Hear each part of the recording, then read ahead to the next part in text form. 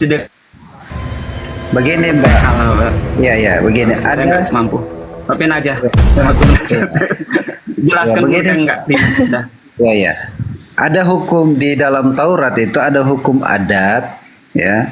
Ada hukum keagamaan, ada hukum pemerintah, sipil dari masyarakat. Jadi hukum manusia itu moral di dalamnya. Begitu, ada hukumnya. Pada kali tanya hukum Taurat buat siapa?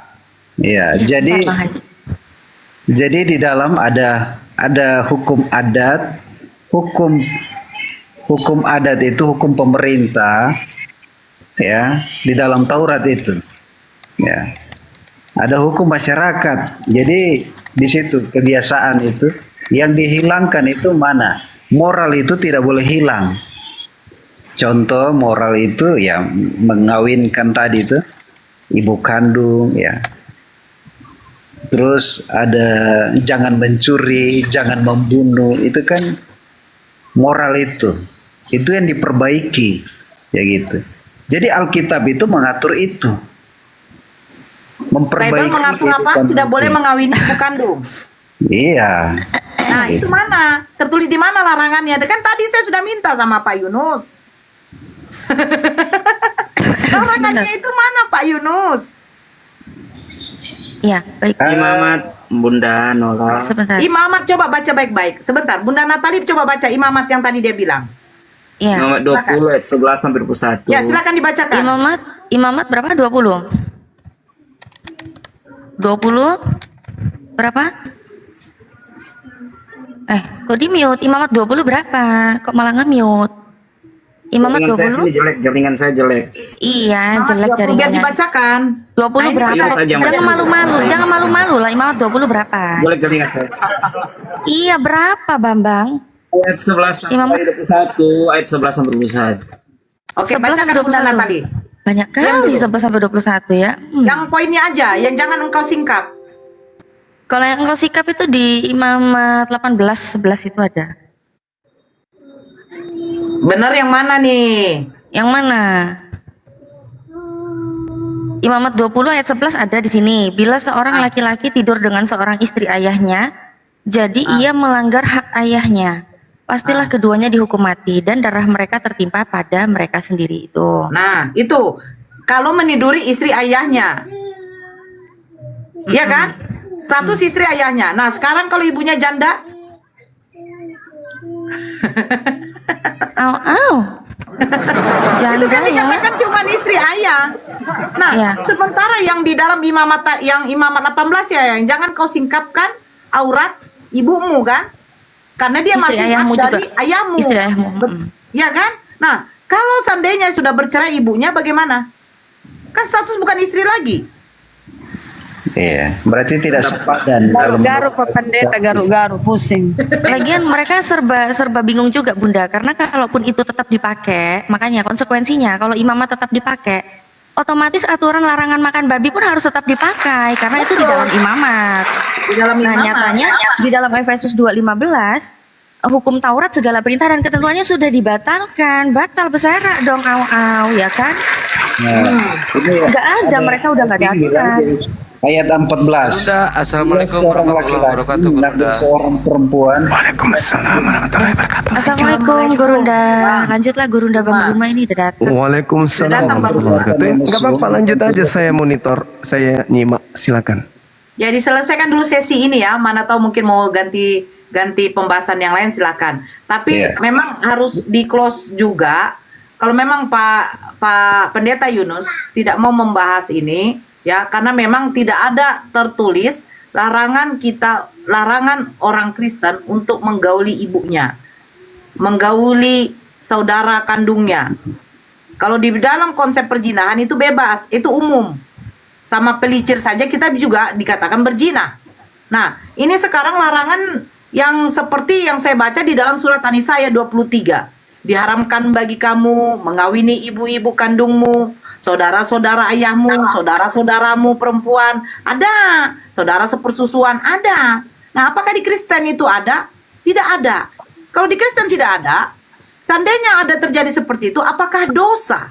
Sementara larangan tidak ada. Ayat 14 Bunda. Coba Di silakan dalam- baca ayat 14-nya. Ini ngotot aja Bila- dari tadi.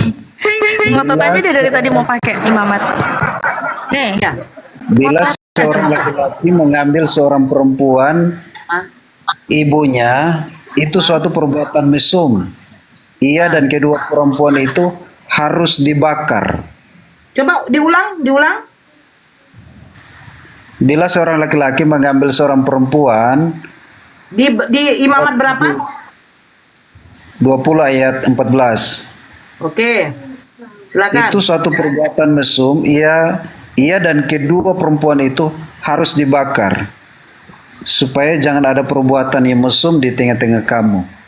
Bila seorang laki-laki mengambil seorang perempuan dan ibunya, itu suatu perbuatan mesum. Ia dan kedua perempuan itu harus dibakar, supaya jangan ada perbuatan mesum di tengah-tengah kamu. Kita baca baik-baik. Bila seorang laki-laki mengambil seorang perempuan dan ibunya. Seorang laki-laki mengambil perempuan dan ibunya. Ibunya dari si perempuan itu. Bukan ibu dari laki-laki. Maksudnya kalau dia menjadikan perempuan itu istrinya dan ibu mertua istrinya juga, itu baru. Ini dikatakan seorang laki-laki mengambil perempuan itu dan ibunya perempuan itu. Bukan ibu kandungnya si laki-laki, Pak Pendeta. Geli kalau kita bahas ini geli. Geli. Geli dia. Nah, ini maksud saya Pak Pendeta. Ada nggak aturan-aturan yang diterapkan oleh Tuhan kepada orang-orang Kristen tentang pernikahan? Ini penting Pak Pendeta. Kenapa penting? Biar jangan sembarangan kita untuk menyalurkan syahwat kita mengikuti hawa nafsu setan. Pak Pendetanya aja. Itu ayat 15. Ayat 15. Oke. 15-nya gimana? Bila seorang laki-laki berkelamin dengan seekor binatang, pasti dihukum mati, dan binatang pun harus kamu bunuh juga. Ini juga ada itu larangan. kepada binatang. Masalahnya kepada ibu kandung, kepada saudara-saudara kandung, kepada saudara-saudara perempuan ayah kita, yaitu bibi kita, kepada keponakan kita. Ada enggak?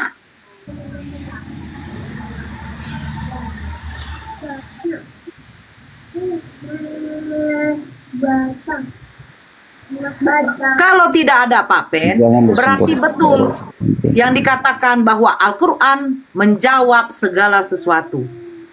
Apa yang menjadi pertanyaan makhluknya? Boleh nggak saya menikah dengan ini? Boleh nggak saya menikah dengan itu? Boleh nggak saya menggauli istri saya dari lubang ini? Boleh nggak ketika istri saya lagi haid saya gauli?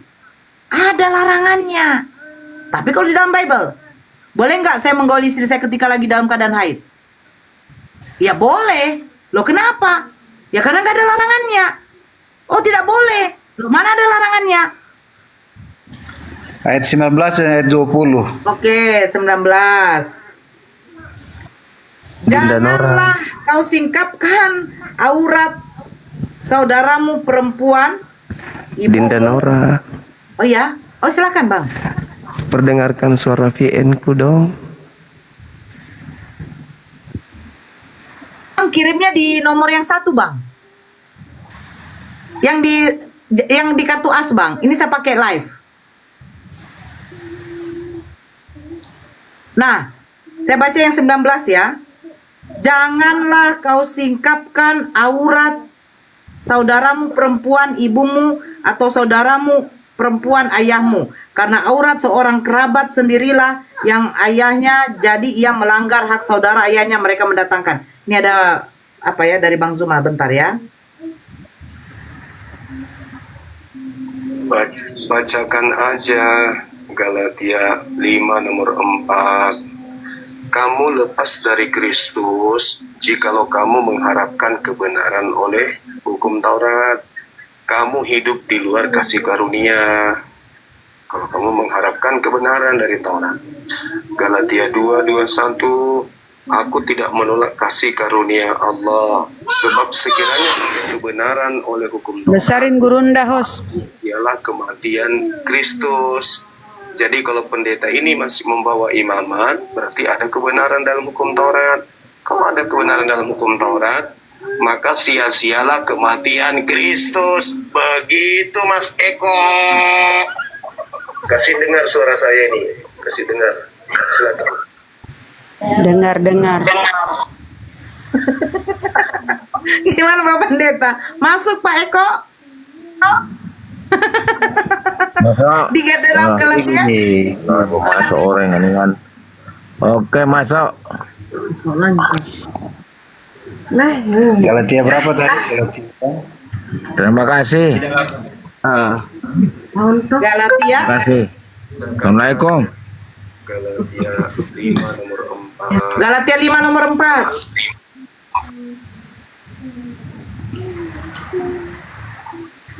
Kamu lepas dari Kristus jika kamu mengharapkan kebenaran. Masalahnya Bang Zumanya di sini. Kenapa mesti mengirimkan PN kan? Bang Zuma udah di sebelah loh Bang. Di sebelah Pak Pendetanya Bang. Oh, Silakan Bang. Ini Galatia 5 gurunda, nomor ya. 4. Pak Pendeta bacakan. iya. Ini kemerdekaan Kristen. Ya. Kamu lepas dari Kristus jikalau kamu mengharapkan kebenaran oleh hukum Taurat, kamu hidup di luar kasih karunia. Sebab oleh roh kamu, karena iman, kita menantikan kebenaran dan kita harapkan. Sebab orang-orang yang dalam Kristus Yesus, hal bersunat atau tidak bersunat tidak mempunyai satu arti. Hanya iman yang bekerja oleh kasih. Galatia 2 nomor 21.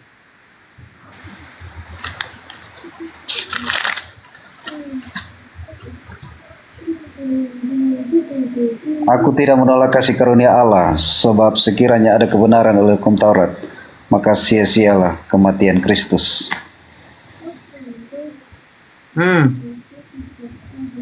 Jadi gimana? Masih menggunakan imamat? Iya. Ya. Makanya imamat itu, makanya hukum Taurat itu mengatur tentang hukum manusia dengan Tuhan. Nah gitu. Tadi bagaimana? Ada hukum pemerintah, ya. Itu aja ada mengatur. Jadi hukum Taurat itu mengatur banyak. Jadi Alkitab katakan itu banyak DP aturan hukum Taurat ini. Jadi itu baru sebagian kecil, kayak gitu. Kan masuk Bang Zuma. Ya, mohon izin Pak Pendeta. Ya. Jadi Yesus itu seperti Roma 10 ayat 4. Roma 10 ayat Adik-adik, 4 itu. buka aja kameranya ya. Ya. Roma 10 ayat 4 itu dikatakan begini.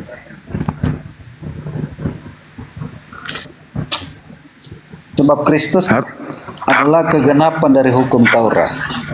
Sehingga kebenaran diperoleh tiap-tiap orang. Gitu. Nah itulah makanya saudara pendeta, makanya harus diwaspadai ini ajaran Paulus, kata Yesus Bang. Ini akibatnya. Coba fatalnya di mana yang tadi itu Galatia 2:21. Kalau masih mengharapkan kebenaran dari hukum Taurat, maka sia-sia kematian Yesus.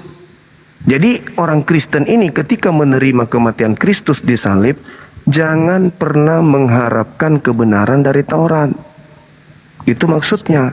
Makanya di dalam kitab saudara, di dalam pengajaran Paulus Galatia 5 nomor 13 itu, kalian memang itu adalah orang-orang yang sudah merdeka.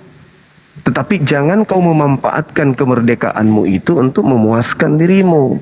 Itu maksudnya. Makanya orang Kristen itu tidak disebut hamba Tuhan lagi, disebut anak Tuhan, karena Kristen sudah lepas dari aturan Tuhan. Galatia 5 nomor 1, Kristus telah memerdekakan Kristen dari aturan dan memerdekakan dari kuk penghambaan. Galatia 4 nomor 7, sekarang kamu bukan lagi hamba Tuhan, tapi kamu adalah anak-anak Tuhan. Jadi lucu rasanya kalau ada orang Kristen masih mengkaji aturan-aturan dalam prosesi agama dari kitabnya orang Yahudi, kitab Taurat. Lucu itu. Karena Paulus sendiri mengatakan, aku tidak menolak kasih karunia Tuhan. Sebab sekiranya ada kebenaran di dalam hukum Taurat, kalau ada kebenaran dalam hukum Taurat, maka sia-sialah pengorbanan atau kematian Kristus. Jadi Kristus bisa benar kematiannya kalau Taurat ini dimatikan. Gak boleh ada lagi Taurat. Karena kalau masih mengharapkan kebenaran, sekiranya ada kebenaran di dalam Taurat, maka sia-sialah kematian Kristus. Jadi gak boleh ada kebenaran. Gak boleh pakai Taurat. Pokoknya Taurat itu salah. Tidak benar Taurat itu. Itu menurut doktrin makhluk yang bernama Kristus yang datang kepada Paulus. Begitu Pak Pendeta. Tapi itu kan tidak manusiawi. Itu kan tidak secara naluri kita sebagai manusia, itu kan tidak manusiawi. Maka seorang Kristen harus memutar lidah untuk tidak menolak itu, padahal dibantah oleh akalnya sendiri. Gitu Pak.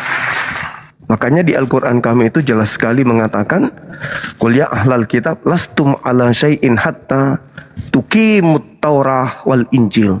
Kamu tidak dianggap beragama kalau kamu tidak menjalankan aturan yang ada di dalam hukum Taurat dan Injil. Nah, sedangkan Kristen tidak ada. Taurat itu benar, karena kalau ada kebenaran di Taurat, maka sia-sialah kematian Yesus. Oh, bahaya ini. Jadi ada dua pilihan Pak Pendeta. Menerima Kristus yang mati di salib dan membuang Taurat, atau menerima Taurat dan membuang kematian Yesus di salib, Kristus di salib. Tidak boleh dua-duanya. Rancu itu namanya. Rancu itu namanya. Gitu. Ya Bang, itu saya belum ketemu itu ayatnya di mana? Yang mana? Yang mana saudara? Yang tentang Saudara Amoy. Taurat yang bagusan di. Ya, hukum Tauratnya kan mengatakan gini, Bung. Hukum Taurat nih, kalau kita berbicara mengenai hukum Taurat. Ayatnya di mana, Bang? Bang Suma, ayatnya di mana? Saya mau baca soalnya. Di Galatia 2 nomor 21. Oh iya, kasih. Nah. Jadi kalau kamu masih mengharapkan kebenaran dari Taurat, maka sia-sialah kematian Kristus. Jadi orang Kristen jangan ketika ditanya sama adik-adik kita ini yang mu'alaf ini, yang cantik-cantik ini, jangan lari ke imamat, jangan lari ke luaran, jangan lari ke bilang jangan. Karena kalau Anda masih mengharapkan ada kebenaran untuk iman Anda di sana, maka sia-sialah kematian Kristus. Begitu, saudara. Ini Bang Suma. Iya. Izin Bang Suma ya. Silakan. Nah, di dalam hukum Taurat itu dikatakan Galatia 3:12, tetapi dasar hukum Taurat bukanlah iman. Ya. Dasar hukum Taurat bukanlah iman, melainkan siapa yang melakukannya akan hidup karenanya. Ini. Nah, mereka yang melakukan hukum Taurat itu supaya selamat. Tetapi kita yang ada di zaman sekarang, kita diselamatkan karena iman. Efesus 2 ayat 8. Galatia 3 juga Berbeda. mengatakan itu. Karena Yesus. Ya. Kalau ayat 13, Kristus telah menebus kita dari hukum Taurat dengan jalan menjadi kutuk karena kita. Jadi kalau Kristus tidak datang ke dunia, kita ini orang-orang yang binasa. Kenapa bisa, Pak? Kata Alkitab. Kenapa bisa? Karena semua orang telah berdosa. Upah dosa ialah maut. Dalilnya Maut di mana? adalah kematian kekal. Dalilnya itu di mana Jadi itu kalau- Tuhan? Tuhan katakan itu di mana itu, Bang? Bahwa seluruh manusia itu sudah berdosa. Itu dalilnya dari Tuhan di mana tertulis? Roma 3:23. Nah, itu Paulus. Jadi semua manusia ini, Paulus itu, semua Bang. manusia ini binasa. Iya, kata Paulus, dari bisikan Kristus yang dia temui di padang gurun, Elohim ada nggak ngajarkan? Sekian banyak kitabnya orang Yahudi, Bang. Kitab Tanak ini ada 3. Kitab Tanak ini tiga kelompok kitab ini. Tidak ada perkataan firman Tuhan seperti itu. Itu hanya perkataan Paulus yang diterima dari Kristus yang mendatanginya di padang gurun. Kalau Anda melihat Kejadian 5 nomor 2, Tuhan memberkati Adam, manusia, baik laki-laki maupun perempuan. Kita ini adalah makhluk yang diberkati. Kok tiba-tiba Paulus mengatakan kemudian seluruh manusia adalah sudah berdosa? Apa yang ingin Paulus jual? Supaya seluruh manusia menerima Kristus yang datang kepadanya di padang gurun. Karena Paulus ingin menjual Kristus. Sekarang kalau saudara saya ini mencari data di dalam kitabnya orang Yahudi, adakah hukum Taurat seremonial atau apapun itu yang mana perintah-perintah ini datang kepada Bani Israel itu diberikan untuk kita yang bukan Bani Israel? Kan tidak. Nggak ada data kalau hukum Taurat itu untuk kita. Nggak ada. Semua yang datang kepada Bani Yakub, hukum-hukum yang datang kepada Israel tidak diberikan kepada bangsa lain. Mazmur 147 nomor 19 sampai nomor 20. Nah, kenapa orang Kristen ini sibuk saja mencari-cari di kitabnya orang Yahudi, mencari. Karena Paulus yang mendoktrin berkat dari makhluk padang gurun yang datang kepada ngaku Yesus. Makanya Yesus mengatakan, waspadalah kepada penyesat yang datang kepadamu, mengaku-ngaku namaku dan berkata, akulah Kristus. Itu kata Yesusnya. Jadi apabila ada orang berkata ada Kristus di sini, ada Kristus di sana, jangan kau percaya. Karena kalau kamu percaya, akibatnya ya seperti Kristen inilah, mbalelo. Di sisi lain ngambil imamat, tapi Paulusnya mengatakan kalau kau masih mengharapkan imamat, maka kematian Kristus sia-sia. Tapi secara naluri kemanusiaan, orang Kristen sebagai manusia ini minta tolong kepada imamat supaya bisa terbantu dengan kasus pernikahan yang ditanya oleh adik-adik saya. Mau tidak mau saya harus lari ke imamat. Oh, tunggu dulu. Jangan ke situ. Karena Paulus sudah membentengi, nggak boleh lewat. Kalau kamu masih mengharapkan kebenaran di Taurat, maka kematian Kristus sia-sia. Ayo, pilih mana? Imamat atau Kristus tidak mati di atas salib?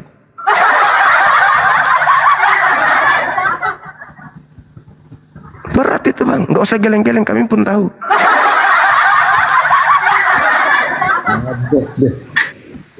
Ya, Iya. saya bilang tadi, kalau tentang kehidupan manusia itu, hidup sosial manusia itu Tuhan mengatur, ya.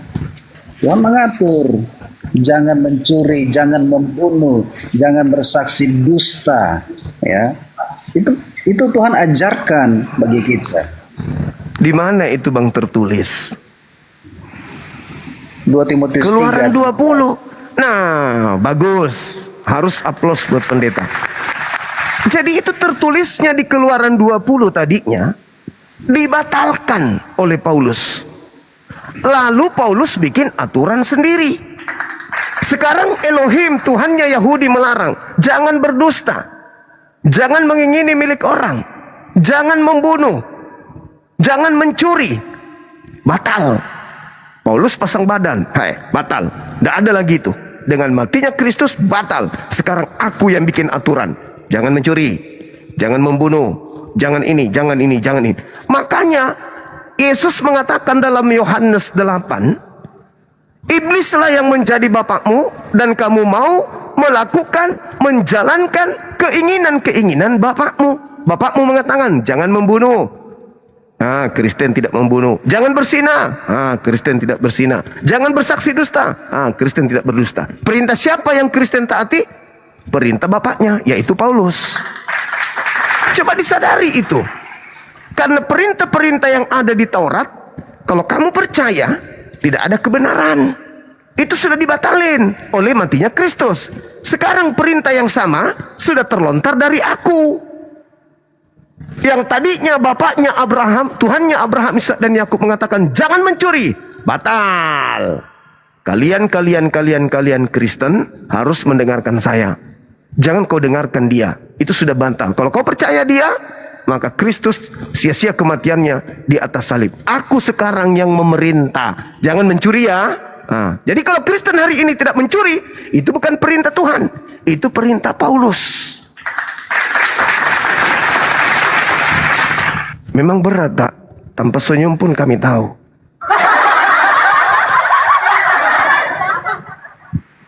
Misi Bang Suma bisa, Bang Suma, saya Iya, silakan. bisa. Ya oke. Ayat yang Bang Suma angkat itu di dalam Galatia 2 ayat yang ke-21 yang bunyinya bahwa maka tiadalah aku menolakkan anugerah Allah, karena jikalau kebenaran itu datang dengan jalan Taurat, maka Kristus mati sia-sialah saja. Ya itu tuh ayatnya tuh. Dan Banyak dalil sama itu. seolah-olah Saudara Ahmad. ya betul. Silakan. Seolah-olah pernyataan ini maka seluruh isi Taurat itu lenyap. Tetapi kalau kita melihat dari konteks cerita yang ada, bagaimana ayat ini ditulis oleh Paulus sejalan dengan bagaimana pertentangan yang terjadi. Kita baca dari ayat 11. Bagaimana Kefas ia melawan tetapi kalau Kefas itu tiba di Antioquia, aku melawan Karena dia. salah. Karena salah. Ya, karena kesalahan. Artinya pada saat Kefas makan bersama-sama dengan orang kafir pada masa itu, tetapi tidak dilihat oleh teman-temannya orang Yahudi, dia tetap makan dengan orang kafir. Tapi kemudian Maka pada disebut hari yang munafik. selanjutnya, ya, kemudian pada hari yang selanjutnya, Bang, Kefas makan orang kafir, tapi dia melihat ada teman-teman Yahudi yang memegang tentang hukum Taurat walaupun mereka sudah percaya sehingga dia melihat, dia takut dicela oleh teman-temannya, dia mundur. Dan itulah yang dikatakan oleh Paulus, itu adalah perbuatan yang munafik. Sehingga dia menuliskan, kalau kalian memegang hukum Taurat dan tidak percaya tentang anugerah Allah, itu dalam ayat 16. Sehingga dapatlah kita membaca sampai ayat yang ke-20, 21. Karena itu berhubungan, Bang. Jadi kalau dalam iman kami, ayat itu tidak bisa lepas sendiri. Dia harus berhubungan dengan ayat sebelumnya dan ayat sesudahnya. Sehingga penjelasan yang lengkap tentang makna, maksud ayat itu bisa kita pelajari bersama sehingga bisa kita mengerti, Bang. Memang kalau kita hanya mengambil ayat saja di dalam Galatia 2 ayat ke-21, maka seolah-olah seluruh hukum Taurat itu lenyap. Tetapi kalau kita melihat konteks cerita yang ada, maka dia pun menyatakan bahwa Taurat itu adalah bayang-bayang sesuatu yang akan datang, tetapi wujudnya itulah Kristus. Artinya kalau Kata itu ada Paulus. bayang-bayang berarti ada hal. Ya, kata Paulus itu. Kemudian juga tentang hal Taurat itu dituliskan oleh Paulus, itu masih juga di dalam kitab Galatia. Iya. Mana Apa ya? esensinya di mana? Intinya kalau saudara masih mengharapkan ada kebenaran di dalam hukum Taurat, maka sia-sia kematian Kristus, itu intinya. Intinya itu di situ. Makanya Paulusnya itu mengatakan kalian ini bukan lagi hamba. Kalian ini adalah anak. Anak siapa? Anak Kristus. Poinnya itu di situ. Sedangkan Yesus nih, ketika dia datang kemudian di tengah-tengah Bani Israel melakukan penginjilan 3 tahun, tidak pernah Paulus Yesus ini kemudian bertentangan dengan hukum Taurat. Gak ada itu. Gak ada Yesus itu bertentangan dengan hukum Taurat. Sedangkan Paulus semuanya bertentangan dengan hukum Taurat. Sedangkan kalau dilihat di dalam Ulangan 4, apa perintahnya? Jangan kau menambahi, jangan kau mengurangi. Maka Yesus kemudian sebagai wakil Tuhan ketika datang di tengah-tengah Bani Israel, mengajak orang-orang Yahudi kembali kepada hukum Taurat. Makanya saudara coba Anda lihat ya, termasuk saudara saya Pak Pendeta Yunus, kita lihat di dalam Matius 28 Pak, nomor 16, 17, 18. Murid-murid Yesus ragu kan kalau yang keluar dari kubur itu adalah gurunya?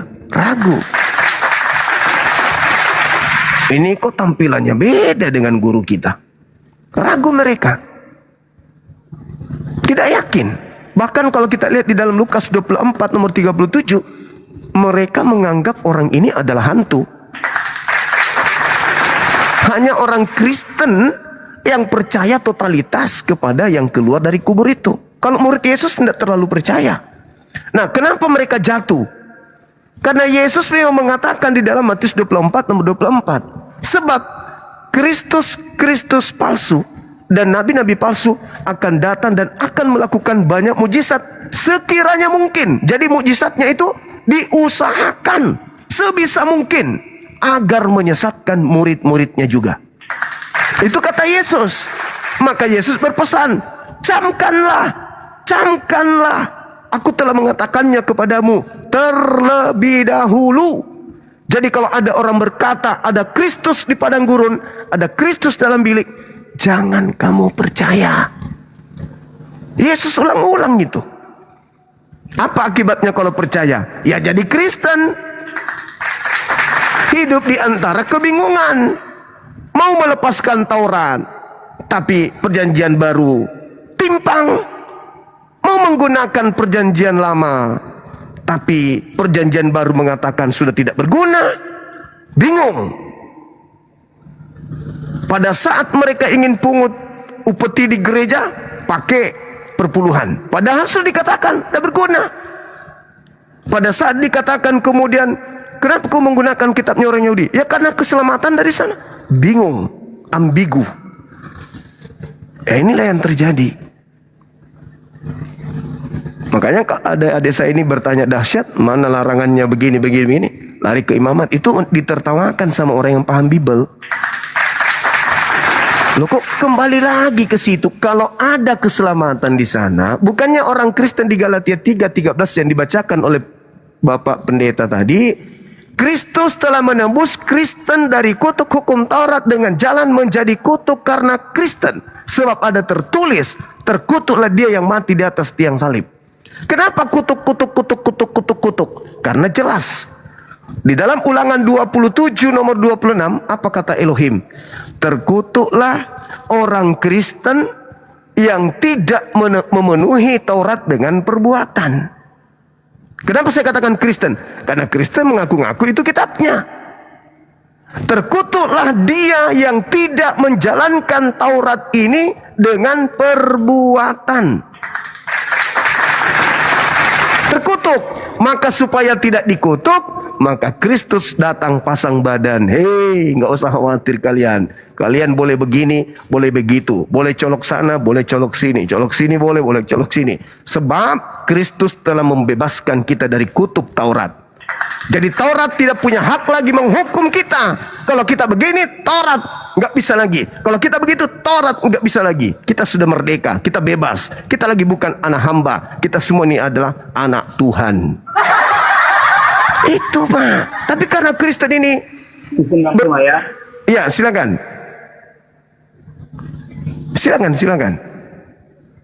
Gini Bang. Ya. Dalam Galatia 3 ayat yang ke-24, dengan hal yang demikian syarat Taurat itu sudah menjadi suatu pelatih. Ini pernyataan Paulus loh. Setelah pernyataannya di dalam lanjut. 21 yang Bang Suma baca tadi. Ternyata penjelasan selanjutnya di dalam Galatia 3 ayat ke-24, dengan hal yang demikian syarat Taurat itu sudah menjadi suatu pelatih. Jadi artinya di situ bahwa syarat Taurat itu tidak sepenuhnya dihapuskan karena ada yang namanya hukum seremonial dan hukum keimamatan, atau dikatakan ada hukum sipil dan lain sebagainya. Demikian juga pernyataan Bang Suma yang menyatakan bahwa murid Yesus tidak terlalu percaya. Gini Bang, kalau pernyataan Bang Suma menyatakan bahwa murid Yesus tidak terlalu percaya, itu mungkin dapat dikatakan satu kesalahan. Kenapa? Saya ambil contoh satu orang saja, itulah Rasul Petrus Bang. Rasul Petrus itu pada awalnya waktu Tuhan mau disalib, dia diperhadapkan dengan sida-sida saja dia takut. Dengan orang-orang yang datang bertanya, bukankah engkau pengikut Kristus? Dia saya dikatakan, tidak, saya tidak kenal dia. Tetapi setelah pernyataan Yesus, melihat kekuasaan Yesus di dalam Kisah Segala Rasul, jelas Bang, bagaimana dia berani mati. Bukan hanya di hadapan sida-sida saja, di hadapan imam besar pun dia berani mati. Bahkan kalau sejarahnya kita melihat tentang rasul-rasul yang ada, hampir semuanya mati demi Injil, Bang. Jadi pada saat Abang mengatakan mereka tidak terlalu percaya, maka saya pikir itu adalah pernyataan yang salah. Kenapa? Karena bukti kitab kami, bukti sejarah di luar kitab sudah menuliskan betapa gigih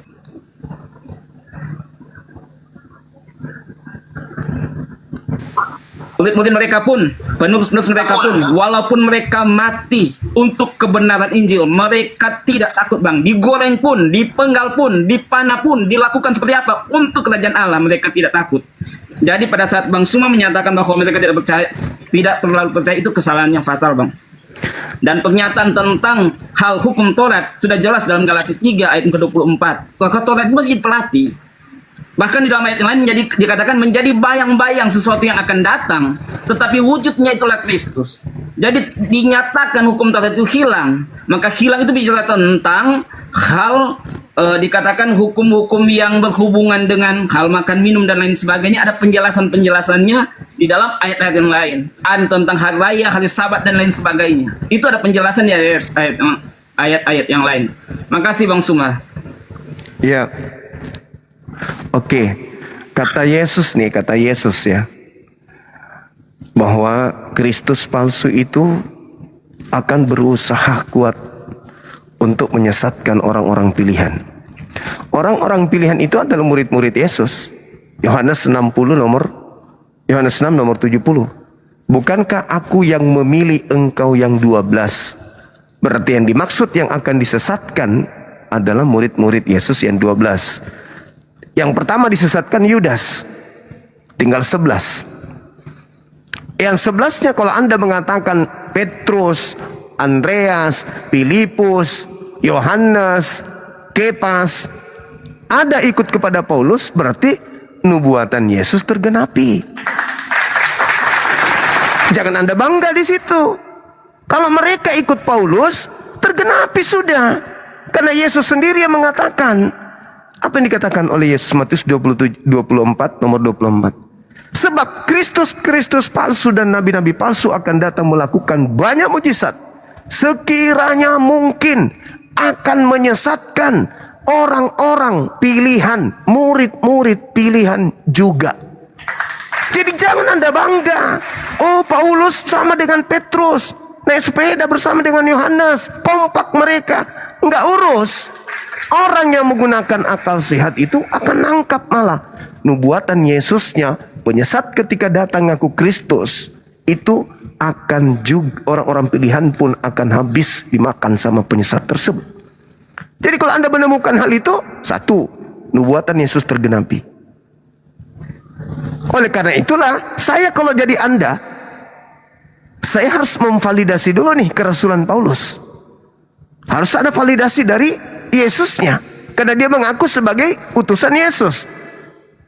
Paulus, siapa engkau menurut engkau? Dia akan jelaskan, aku adalah Rasul Kristus. Yesus, siapa Paulus menurut engkau? Apa kata Yesus? Halo? Yesus Kristus itu tidak mengenal Paulus. Yang menjual, yang menjual cerita-cerita Paulus Kristus itu Paulus sendiri. Paulusnya sedang mempromosikan Kristus yang datang kepadanya di padang gurun. Yang justru Kristus aslinya melarang untuk percaya kepada Kristus yang datang di padang gurun. Paulus didatangi Kristus adalah pada saat dia di padang gurun. Sedangkan Yesusnya mengatakan, jangan kau percaya Kristus yang datang di padang gurun, sebab itu penyesat. Jadi kalau ada orang yang berkata, aku bertemu Kristus loh, di padang gurun. Jangan kau percaya. Paulus percaya. Setelah Paulus percaya, maka Paulus menjual Kristus. Kristus A, Kristus begini, Kristus begitu, Kristus begono. Dijuallah itu. Anda beli.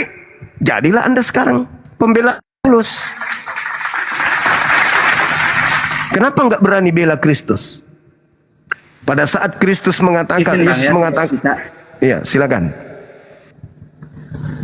Silakan. Oke, makasih Bang. Ya, yang abang angkat tentang bahwa hati-hatilah bahwa Mesias palsu akan datang. Yang Bang Suma angkat itu dalam Matius 24, ya toh? Matius 24. Iya. Dan di dalam Matius 24 itu, di dalam ayat-ayat yang awal, di situ diceritakan tentang kejadian di Bukit Zaitun. Bagaimana murid-murid bertanya kepada Yesus, nyatakanlah kepada kami alamat kedatanganmu dan kesudahan alam ini, ya toh? Jadi pernyataan ini tentang kedatangan Tuhan yang kedua kalinya, tentang kesudahan alam atau bicara tentang hari kiamat, tanda-tandanya apa? Nah, itu kan yang ditanya oleh murid-murid, tanda-tandanya apa? Dan itu dikatakan oleh Tuhan, tanda-tandanya yaitu yang pertama itulah Kristus palsu. Kemudian akan terjadi peperangan, kelaparan, ya toh, dan lain sebagainya. Jadi tentang Kristus palsu itu akan terjadi pada akhir zaman, Bang. Sebelum kedatangan Tuhan yang kedua kalinya, sebelum akhir zaman. Bukan berlaku pada zaman murid-murid Tuhan. Karena murid-murid Tuhan sudah diajar oleh Tuhan langsung. Mereka tidak akan tersesat. Karena apa? Tuhan langsung yang mengajar kehidupan mereka. Tentang Rasul Paulus, keberadaan Rasul Paulus, yang dia alami, dikatakan firman Tuhan, itu adalah penglihatan. Penglihatan. Dan itu juga didukung di dalam kitab kami, dalam Matius, bahwa 2-3 orang berhimpun dalam nama Tuhan, Tuhan ada. Bicara tentang Tuhan ada, itu juga bicara tentang suatu penglihatan. Tentang Tuhan ada. Dalam perhimpunan ibadat orang Kristen, Tuhan akan hadir. Itu bicara tentang penglihatan. Seperti juga yang dialami oleh Paulus. Maka Paulus pun ada Ananias. Ananias lah yang datang juga. Tuhan Yesus datang kepada Ananias melalui karunia penglihatan ini, Bang. Kemudian itulah yang terjadi sehingga Paulus dipanggil oleh Tuhan. Tentang Paulus. Paulus ini yang awalnya dia adalah orang Yahudi. Dia ada mandat kekuasaan dari imam besar. Hidup dengan senang. Dididik oleh Gamaliel, Bang. Tetapi karena Kristus dia katakan dia yang lalu dia jadikan sampah. Artinya kehidupan yang senang itu setelah dia menjadi rasul dia hidup menderita, Bang. Dia hidup sangat menderita, dipenjara, disiksa, dicambuk dan lain sebagainya karena Kristus. Dan itu disaksikan oleh murid-murid Tuhan. Murid-murid Tuhan bisa kita baca di dalam Kisah Para Rasul. Bahkan ketua rasul yang namanya Rasul Petrus itu menyaksikan tentang Paulus. Itu bisa kita baca di dalam 2 Petrus pasal yang ke-3. Di situ ayat yang ke-5, Bang. Jelas dikatakan tentang kiriman. Saya baca aja ya ayatnya ya. 2 Petrus 3 ayat yang ke-15. Begini bunyinya. Dan hendaklah kamu hargakan bahwa panjang sabar Tuhan kita itu mendatangkan selamat. Demikian juga Paulus, saudara kita yang dikasihi itu, sudah menyuratkan kepada kamu segala pengetahuan yang dikaruniakan kepadanya. Demikianlah di dalam segala surat kirimannya dikatakannya dari hal segala perkara itu di dalamnya itu ada juga beberapa perkara yang susah dimengerti. Maka orang yang tiada berpelajaran dan yang tiada tetap itu memutarbalikan sama seperti kitab-kitab yang lain itu, sehingga mendatangkan kebinasaan atas dirinya sendiri. Jadi tentang panggilan Paulus itu banyak saksinya, Bang. Bahkan tentang suratan 14 suratan kiriman Rasul Paulus itu disaksikan oleh rasul-rasul. Petrus yang jadi ketua rasulnya. Mereka pun sering mengadakan pertemuan di Yerusalem yang sebagai pusat pada waktu itu. Itu bisa kita baca dalam Kisah Para Rasul, Bang. Dan itu jelas. Ya, biar langsung ditanggapi ya, Bang. Ya, silakan ya. Makasih Bang, jangan- makasih ya. Panjangan, makasih, mohon maaf. Iya. Jadi gini, saudara. Anda membawa kitab Petrus.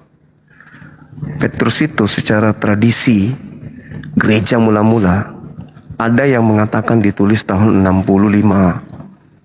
Di tahun 65 ada yang mengatakan antara tahun 81 sampai 96. Kira-kira muridnya Yesus nulis tahun segitu. Yesus terakhir mengajar tahun 33. Siapa yang mengajarkan kemudian Petrus menulis surat sepanjang itu? 1 Petrus, 2 Petrus setebal ini. Nabi juga dia rupanya.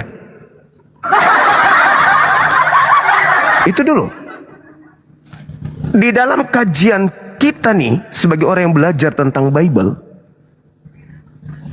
Yohanes 17 nomor 8, Yesus berkata, segala firman yang engkau berikan kepadaku telah aku sampaikan kepada mereka.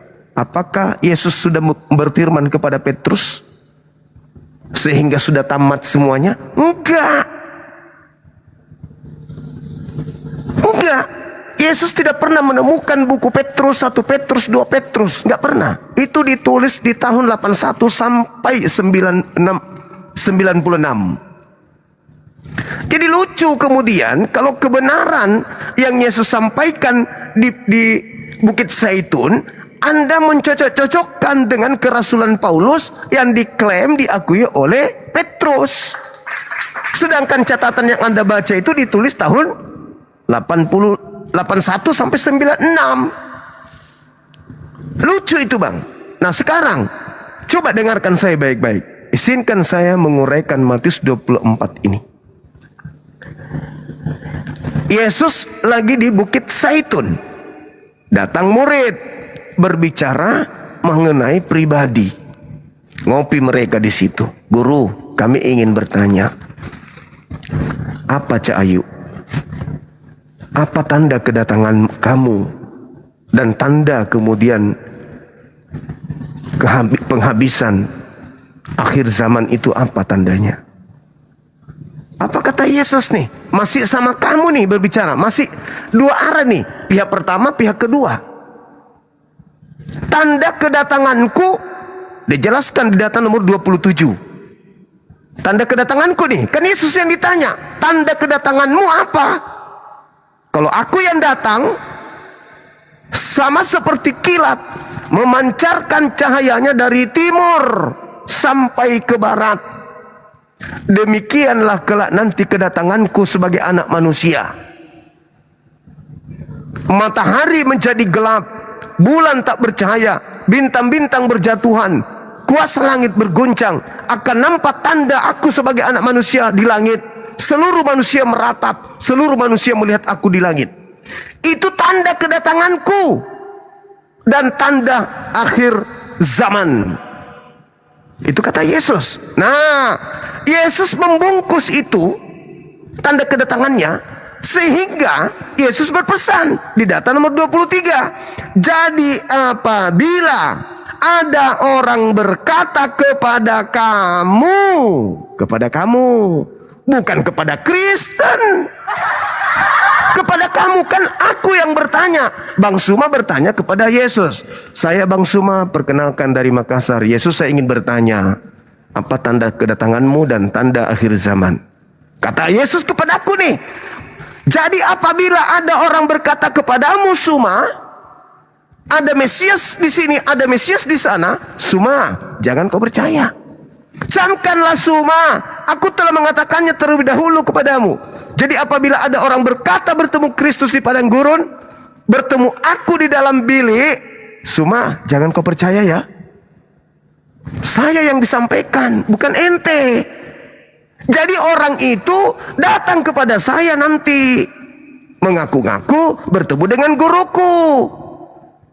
Bukan cerita kemudian kepada Kristen, enggak. Itu bercerita pada zaman itu. Sehingga Yesus dan kepada muridnya, murid saya sebagai murid mendapatkan dua pesan. Pesan yang pertama, kalau guruku yang datang, maka kiamat. Kenapa kiamat? Karena matahari menjadi gelap, bulan tak bercahaya, bintang-bintang berjatuhan, coy. Kuasa langit berguncang. Bagaimana enggak kiamat? Itu kalau guruku yang datang. Semoga aku tidak bertemu dengan keadaan itu. Pesan yang kedua guru saya kepada saya, kalau ada yang berkata kepadamu, ada Mesias di padang gurun, ada Mesias di dalam bilik, jangan kamu percaya. Karena itu bukan saya. Kalau saya yang datang, ya itu tadi. Aku nampak di tengah langit, seluruh manusia akan melihat aku. Matahari menjadi gelap, bulan tak bercahaya, bintang-bintang berjatuhan. Itu aku. Selain aku, ada juga yang datang, tapi bukan aku. Kalau dia yang datang, tanda itu tidak ada. Tapi ngaku Yesus, ngaku aku. Jangan kau percaya. Sebab kalau aku yang datang, itu tadi, tamat dunia. Sama yang diterangkan dalam Al-Quran surah As-Zukhruf ayat 61.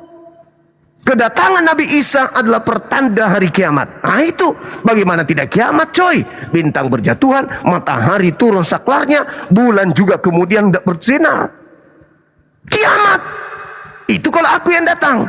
Tapi kalau bukan aku yang datang, jangan kamu percaya. Oke, setelah diberi pesan, berjalan waktu. Terang, singkat waktu, Yesus terangkat ke langit. Trek. Tahun 50 mulai Paulus menulis cerita-ceritanya. Muridnya Lukas di dalam Kisah Para Rasul 9 mulai terukir cerita itu. Paulus berjalan menuju ke Damsyik, lalu bertemu dengan suara dan melihat cahaya. Katanya, "Akulah Yesus yang kau aniaya." Nah, saya dengar nih sebagai murid. Bro, Bang Suba sini. Kenapa? Ada orang dari Damsyik namanya Paulus. Apa katanya? Kan guru kita sudah tidak ada. Iya, tapi dia katanya nggak ketemu guru kita loh. Masa? Dia lihat wajahnya? Enggak, cuma suara doang. Guru kita kan udah pesan, jangan percaya. Iya, jangan. Ayo, pergi yuk. Maka Paulus ketika tidak diterima di tanah Yudea, dia kemudian bersurat, "Aku diutus kepada orang-orang non-Yahudi." Maka pemberitaannya bertemu dengan Kristus di padang gurun tidak diberitakan kepada Yahudi, karena Yahudi tidak mungkin percaya. Yesus yang datang di tengah-tengah mereka saja membuktikan, membangkitkan orang mati saja tidak diterima, apalagi kalau cuma modal mulut. Aku bertemu dengan Kristus berupa cahaya, diludahin sama Yahudi Paulus ini. Kalau dia beritakan kepada Yahudi, makanya dia banting setir, dia ke Roma. Hei orang-orang Roma, penyembah-penyembah dewa-dewa, aku ketemu dengan dewamu loh di padang gurun namanya Kristus. Diterima. Tapi kalau dia pergi ke Yahudi, ditunjang sama murid Yesus, tak percaya karena gurunya sudah memberikan pesan. Nah, kenapa orang Yahudi tidak menjadi pelopor utama dari ring utama pengajaran Paulus? Kenapa? Karena orang Yahudi jangankan cahaya yang Yesus katakan berupa iblis turun dari langit. Lukas 10:18 kata Yesus, "Aku melihat iblis turun dari langit ke bumi berupa cahaya." Yang datang kepada Paulus berupa cahaya. Sedangkan Yesus yang nyata membuktikan mukjizat di tengah Yahudi saja Yahudi tidak percaya. Apalagi cuma datang mengatakan, "Aku mendengarkan suara, lalu aku kemudian baring di tanah, lalu kemudian aku jadi buta." Mana ada orang Yahudi percaya kayak gitu-gitu? Nggak mungkin. Makanya Paulus ngajar ke Roma, mengajar kepada orang-orang non-Yahudi. Diterima ajarannya, jadilah Katolik. Katolik penguasa kala itu. Dia memiliki tangan besi, di mana-mana dia berkuasa. Maka otoriter gereja harus seluruh di bawah jajahan Romawi menjadi Katolik. Kalian tidak suka dengan kebijakan gereja Katolik, membuatlah sekte baru, Protestan. Datanglah Belanda dengan Portugis ke Nusantara ini. Lahirnya agama Kristen dan Katolik di Indonesia. Bukan ajaran Yesus. Begitu saudaraku. Jadi kalau hari ini Anda harus memperjuangkan Paulus. Tapi ingat, Yesusnya mengatakan kepada Bani Israel yang duduk di Zaitun, Bukit Zaitun, jangan kamu percaya. Mereka nggak percaya. Kalian percaya, selamat disesatkan. Demikian. Silakan Pak Pendeta Ruben. Pak beritakan ditahan Saya dulu, Bang. biar Pak Pendeta dulu ya. Oke, Pak Pendeta Ruben. Ya, gantian. Begini, ya makasih ya Bang Hos ya. Begini Bang Suma. Jadi perjalanan Paulus ke Damsik ini ada pesan lebih dahulu kepada Ananias lewat penglihatan kepada Ananias bahwa Paulus akan ke Damsik. Ya, ini di ayat 10 jelas dikatakan di Damsik ada seorang murid Tuhan bernama Ananias. Firman Tuhan kepadanya dalam suatu penglihatan. Ananias jawabnya, ya aku Tuhan. Firman Tuhan kepadanya, marilah kita pergi ke jalan bernama Jalan Lurus. Carilah rumah Yudas seorang dari Tarsus yang bernama Saulus. Ia sekarang berdoa karena dia mendapat cahaya itu di padang gurun itu. Ya. Dan apa yang terjadi setelah itu? Dia mengalami buta. Ya, mengalami buta dan dia berkumpul bersama dengan murid-murid yang lain. Jadi Bang Suma, pernyataan Bang Suma mengatakan bahwa dia penyesat salah. Paulus ini beritakan tentang Yesus anak Allah. Di ayat 20 itu dikatakan jelas, ketika itu juga ia memberitakan Yesus di rumah-rumah ibadah, mengatakan bahwa Yesus adalah anak Allah. Paulus sedang memberitakan Injil tentang kerajaan Allah, bahwa Yesus anak Allah. Tapi pandangan orang tidak bisa dirubah. Ayat 21, semua orang mendengar hal itu heran, berkata, bukankah dia yang di Yerusalem yang mau membinasakan barang siapa yang memanggil nama Yesus? Dan bukankah ia datang ke sini dengan maksud untuk menangkap dan membawa mereka di hadapan imam-imam kepala? Jadi pandangan orang lain itu seperti itu kepada Paulus, tetapi dia sudah diubahkan. Siapa dia? Galatia 5 ayat 19. Dia orang yang kasar, dia orang pembunuh, dia orang yang sudah suka yang hal-hal yang menurut keinginan dagingnya.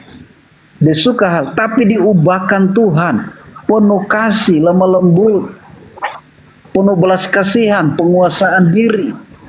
Tuhan ubahkan dia. Jadi semua orang yang bertemu dengan Tuhan pasti diubahkan Tuhan. Jadi itu. Jadi kalau Bang Suma katakan dia mengajarkan yang salah, itu salah, ya. Dia mengajarkan bagaimana Yesus anak Allah, beritakan tentang kerajaan Allah. Itu yang benar. Begitu Bang Suma. Nanti ditambah. Terima kasih. Oke, baik, saya tanggapi dulu Bang. Ananias ini oleh Hippolytus dari Roma itu kemudian mengelompokkan Ananias masuk ke dalam murid 80. Sayangnya itu hanya klaim, dikarenakan tiba-tiba muncul namanya di surat Lukas. Kan Yesus mengatakan begini Pak Pendeta, nabi-nabi palsu. Dia tidak mengatakan nabi palsu. Kalau dia hanya mengatakan nabi palsu, berarti cuma satu. Itu satu. Yang kedua, penyesat itu Yesus tidak mengatakan dia, tapi Yesus mengatakan mereka. Matius 24, nomor 4, nomor 5. Coba kita simak di situ. Waspadalah agar kamu jangan disesatkan. Sebab banyak penyesat, banyak yang akan datang dengan memakai namaku. Ananias memakai nama Yesus. Dan Ananias mengatakan Yesus itu adalah Kristus. Ananias pergi kepada Paulus sehingga menjadi jamak. Mereka akan menyesatkan banyak orang. Mereka, Paulus, Lukas, Markus, penulis Petrus, penulis Matius, bla bla bla bla dan seterusnya. Mereka, bukan cuma satu oknum saja kata Yesus. Mereka itu masih dalam skala prioritas nasihat pengajaran Yesus kepada muridnya di Bukit Zaitun. Nah, Kristen muncul belakangan, tentu dong membela imannya. Tidak mungkin dia mengatakan, oh iya ya, iya, nggak mungkin. Tapi keraguan itu pasti sudah ada toh Pak. Anda kan orang Indonesia, biar bagaimanapun makan tempe tahu, tingkat intelijensinya pasti ada, hatinya pasti juga hati Nusantara. Ketika dibacakan seperti itu, keraguan pasti ada toh. Sekarang Anda tinggal insting kemanusiaan kita nih yang bekerja. Apakah betul Yesus ini menasihatkan muridnya dengan tanda-tanda itu dan melarang untuk percaya jika ada yang mengaku bertemu dengan aku? Adalah satu kebodohan dan kelalaian kalau Bapak masih percaya kepada Ananias, kalau Bapak masih percaya kepada Paulus, sedangkan Yesus sendiri mengatakan jangan percaya. Kan lucu itu. Artinya saudara, kalau Yesus sudah mengatakan jangan percaya, ini bicaranya bukan kepada Anda, bicara kepada orang yang bertemu langsung dengan Yesus. Orang yang bertemu langsung dengan Yesus ini belum ada Paulus, belum ada Ananias, belum. Mereka sudah berpesan. Taruhlah ini tahun 33. Di tahun 33 Pak, mereka menerima pesan.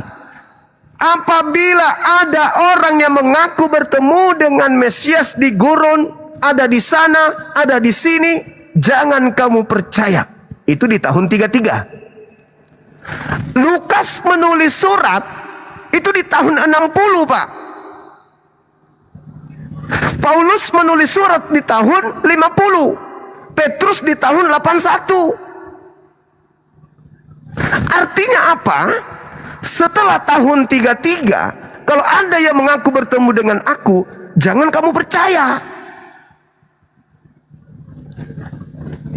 Kalau insting kemanusiaan kita yang bekerja, maka pasti kita mengiyakan, oh iya ya, ternyata nasihat Yesus jangan percaya di tahun 33. Siapapun yang datang, mau dia mengatakan orang benar, orang ini, ajarannya bagus menurut pandangan kita, secara budaya, secara etika, secara moral, tetap saja nasihat Yesus harus lebih utama dong. Jangan percaya. Kan begitu. Sehingga ketika ada orang yang datang mengaku, aku bertemu dengan Yesus, ya mereka yang hidup sama Yesus itu pasti mengatakan, siapa sih lo?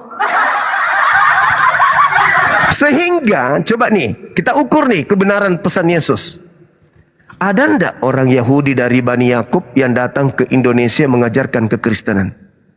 Secara berkelompok, dari Yahudi, rabi-rabi Yahudi mengajarkan kekristenan, menyembah Kristus yang datang kepada Paulus. Kan nggak ada.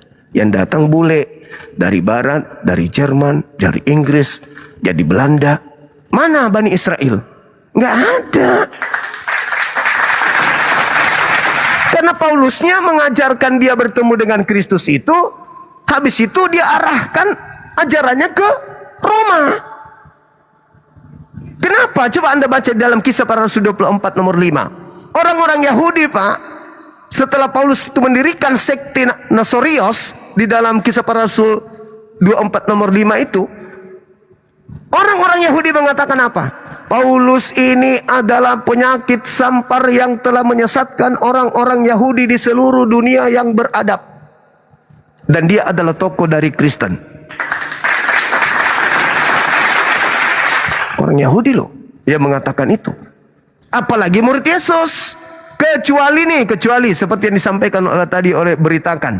Kecuali ada yang terjerat oleh tipu daya Paulus. Kan Paulus mengatakan, aku menjerat engkau dengan tipu daya. Kalau ada murid Yesus kemudian yang terindikasi ikut pengajaran Paulus, maka tergenapi Matius 24 nomor 24. Kalau saya jadi saudara, insting kemanusiaan saya pasti akan mengatakan, oh Yesus berpesan di tahun 33.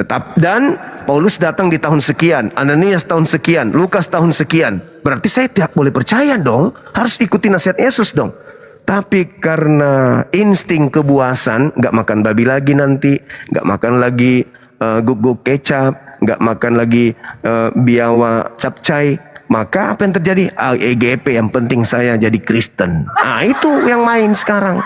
Tapi kalau insting kemanusiaan kita pasti percaya kepada apa yang Yesus beritakan di tahun 33. Saya kira begitu. Dari imamat loncat kemana-mana. Maafkan aku.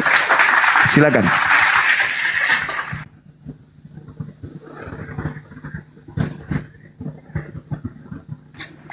Ya. Silakan, mau Pak Pendeta Yunus atau Pak Oke, Beritakan, saya. silakan.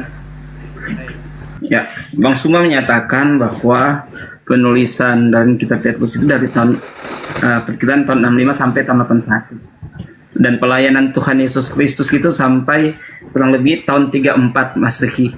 Artinya di situ bedanya hanya sekitar 32 Masehi, Bang. Kalau kita 32 tahun maksud saya. Kalau kita menghitung, kalau hanya beda 32 tahun, saya ambil contoh kita saat ini. Perbedaan kemerdekaan kita 80 tahun lah kasih. Tetap masih ada, kita masih tahu tentang sejarah ceritanya. Apatah lagi tentang cerita Tuhan Yesus Kristus ini yang jaraknya hanya 32 tahun. Pak Beritakan dipersingkat ya Pak Pendeta, 2 menit sama Pendeta Yunus ya, biar enak ininya ya. Ya, boleh pakai timer, silakan. Jadi artinya waktunya berdekatan sekali Bang semua. Tidak bisa didustai. Nanti kalau pada saat Rasul Paulus berdusta, ada banyak saksi loh. Pasti dikatakan tidak sesuai kamu Rasul Paulus. Kenapa? Waktunya sangat dekat dengan ketika Tuhan Yesus melayani. Tidak sampai 1 abad loh Bang. Demikian juga pernyataan Bang Suma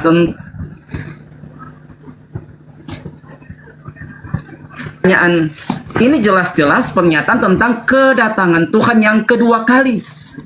Kedatangan Tuhan yang kedua kali, Bang Suma katakan sesuai dengan jika boleh ayat yang ke-30 itu bicara tentang kedatangan Tuhan kedua kali. Setelah itu kelihatan tanda anak manusia di langit. Itu ayat 30 sampai 31. Maka ia pun menyuruh malaikatnya. Dan di sini walaupun pernyataannya Yesus dia masih dalam pelayanan selama 3,5 tahun, tapi sudah dinyatakan pernyataannya tentang bagaimana kedatangan dia. Dia menyuruhkan malaikat. Bayangkan Yesus katakan itu malaikatnya. Dan itu kedatangan Tuhan yang kedua kali, tanda-tandanya seperti Bang Suma katakan. Bagaimana sejurus kemudian daripada ketika semua matahari akan dikelamkan, bulan-bulan tidak akan bercahaya. Itulah tanda kedatangan Tuhan di atas awan, dan dia menyuruh malaikatnya, itulah seperti kilat memancar. Bicara tentang kecepatan cahaya. Baik, Karena kenapa mungkin dijelaskan sudah tentang dulu kedatangan Pak Tuhan? Pendeta. Pak Beritakan biar Pak Pendeta Yunus menambahkan 2 menit ya, biar enak ya. Silakan. Soalnya lawannya 1 orang Bang Juma. Pak Pendeta Yunus, silakan. Ya, mungkin ditanggapi oleh Bang Zuma dulu. Ya, nanti. Oke, baik. Tradisi gereja tahun 81 sampai tahun 96, Bang. Coba Anda buka sejarah lagi bagaimana gereja kemudian mengambil kesimpulan itu. Petrus menulis surat, ada yang mengatakan tahun 65, tetapi sebagian besar berpendapat tahun 81 sampai 96. Petrus nih, cerita tentang yang tadi. Tetapi Anda lupa, di Kisah Para Rasul 4 nomor 13, Petrus itu diceritakan di situ buta huruf dan idiot. Jadi tidak mungkin Petrus, kalau Anda bercerita kisah kemerdekaan Indonesia kita ini orang idiot, Pak. Jangankan bertahun-tahun, untuk sikat gigi aja susah idiot itu. Dia buang air besar untuk saja dia lupa. Contohnya bom-bom, kan gitu. Tetapi bukan itu jadi permasalahan. Bukan masalah masih mengingat, bukan. Masalahnya dari tahun 33, sehari setelahnya, 2 hari setelahnya, 3 hari setelahnya, kalau ada yang mengaku bertemu dengan aku, apa nasihat Yesus? Jangan kamu percaya. Bukan masalah Ini kan baru berapa tahun. Bukan itu yang jadi permasalahan.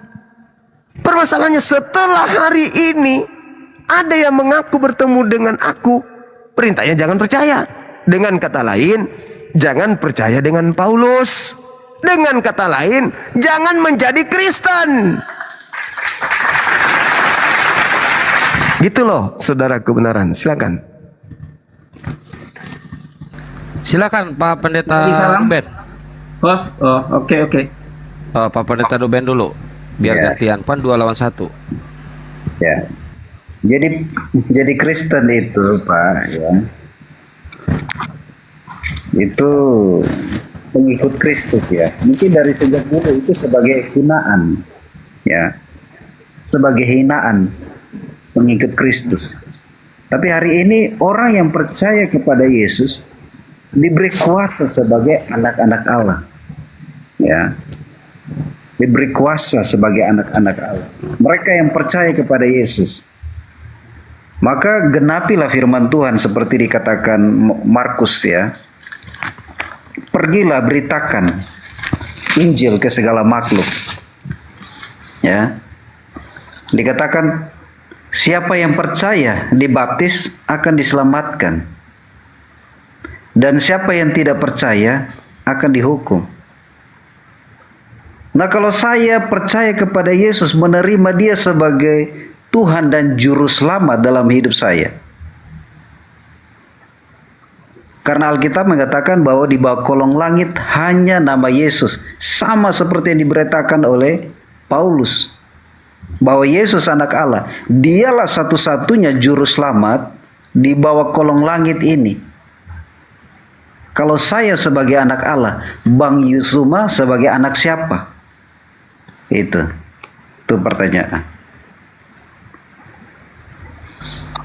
Baik. Mungkin ditanggapi kalau Pak Pendeta Ruben anak Allah, Bang Juma anak siapa? Itu pertanyaannya. Oke. Apa Dal Gurunda? Saya ambil dulu yang pertama. Kristen adalah pengikut Kristus. Betul itu. Betul. Saya akui itu Kristen itu pengikut Kristus. Tapi Kristus yang mana dulu? Kristus yang mana yang Anda ikuti? Itu memang Kristen. Ingat ya, kalau kita lihat di dalam Galatia 11, 26. Murid Paulus, pengikut Paulus yang pertama kali di Antioquia yang disebut Kristen. Berarti kalian Kristus ini pengikut Kristus yang datang kepada Paulus yang ada di padang gurun. Kan gitu, yang pertama.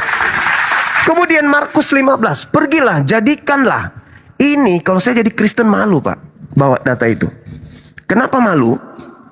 Karena tanda-tanda ini akan menyertai orang yang percaya. Tanda-tanda itu tidak ada sama Kristen. Berarti kalian ini tidak percaya. Minum racun. Kecuali setiap hari, setiap live begini, Pak Pendeta minum racun, baygon. Wah ini orang percaya bener nih. Tapi kan tidak. Artinya itu cuma simbol dan itu hanya aksesoris untuk menipu lawan. Kalau ambil dari Markus 15. Kalau ngambil dari Matius 28 akan semakin kelihatan Pak. Pergilah, jadikanlah seluruh bangsa menjadi pengikutku. Baptislah mereka dalam nama Bapa, Anak dan Roh Kudus. Ingat nomor 20-nya, ini yang menyiksa kalian. Ajarlah mereka melakukan apa segala sesuatu yang aku perintahkan kepadamu. Ini yang nyiksa kalian. Aku akan menyertai kalian sampai ke akhir zaman. Iblis itu memang sampai kiamat menyertai kita. Permasalahannya adalah ketika oknum tersebut yang keluar dari kubur, ajarlah mereka, perintahkanlah mereka melakukan segala apa yang kuperintahkan kepadamu. Yesus anak Maria pernah nggak memerintahkan menjadi Kristen? Yesus anak Maria pernah nggak memerintahkan kemudian untuk ke gereja ibadah minggu? Yesus anak Maria pernah nggak memerintahkan kemudian untuk jangan bersunat? Yesus anak Maria pernah nggak untuk mengajarkan meninggalkan Taurat? Tidak pernah. Berarti aku yang keluar dari kubur berkata yang kuperintahkan kepadamu itu bukan anak Maria. Kalau Anda mengatakan itu anak Maria, tunjukkan mana perintahnya kemudian untuk ibadah minggu. Ada. Tidak ada. Berarti yang keluar dari kubur itu bukan Kristus, anak Maria, tapi Kristus yang wajib hukumnya untuk jangan dipercaya. Makanya jangan percaya. Saudara-saudara percaya. Sedangkan yang keluar dari kubur itu, sedikit lagi 30 detik, yang keluar dari kubur itu tolak ukurnya adalah khotbah Petrus di dalam Kisah Para Rasul 2 nomor 36. Yesus yang kau salibkan itu telah dijadikan menjadi Tuhan dan Kristus. Bagi siapa? Bagi kalian angkatan jahat. Sedangkan anak Maria di dalam Lukas 2 nomor 11, pada hari ini telah lahir bagi juru selamat Kristus, orang yang diurapi Tuhan di kota Daud. Berarti sejak Yesus keluar brojol dari ibunya sudah Kristus. Sedangkan yang keluar dari kubur baru dijadikan Kristus pada saat itu. Berarti dua Kristus yang berbeda. Dan ajarlah mereka, perintahkan mereka untuk melakukan segala yang kuperintahkan kepadamu. Ada perintah Yesus ibadah minggu? Enggak ada. Tapi yang memerintahkan kepada kalian untuk ibadah minggu siapa? Roh-roh yang ada di dalam diri kalian. Itulah yang kalian sebut Roh Kudus. Padahal di dalam kitab saudara 1 Yohanes 4 nomor 1, ujilah setiap roh, sebab nabi-nabi palsu. Berarti tidak setiap roh itu adalah benar, meskipun Anda katakan roh kebenaran. Tapi kalau ajarannya tidak benar, ya tetap aja salah. Saya kira begitu saudaraku, bahwasanya pertanyaan saya sederhana, adakah Yesus mengajarkan untuk ibadah di gereja hari Minggu? Itu aja dulu. Silakan. Baik. Silakan Pak beritakan. Ya, Pak beritakan. Gini Bang, saya mau tentang pernyataan di dalam Matius 24 dulu, karena itu kan yang dibahas tadi, yang awal waktu saya tadi, saya menyambung. Jadi itu pertanyaan murid-murid kepada Tuhan tentang kedatangan Tuhan yang kedua kali. Itu kan saya nggak selesai, kemudian dihentikan. Jadi pada saat Tuhan Yesus duduk di atas bukit Zaitun, murid-murid bertanya, maka jawab Yesus kepada mereka itu, nyatakanlah kitanya kepada kami, masa manakah perkara itu berlaku kelak, dan apakah alamat kedatangan dan kesudahan alam ini. Jadi ada tiga hal tentang hal kedatangan Tuhan, dan tentang alamat kedatangan Tuhan dan kesudahan alam ini. Dan itu langsung dijawab oleh Tuhan. Kita bisa baca sampai ayat yang ke 51. Dan ayat ke 30 di situ dikatakan tentang setelah itu kelak kelihatan tanda anak manusia di langit. Artinya itu bicara tentang kedatangan Tuhan untuk menjemput gereja Tuhan. Ayat 30, maka ia pun akan menyuruhkan malaikatnya. Jadi Yesus itu pada saat kedatangannya kedua kali, dia hanya sampai di atas awan dan dia suruhkan malaikat. Dikatakan malaikatnya Yesus. Artinya pernyataan Yesus ini, dia mengatakan malaikat itu ada miliknya. Betapa sangat berkuasanya Yesus kalau kita melihat mengangkat Matius 24 ini. Kenapa? Maka ia pun akan menyuruhkan malaikatnya. Yesus ini yang bilang, dia menyuruhkan malaikatnya. Jadi tentang tanda-tanda kedatangannya kedua kali, itu pertanyaan dari murid-muridnya, dan Tuhan sampai dengan sejelas-jelasnya, sampai tentang cara dia akan mengangkat gereja Tuhan, sampai bagaimana posisinya dia ada di mana. Jadi itu bicara tentang akhir zaman, bukan tentang waktu Paulus. Kalau Paulus, sekali lagi, itu bicara tentang karunia penglihatan. Dan yang mendapat karunia penglihatan itu bukan hanya Rasul Paulus. Kalau kita melihat di dalam Kisah Para Rasul, maka itu sangat jelas. Ada beberapa juga anak-anak Tuhan, hamba-hamba Tuhan yang mendapat karunia penglihatan, seperti Rasul Paulus alami. Banyak contoh-contoh, kalau kita bisa buka itu dalam Kisah Para Rasul. Sudah? Ya, tapadol Gurunda. Oke. Saudara, andai saja yang datang kepada Paulus itu adalah Yesus, Maka akhir zamannya itu abad pertama. Kita sudah nggak ada sekarang ini. Andai saja yang datang di padang gurun menemui Paulus itu adalah Yesus, kiamat sudah di abad pertama, di tahun 50. Itu sudah kiamat itu. Karena Yesus sudah mengatakan, kalau aku yang datang, tanda-tanda ini yang terjadi kalau aku yang datang. Kalau bukan aku yang datang, tidak ada tanda-tanda itu. Jangan kamu percaya. Sederhana kok itu. Sederhana. Tapi karena yang datang pada saat itu bukan aku, jangan kamu percaya. Karena kalau kamu percaya, kamu akan disesatkan. Maka apa intinya? Orang-orang yang percaya kepada Kristus yang datang kepada Paulus, pada hari terakhir nanti banyak orang akan memanggil aku Tuhan, Tuhan, Tuhan. Bukankah kami bernubuat pakai namamu, mengusir setan pakai namamu, bermukjizat pakai namamu? Pada saat itulah nanti aku akan berterus terang kepada mereka, enyahlah daripadaku, engkau adalah penyesat, aku tidak mengenal kalian, kalian semua adalah penyesat. Jelas itu. Berarti kalian ini mengikuti penyesat, makanya kalian diusir. Tanda-tanda orang disebut penyesat, memanggil Yesus Tuhan, bernubuat pakai nama Yesus, mengusir setan pakai nama Yesus, bernubuat pakai nama Yesus. Itu tanda-tanda penyesat. Waspadalah kepada penyesat. Tanda-tanda penyesat, memanggil Yesus Tuhan. Di mana itu? Di Kristen.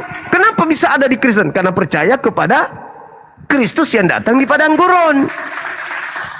Saya ingin tanya kepada saudara, beritakan, andai saja yang datang kepada Paulus itu Yesus asli, kapan dunia itu kiamat? Kapan itu akhir zaman terjadi? Andai saja Yesus yang datang kepada Paulus saat itu, pertanyaan saya, kapan akhir zaman itu terjadi? Silakan. Jadi yang datang kepada Paulus, yang Paulus lihat itu adalah bicara tentang penglihatan. Dan itu juga didukung oleh firman Tuhan bahwa 2-3 orang berhimpun dalam nama Tuhan, Tuhan hadir. Dan hal penglihatan itu bicara tentang karunia penglihatan. Saudara, maaf. Itu juga disaksikan di dalam kisah para rasul. Ada juga orang-orang yang selain Rasul Paulus mendapatkan karunia penglihatan itu. Pertanyaan Itu adalah saya, panggilan kepada Rasul Paulus. pertanyaan saya, andai saja Yesus yang datang kepada Paulus saat itu, kapan terjadinya akhir zaman itu?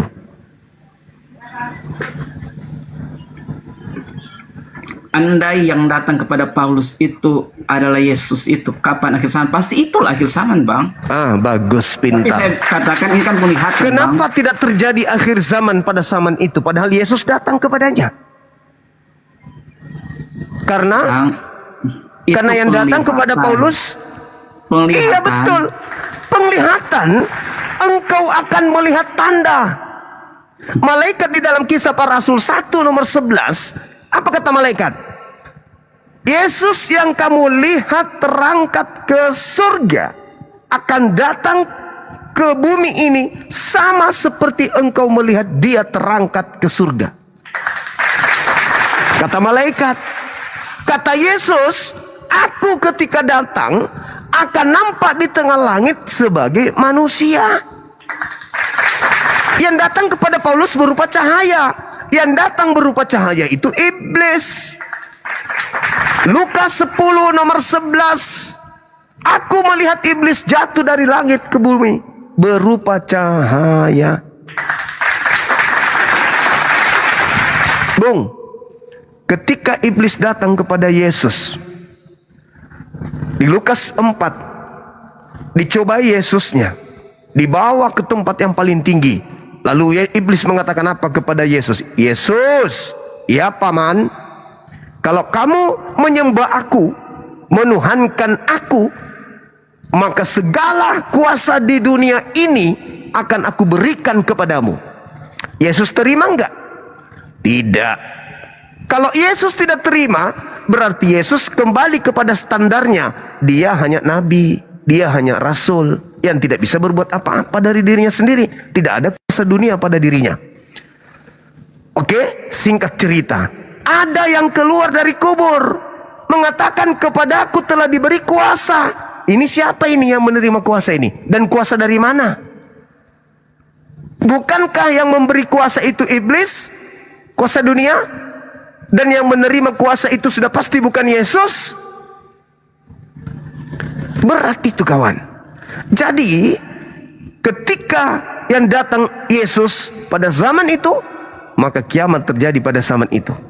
Tapi karena bukan Yesus yang datang, maka kiamat tidak terjadi. Kalau Anda mengatakan itu penglihatan, Bung, saya pejamkan mata sekarang ini, saya berdoa, Ya Rabb, Ya Rabbal Alamin, maka Tuhan itu ada, tapi tidak ada cahaya, tidak membuat saya buta, tidak ada suara. Begitu juga orang yang lain. Ketika Yesus mengatakan, 2 orang berkumpul dalam namaku, aku hadir. Memang hadir, karena diingat. Saya juga ini kalau mengingat orang tuaku, saya hadirkan orang tuaku dalam ingatanku. Itu maksud Yesus. Tetapi yang terjadi kepada Paulus berupa cahaya yang datang. Coba Anda ke gereja besok, ada nggak cahaya datang ketika Anda berdua dengan orang-orang ingat Yesus? Yesus. Ada nggak cahaya datang? Ada nggak kemudian suara? Apa kebenaran beritakan? Nggak ada. Yang terjadi di Paulus itu beda, Cak Ayu. Ya, itu beda. Jadi tolong, Anda sudah mengakui bahwa ketika Yesus asli itu datang, maka kiamat terjadi saat itu juga. Tapi karena bukan Yesus yang datang, Anda plesetkan. Itu kan cuman penglihatan. Nah, coba renungkan di poin itu. Itu buat saudara. Sekarang untuk saudara saya, Pendeta Yunus. Saya anak Tuhan. Anda anak apa? Saya anak manusia, Bang. Sebagaimana Yesus juga anak manusia. Kalau Anda mengaku sebagai anak Tuhan, berarti Anda ingin menyaingi Tuhan. Anak sapi adalah sapi, anak kambing adalah kambing, anak ayam adalah ayam, anak kodok adalah kodok, anak Tuhan adalah Tuhan. Makanya orang Kristen itu sama seperti iblis, tidak mau lagi diperhamba. Paulus mendoktrin, kalian bukan lagi hamba, kalian adalah anak Tuhan. Iblis juga demikian. Mereka iblis tidak mau diperhamba. Tapi iblis tidak pernah sesombong kalian. Iblis tidak pernah mengaku bahwasanya mereka adalah pewaris. Kalau kalian mengaku pewaris, berarti kalian ini adalah Tuhan. Kalian ini adalah Tuhan. Dan kalau kita melihat konsep saudara, ingat ya, ingat. Di dalam Amsal 3, nomor 11, nomor 12, yang disebut anak Tuhan adalah mereka yang tekun dengan setia mendengarkan, menjalankan segala tuntunan, perintah, aturan Tuhan tanpa pandang bulu. Ingat Amsal 3, nomor 11, nomor 12. Yang disebut anak Elohim adalah mereka yang tekun mendengarkan didikan Tuhan seibarat anak yang mendengarkan didikan ayahnya. Sedangkan Kristen, didikan Tuhan yang mana yang Kristen lakukan? Di perintah sunat ditinggalkan, perintah puasa disunat ditinggalkan, perintah satu Tuhan ditinggalkan, perintah sabat ditinggalkan, perintah jangan makan babi ditinggalkan. Jadi mana disebut anak Tuhan kalau begitu, Bang? Anak setan, iya, maaf. Anak setan yang mengaku anak Tuhan, yes. Kenapa? Karena hanya iblis yang menginginkan menghapus segala perintah Tuhan. Adam dikasih perintah, jangan mendekati buah pohon baik jahat. Jangan. Iblis datang, dekati aja. Tuhan datang kepada Musa, jangan makan babi, jangan makan ini, jangan minum ini, jangan begini, jangan begini. Iblis datang, itu nggak ada apa-apanya, hilang semua. Yesus Kristus akan sia-sia mati di salib kalau ada kebenaran di dalam hukum Taurat. Kristus telah menebus Kristen dari kutu hukum Taurat. Efesus 2 nomor 15. Dengan matinya Yesus di atas tiang salib, Dia telah membatalkan hukum Taurat beserta segala perintah yang ada di dalamnya. Jadi sudah habis. Tipikal ini, tipikal siapa? Iblis kan? Menghapuskan perintah Tuhan. Maka iblis memerdekakan orang-orang Kristen dari kuk penghambaan. Jadi sekali lagi saudara Pak Yunus, kami bukan anak Tuhan. Kami adalah hamba Tuhan, sama seperti Yesus di Kisah Para Rasul 4 Kisah Para Rasul 4 nomor 30. Yesus adalah hamba Tuhan yang suci. Kemudian Yesus dengan mulutnya sendiri mengaku, aku adalah hamba Tuhan. Di mana? Yohanes 4 nomor 22. Aku dan muridku menyembah. Tuh. Aku dan muridku menyembah apa yang kami kenal, kalian menyembah apa yang tidak kalian kenal. Jadi Bang Suma dengan Yesus sama-sama hamba Allah. Sedangkan kalian bukan lagi hamba Allah. Kalian anak-anak Tuhan. Tetapi faktanya nih, Anda bukan hamba Tuhan, tapi faktanya, nih dengarkan, Anda bukan lagi hamba Tuhan, tapi faktanya kalian ibadah. Jadi kalian hamba siapa ini? Menghambakan diri kepada Tuhan tidak mungkin, karena Anda bukan lagi hamba. Kalian anak. Tetapi faktanya di hari Minggu kalian beribadah. Kalian menghambakan diri. Kalian berdoa. Kalian berdoa kepada siapa? Katanya bukan hamba Tuhan, tapi anak Tuhan. Kalian hari Minggu nyanyi-nyanyi. Ngapain? Oh, kami sedang beribadah. Oh, kamu menghambakan diri? Iya. Loh, katanya bukan lagi hamba Tuhan.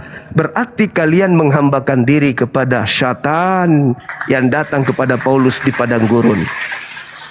Ayo, giat lagi belajar lagi Bible. Itu dengan seksama dengan ini, insya Allah Bible mengantarkan kalian kepada hidayah.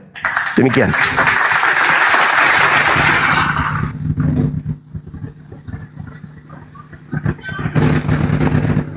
Allah. Ya, silakan Pak Pendeta Ruben atau Pak Beritakan.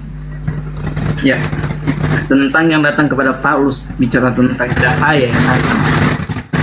Malaikat pun dikatakan cahaya.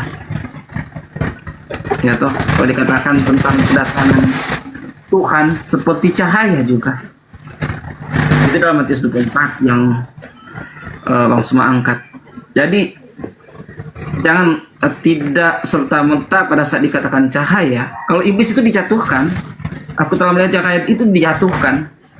Tapi ini bicara tentang datang. Tapi itu dalam penglihatan.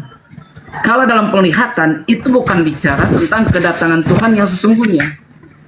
Karena kalau kedatangan Tuhan yang sesungguhnya itu ada tanda-tandanya seperti penjelasan dalam Matius 24. Itu kedatangan Tuhan secara sungguh. Memang kedatangan Tuhan.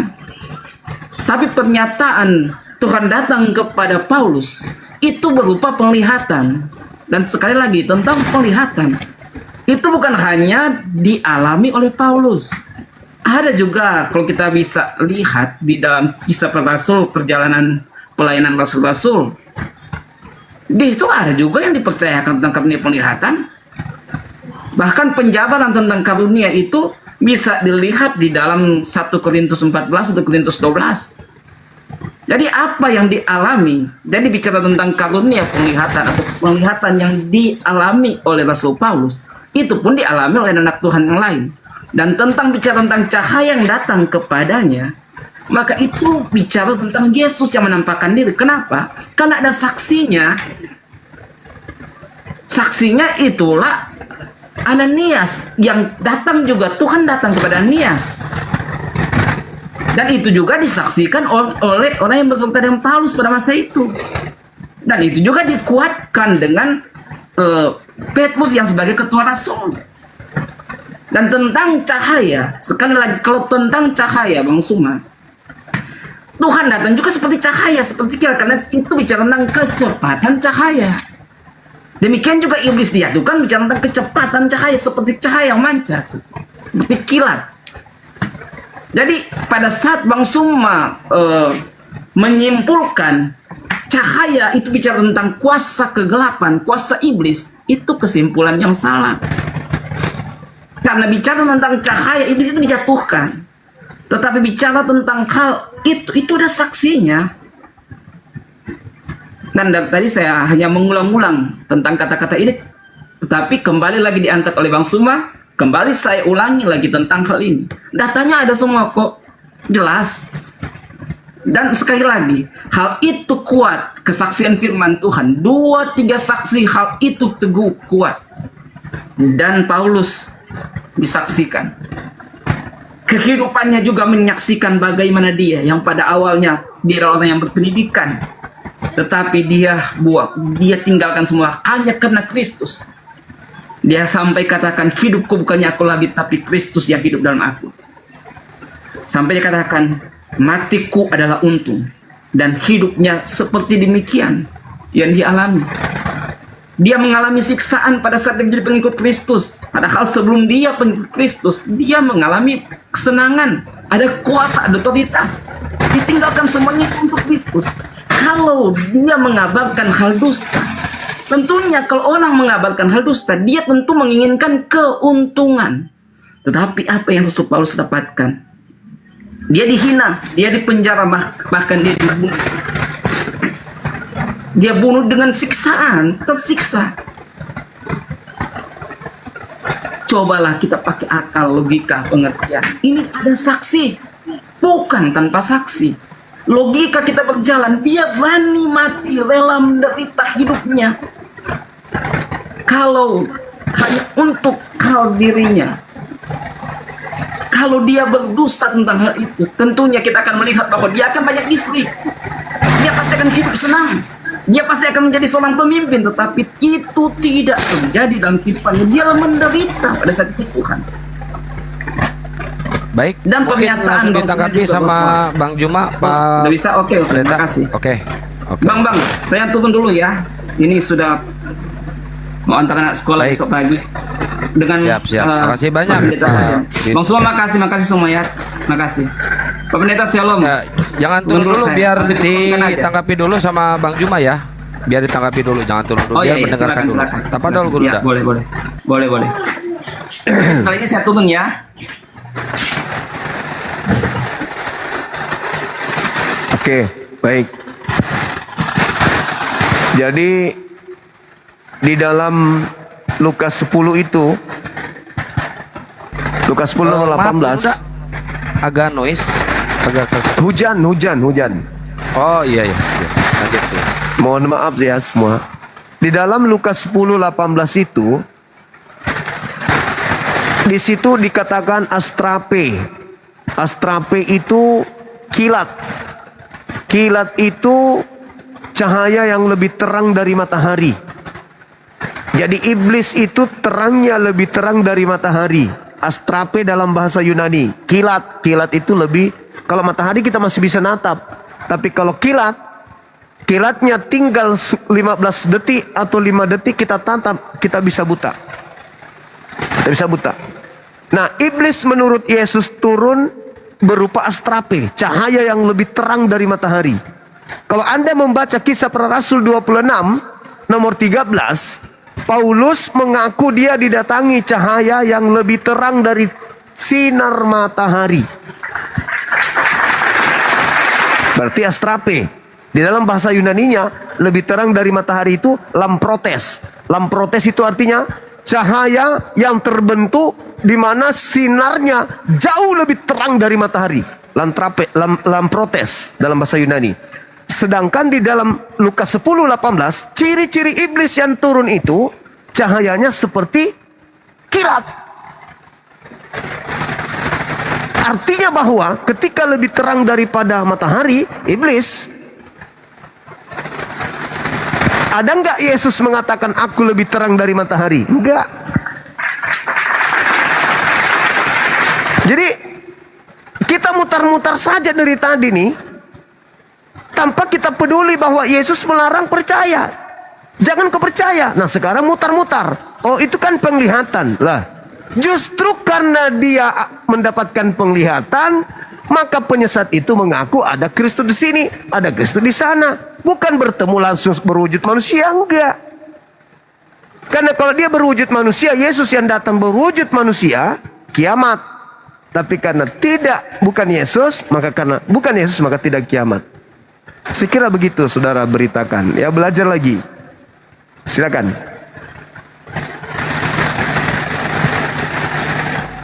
Silakan Pak Pendeta Ruben. Ya, terima kasih ya. Sebenarnya begini, ya. Bang Suma ini masih salah dalam kedatangan Tuhan ya, yang kedua kali. Tapi saya ingin terangkan bagaimana Yesus ini adalah terang dunia. Ya.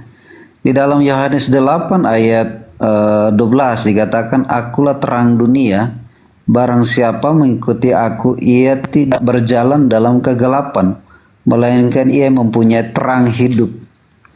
Nah, Yesus ini terang, ini juga bertemu dengan Paulus, ya. Tapi kedatangan Tuhan yang kedua kali ini, ya, bukan berarti dia sudah datang di Paulus, sudah datang kedua kali. Salah, ini banyak yang sering disalah mengerti oleh teman-teman Muslim.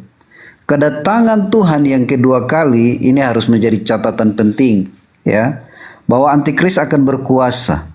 Dunia ini akan jadi satu mata uang, ya, dan akan jadi satu perdagangan, satu ekonomi, satu kesehatan, dan tanda itu akan diberikan kepada manusia.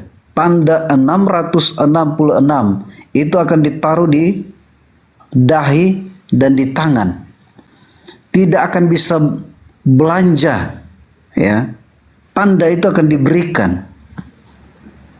Dan Yesus tanda dia akan datang kedua kali. Bintang-bintang, matahari, bulan, bintang akan berjatuhan, ya. Dan tanda lagi yang berikut, langit dan bumi ini setelah orang percaya diangkat oleh Tuhan, langit dan bumi akan dibakar menjadi satu. 2 Petrus 3 ayat 9. Akan dibakar, 2 Petrus 3 9 dan 10. Dibakar menjadi satu. Baru kedatangan langit dan bumi baru, kerajaan 1000 tahun. Artinya bahwa Tuhan mau supaya semua orang ada di kerajaan 1000 tahun. Ya, jadi semua yang percaya kepadanya, percaya kepada Yesus, yang disebut anak-anak Allah, mereka akan mendapat ahli waris, tempat kerajaan 1000 tahun. Jadi Bang Suma ini salah mengerti tentang kedatangan Tuhan yang kedua kali. Ya, ini pengajaran singkat, tetapi Bang Suma harus tahu bahwa dunia ini akan diubah menjadi satu mata uang, satu perdagangan, satu ekonomi, satu kesehatan, satu keamanan. Dan tanda itu 666 itu akan ditaruh di atas kepala orang, di dahi dan di tangan. Dan yang berkuasa antikris yang berkuasa. Mereka yang tidak mau percaya akan Yesus, itu yang akan berkuasa. Jadi itu dari saya, Bang Suma. Terima kasih ya, diskusi yang baik ya. Itu dari saya. Iya. Justru karena Kristen ini nggak percaya kepada Yesus, makanya menjadi Kristen. Kalau percaya kepada Yesus, ya tidak mungkin jadi Kristen, tidak mungkin. Kan Yesus mengatakan, jangan kamu percaya. Dengan Kristen percaya kepada Paulus, gugur. Kalau Kristen ini adalah orang-orang percaya. Gimana ceritanya? Yesus berkata, apabila ada orang mengaku bertemu dengan saya di padang gurun, bertemu dengan saya di dalam bilik rahasia, jangan kamu percaya. Ya, kalau saudara saya ini percaya kepada Yesus, ya hormat, baik komandan, saya tidak akan percaya. Itu. Tapi faktanya justru mengikuti Paulus. Berarti Kristen ini percaya kepada Kristus yang datang kepada Paulus, bukan percaya kepada Yesus yang datang kepada Bani Israel di Bukit Zaitun yang melarang muridnya percaya. Orang Kristen sekarang koar-koar, kami ini adalah orang percaya, kami adalah orang yang akan dimateraikan masuk surga bla bla bla. Kata siapa? Kata Kristus. Kristus yang mana? Yang datang di padang gurun. Makanya kalau kita lihat data yang ada di dalam Bible, nggak ada jalan orang Kristen ini percaya. Kalau percaya ya tidak mungkin jadi Kristen. Yesus berkata, Matius 15 nomor 24, Aku diutus hanya kepada domba yang sesat dari Bani Israel. Percaya nggak? Percaya? Ya mundur. Buka salib, buang. Bible tinggalkan. Jangan lagi masuk gereja. Kalau percaya kepada Yesus. Karena Yesus mengatakan, Aku diutus hanya kepada domba yang sesat dari umat Israel. Saya bukan Bani Israel. Selamat tinggal gereja. Bye-bye. Itu kalau percaya kepada Yesus. Tapi karena tidak percaya kepada Yesus, masuk merensek ke dalam, ngaku-ngaku sebagai pengikut Yesus, tapi ternyata bukan pengikut Yesus, melainkan pengikut Kristus yang datang kepada Paulus. Begitu, saudara. Jadi, ya saya rasa kalau pendeta mau istirahat, silakan. Mungkin sudah mengantuk atau apa, karena dari tadi saya lihat loyo, udah semangat, mungkin udah ada kopi atau apa gitu. Banyak kopi dari forum debat ini. Kopi. Iya. Oke, saya kira begitu, saudara. Pak Pendeta, terima kasih. Terima kasih banyak ya. Mohon maaf kalau ada kata-kata yang salah. Sama kami pun minta maaf juga kalau ada kata-kata. Mudah-mudahan ya kita lebih memahami satu sama lain dalam hal ini. Silakan. Oke. Makasih ya. Bosan-bosan ya Pak Pendeta ya. Ya. Makasih Bang Zuma, makasih Pak Pendeta Yunus. Atau dia Kang Dito, makasih banyak Bunda. Izin turun ya, terima kasih. Iya, Pak Ruben, selamat malam. Sama-sama Pak Pendeta. Ya. Assalamualaikum Gurunda, assalamualaikum semuanya. Waalaikumsalam warahmatullahi wabarakatuh.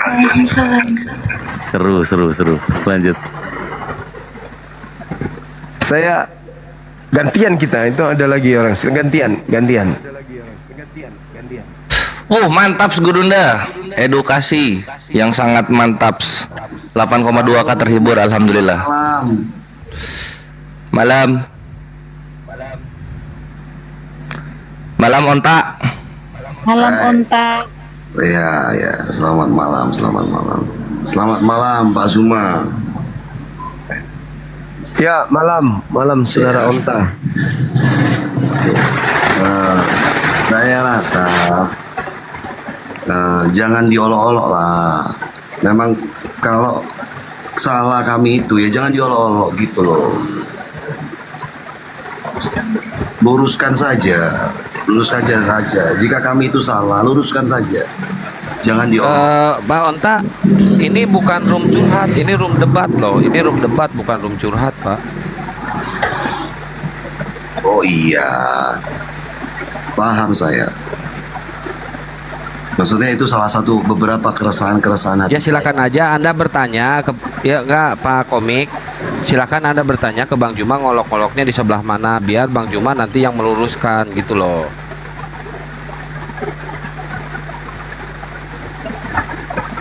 Silakan Pak.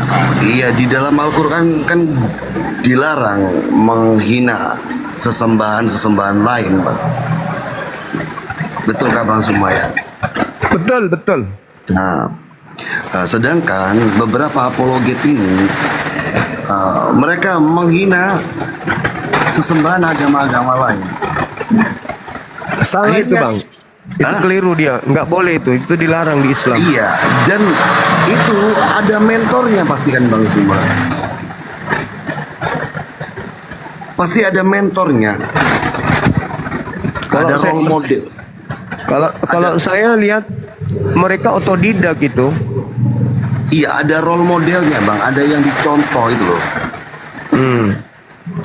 Maksud saya jangan pernah menghina agama-agama lain. Sedangkan kami orang yang awam terkait Islam, kami juga menghina Tuhan Anda dengan cara yang buruk. Kan begitu. Oke. Ya, Saya berharap, harapan saya kepada Pak Zuma dan kawan-kawan yang lain lebih berdasarkan kepada ilmu. Silakan Dinda. Ya, begitu. Siap Onta, siap Gurunda. Tanya dulu. Ini contoh ya. Contoh mengolok-oloknya seperti apa, Bang? Contoh mengolok-olok. Kenapa, Bang? Contoh mengolok-oloknya seperti apa? Iya, seperti mengatakan bodoh dan tolol, botol. Di Bible itu ada, Bang. Hah? 1 Korintus 4:10, Pak. Anda bodoh karena Kristus loh. Iya, tapi kan bukan dibodoh-bodohin orangnya, Bang. Sesembahan selain Tuhan Abang itu, ketika Abang mengolok-olok sesembahan selain Tuhan Abang, kami pun mengolok-olok Tuhan Abang dengan cara yang tidak Tuh, baik. siapa yang ngolok-ngolok? Siapa ada yang ngolok-ngolok, Bang Juma? Nggak ada deh kita di sini. Nggak ada kita ngolok-ngolok, Bang. Justru, Bang, di Bible Anda itu Tuhan Anda diolok-olok. Bukan kami yang olok-olok loh, Bang. Tuhan Anda itu di Bible tertulis Yesus diolok-olok, diludahi, Bang, diolok-olok, Bang. Gitu loh. Bukan kami yang olok-olok, Bang. Oke? Iya, Pak, di di agama Islam itu kan dilarang mengolok-olok, Pak. Iya kan? Betul kan, tadi disepakati sama Pak Zuma ya?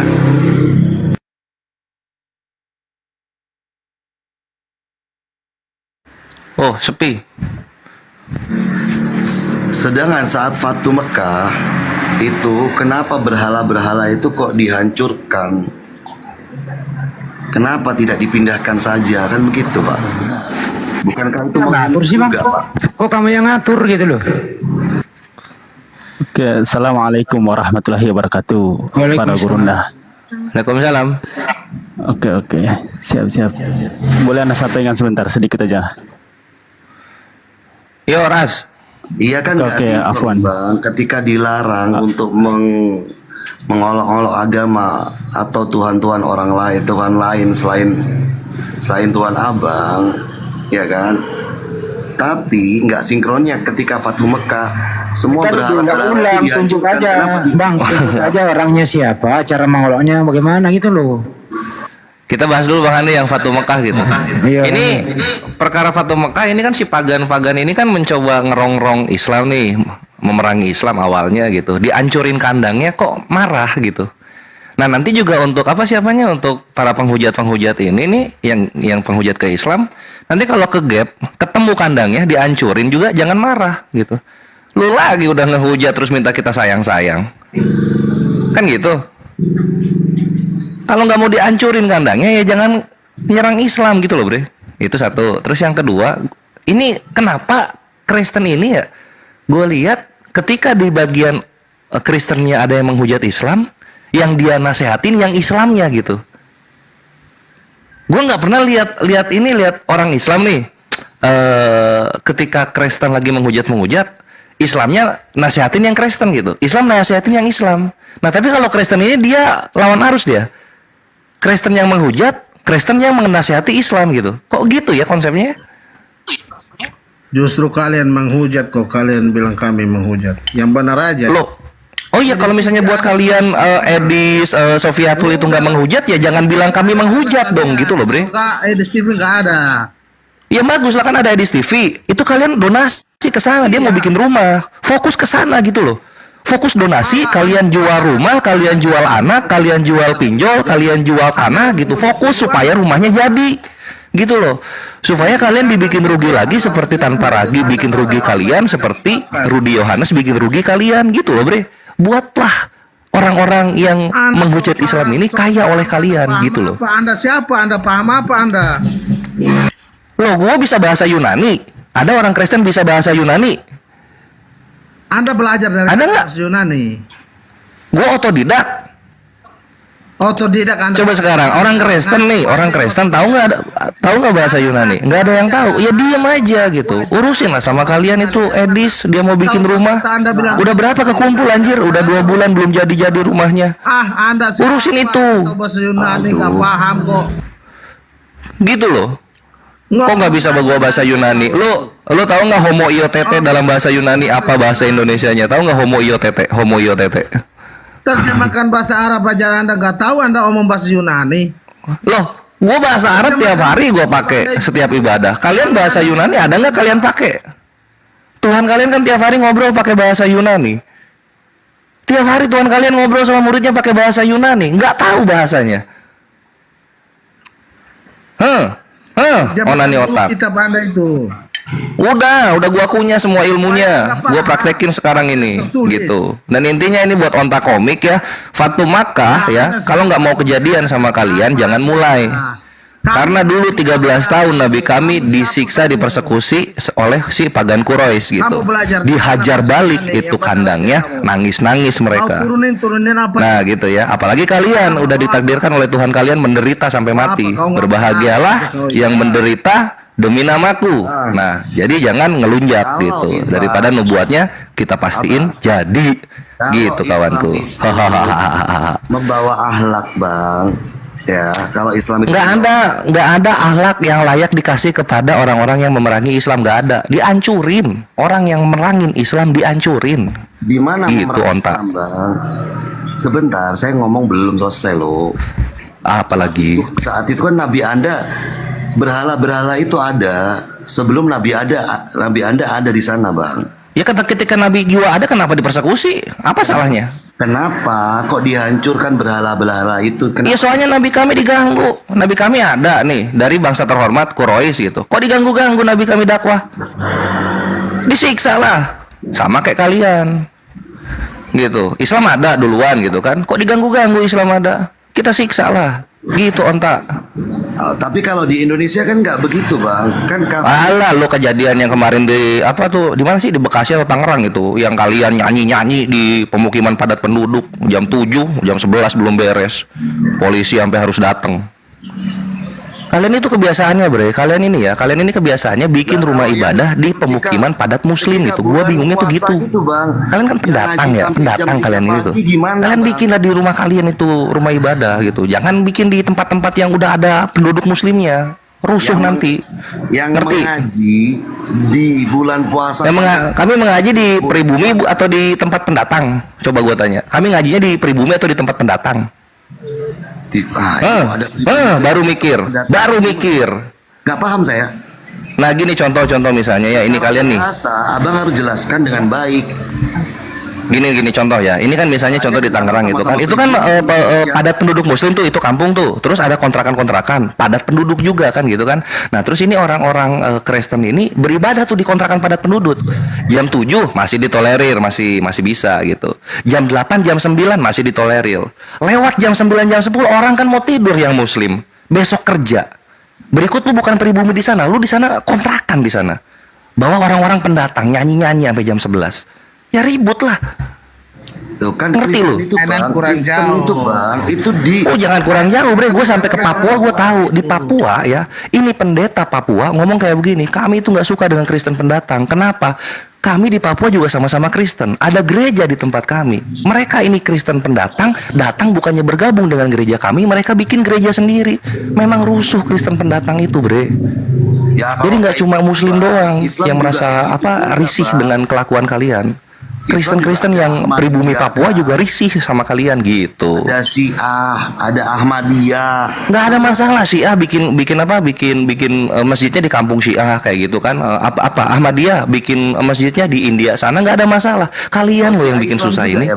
Kalian tuh kan di mana sih kalian itu kan? Ini ya Tapanuli kalian itu. Terus di mana lagi? Maluku Selatan gitu kan. Nah kalau misalnya beribadah di tempat-tempat yang bukan pemukiman padat muslim gitu, di kota kalian bikin gereja di ruko-ruko. Muslimnya punya gereja di kampung-kampung muslim, ribut jatuhnya. Saya ambil alih dulu. Kalian mau diskusi apa mau kayak curhat kayak gini, Bang? Onta. Mau diskusi apa mau curhat?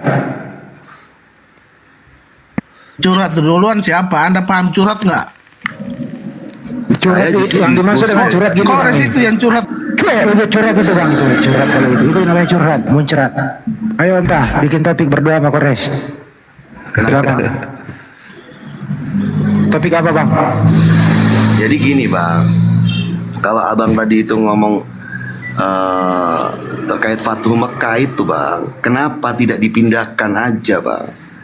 Kenapa harus dihancurkan? Oh ya iya, karena merang-merangin Islam kan awalnya. Masa mau dibaik-baikin? Lu kalau mau dibaik-baikin ya jangan merangin Islam awalnya gitu. 13 tahun diperangin, masa mau dibaik-baikin? Pemenang perangnya itu Islam. Iya, kita yang menang perang ya terima kenyataannya lah.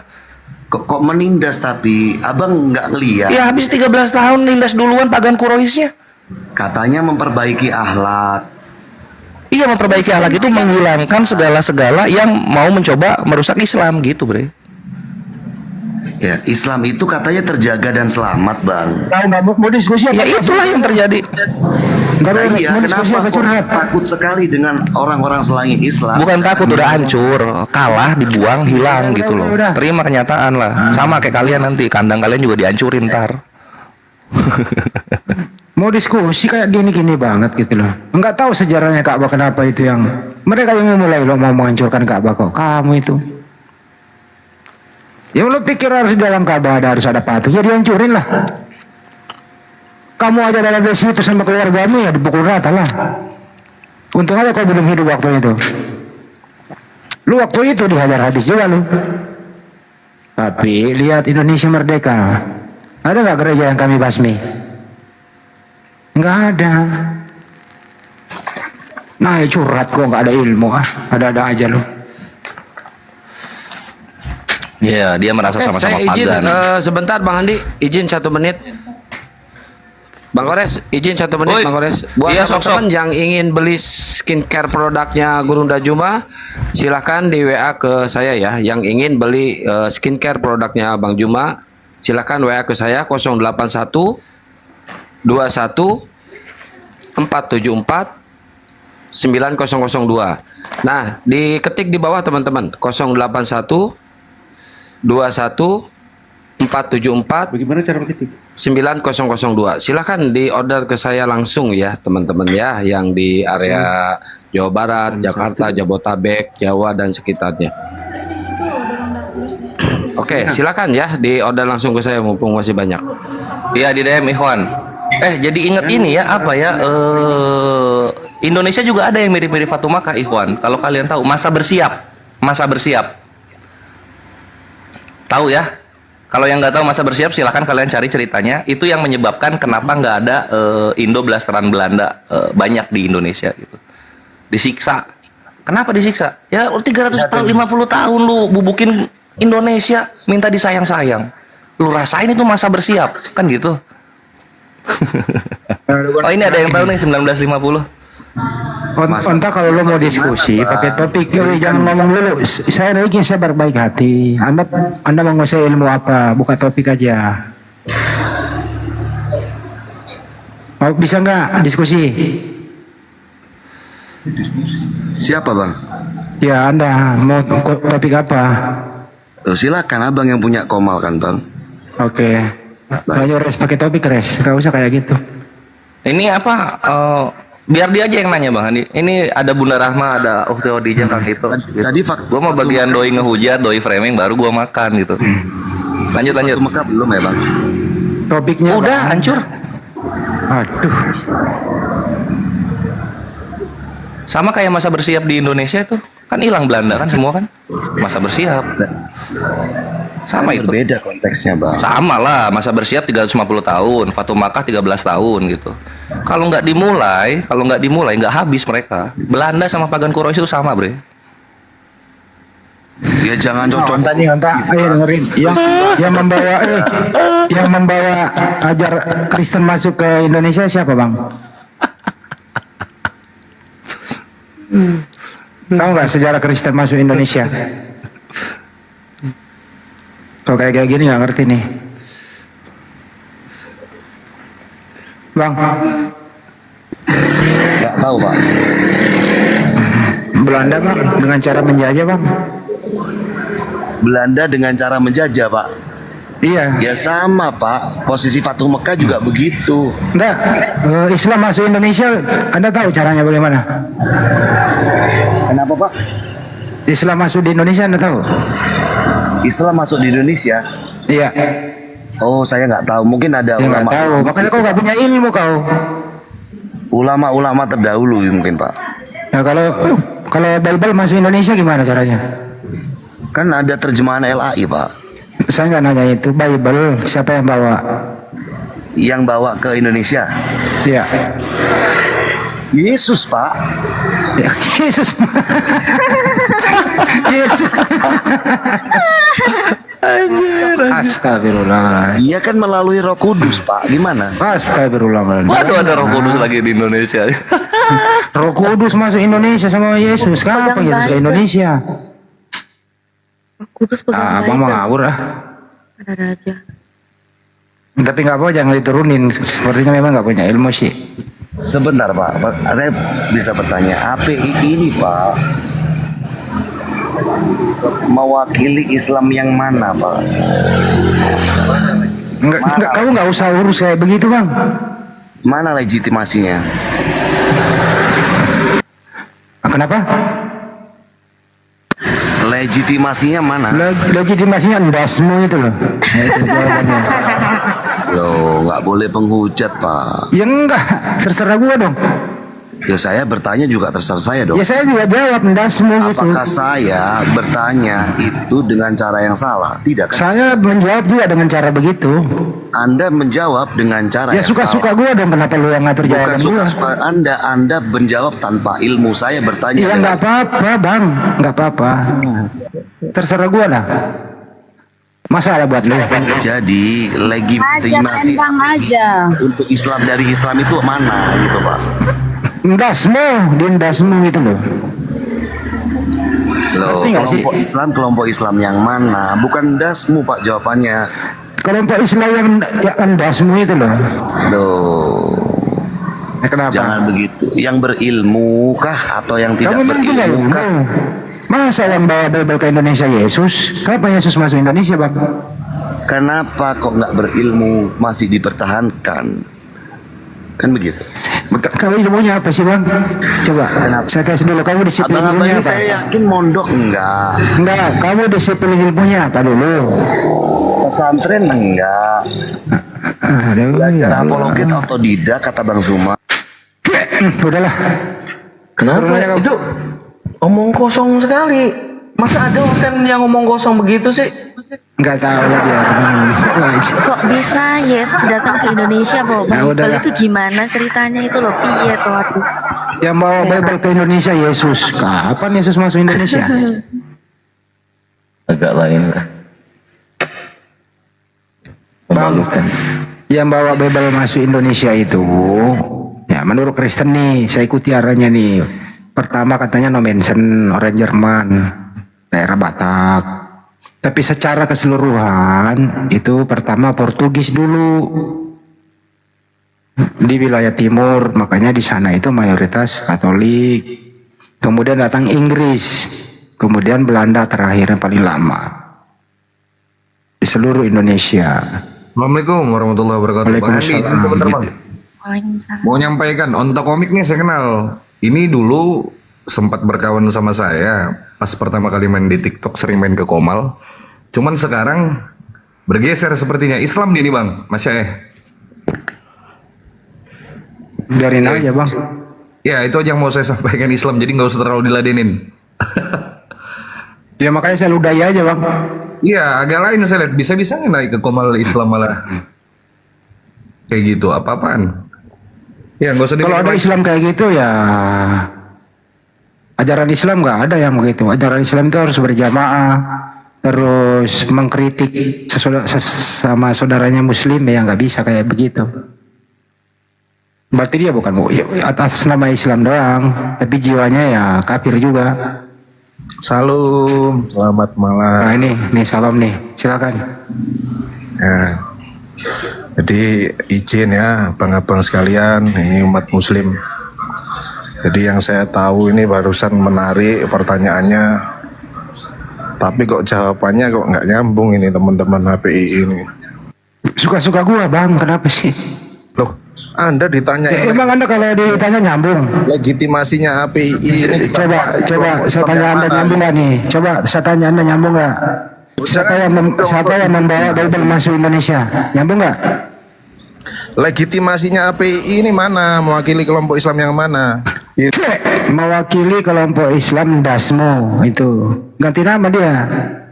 Yang jelas tidak mewakili keluargamu, tidak mewakili kau. Legitimasinya itu Kemenkumham, udah disahkan oleh Kemenkumham. Tuh, secara legal standingnya ya, secara hukum. Jadi kami berorganisasi mendirikan Yayasan Apologet Islam Indonesia itu tidak legal, tidak ilegal tapi legal.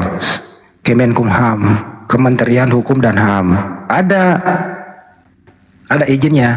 Izinnya berupa apa? Diskusi, dakwah, dan kemaslahatan umat dan seterusnya. Visi misinya ada lengkap, ADART-nya ada.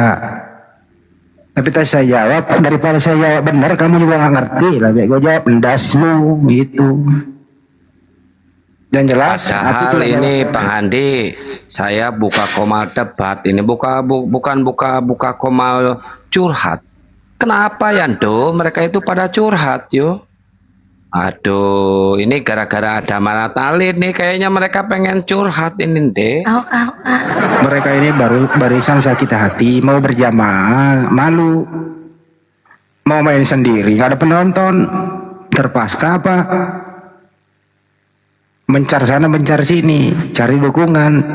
Najis gua sama lu. Kalau kamu muslim nggak begitu caranya. Berjamaah ya benar. Berikanlah sesuatu ya yang bermanfaat buat kita semua. Tapi pertanyaanmu itu pertanyaan cenderung bukan muslim. Masalah Ka'bah yang diprotes mengenai berhala yang dihancurkan. Kok kamu yang protes? Dong gimana? Katanya ininya diskusi, kok dikik gimana sih ini? Oh ini orang yang sama ini dia dia pakai akun beda. Iya, gue ludahin dulu baru naikin lagi aja. Ntar 5 menit naikin lagi, Res. Oke. Itu banyak banget yang minta naik, itu ada dari Kristen nggak? Apa Muslim semua? Kalau Muslim mending jangan naik dulu ya, dibatalkan permintaan naiknya. Kalau yang Muslim naik semuanya, kita nggak ada diskusi loh, curhat-curhatan loh. Coba dong ya, kerjasamanya ya teman-teman ya. Mau naik mau apa coba ya. Nanti ujung-ujungnya pada curhat. Mending dibatalin dulu permintaan naiknya. Ini jadi lemot HP saya ini beneran demi Allah lemot ini kalau banyak yang naik kayak gitu. Susah scrollnya.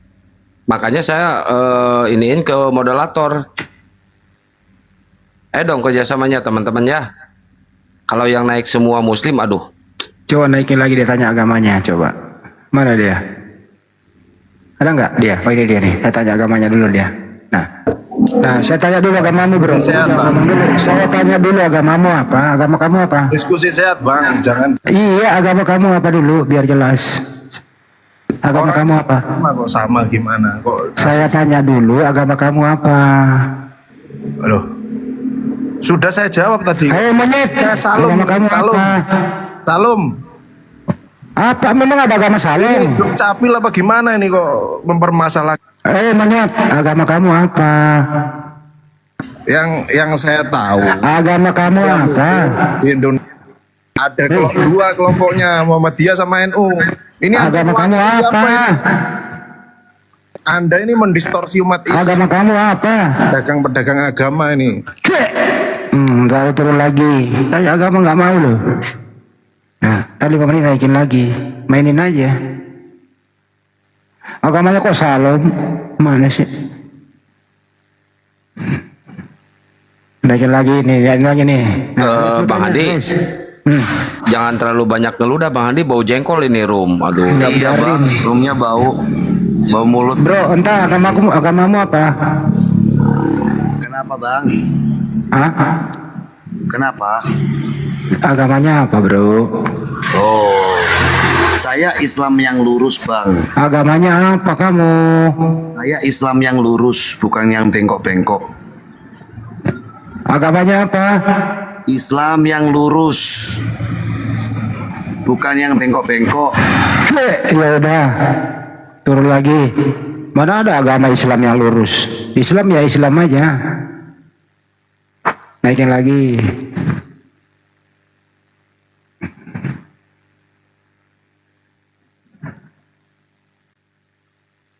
Yang manusia beneran nggak ada Pak yang Mana gambar?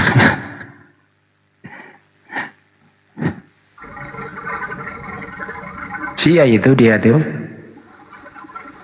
Sia itu. Sia laknatullah itu. Turunkan Bani, turunkan dulu. Siapa? Itu pakai profil AI. Sia memang begitu. Ini lagi nih naikin nih. Nih, naik turun nih, nggak ada malunya kan, nggak ada harga dirinya. Siapa yang mau hadapi Ya, nih? assalamualaikum bang.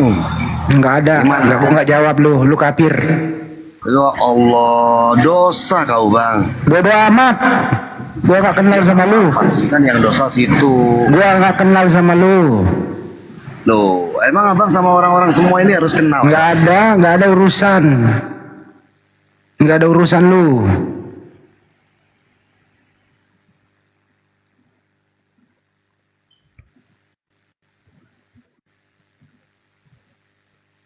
Nggak ada urusan sama lu. Sok lu naik di sini dasar si laknatullah lu. Lu sia-sia aja.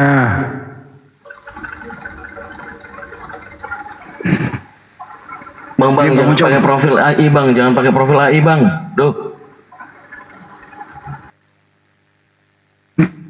Bang Ucok mau ngomong silakan. Mana minta naik? Ya, buat teman-teman yang muslim, jangan pakai profil AI ya kalau naik ya. Emang kenapa itu? Nggak boleh ya? Jangan dibuka di sini, jangan dibuka di sini. Nggak nerima profil AI aja di sini gitu. Rungkat ya?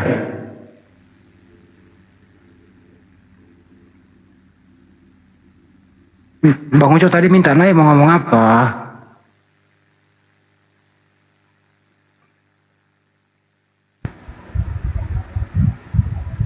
Bang Ucok mau minta naik apa sih?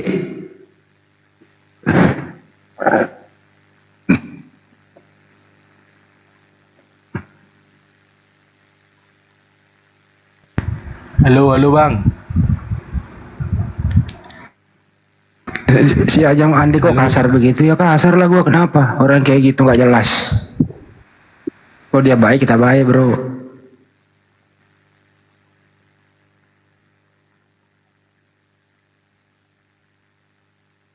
ada tamu Bang Andi. Ngaku-ngaku muslim tapi mengaku-ngaku muslim tapi mengkritik muslim. Gimana? Coba. Masih ada tempat dibaik-baikin orang kayak gitu? Ya kagak lah. Ya, ini ada Red. Selamat malam Red. Halo Pir, Red. Halo Red. Kalau nggak ngomong turun aja bang.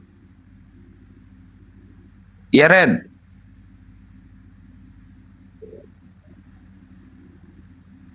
Ini udah mulai panas, mereka mau nge-report nih guys. Di tab-tab layar dikencengin ya. Diposting ulang dan di-share-share ya. Jangan lupa laporannya diklik ya.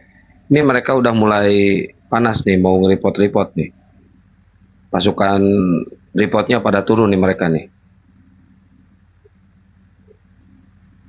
Yuk, laporannya diklik ya, biar komalnya kuat.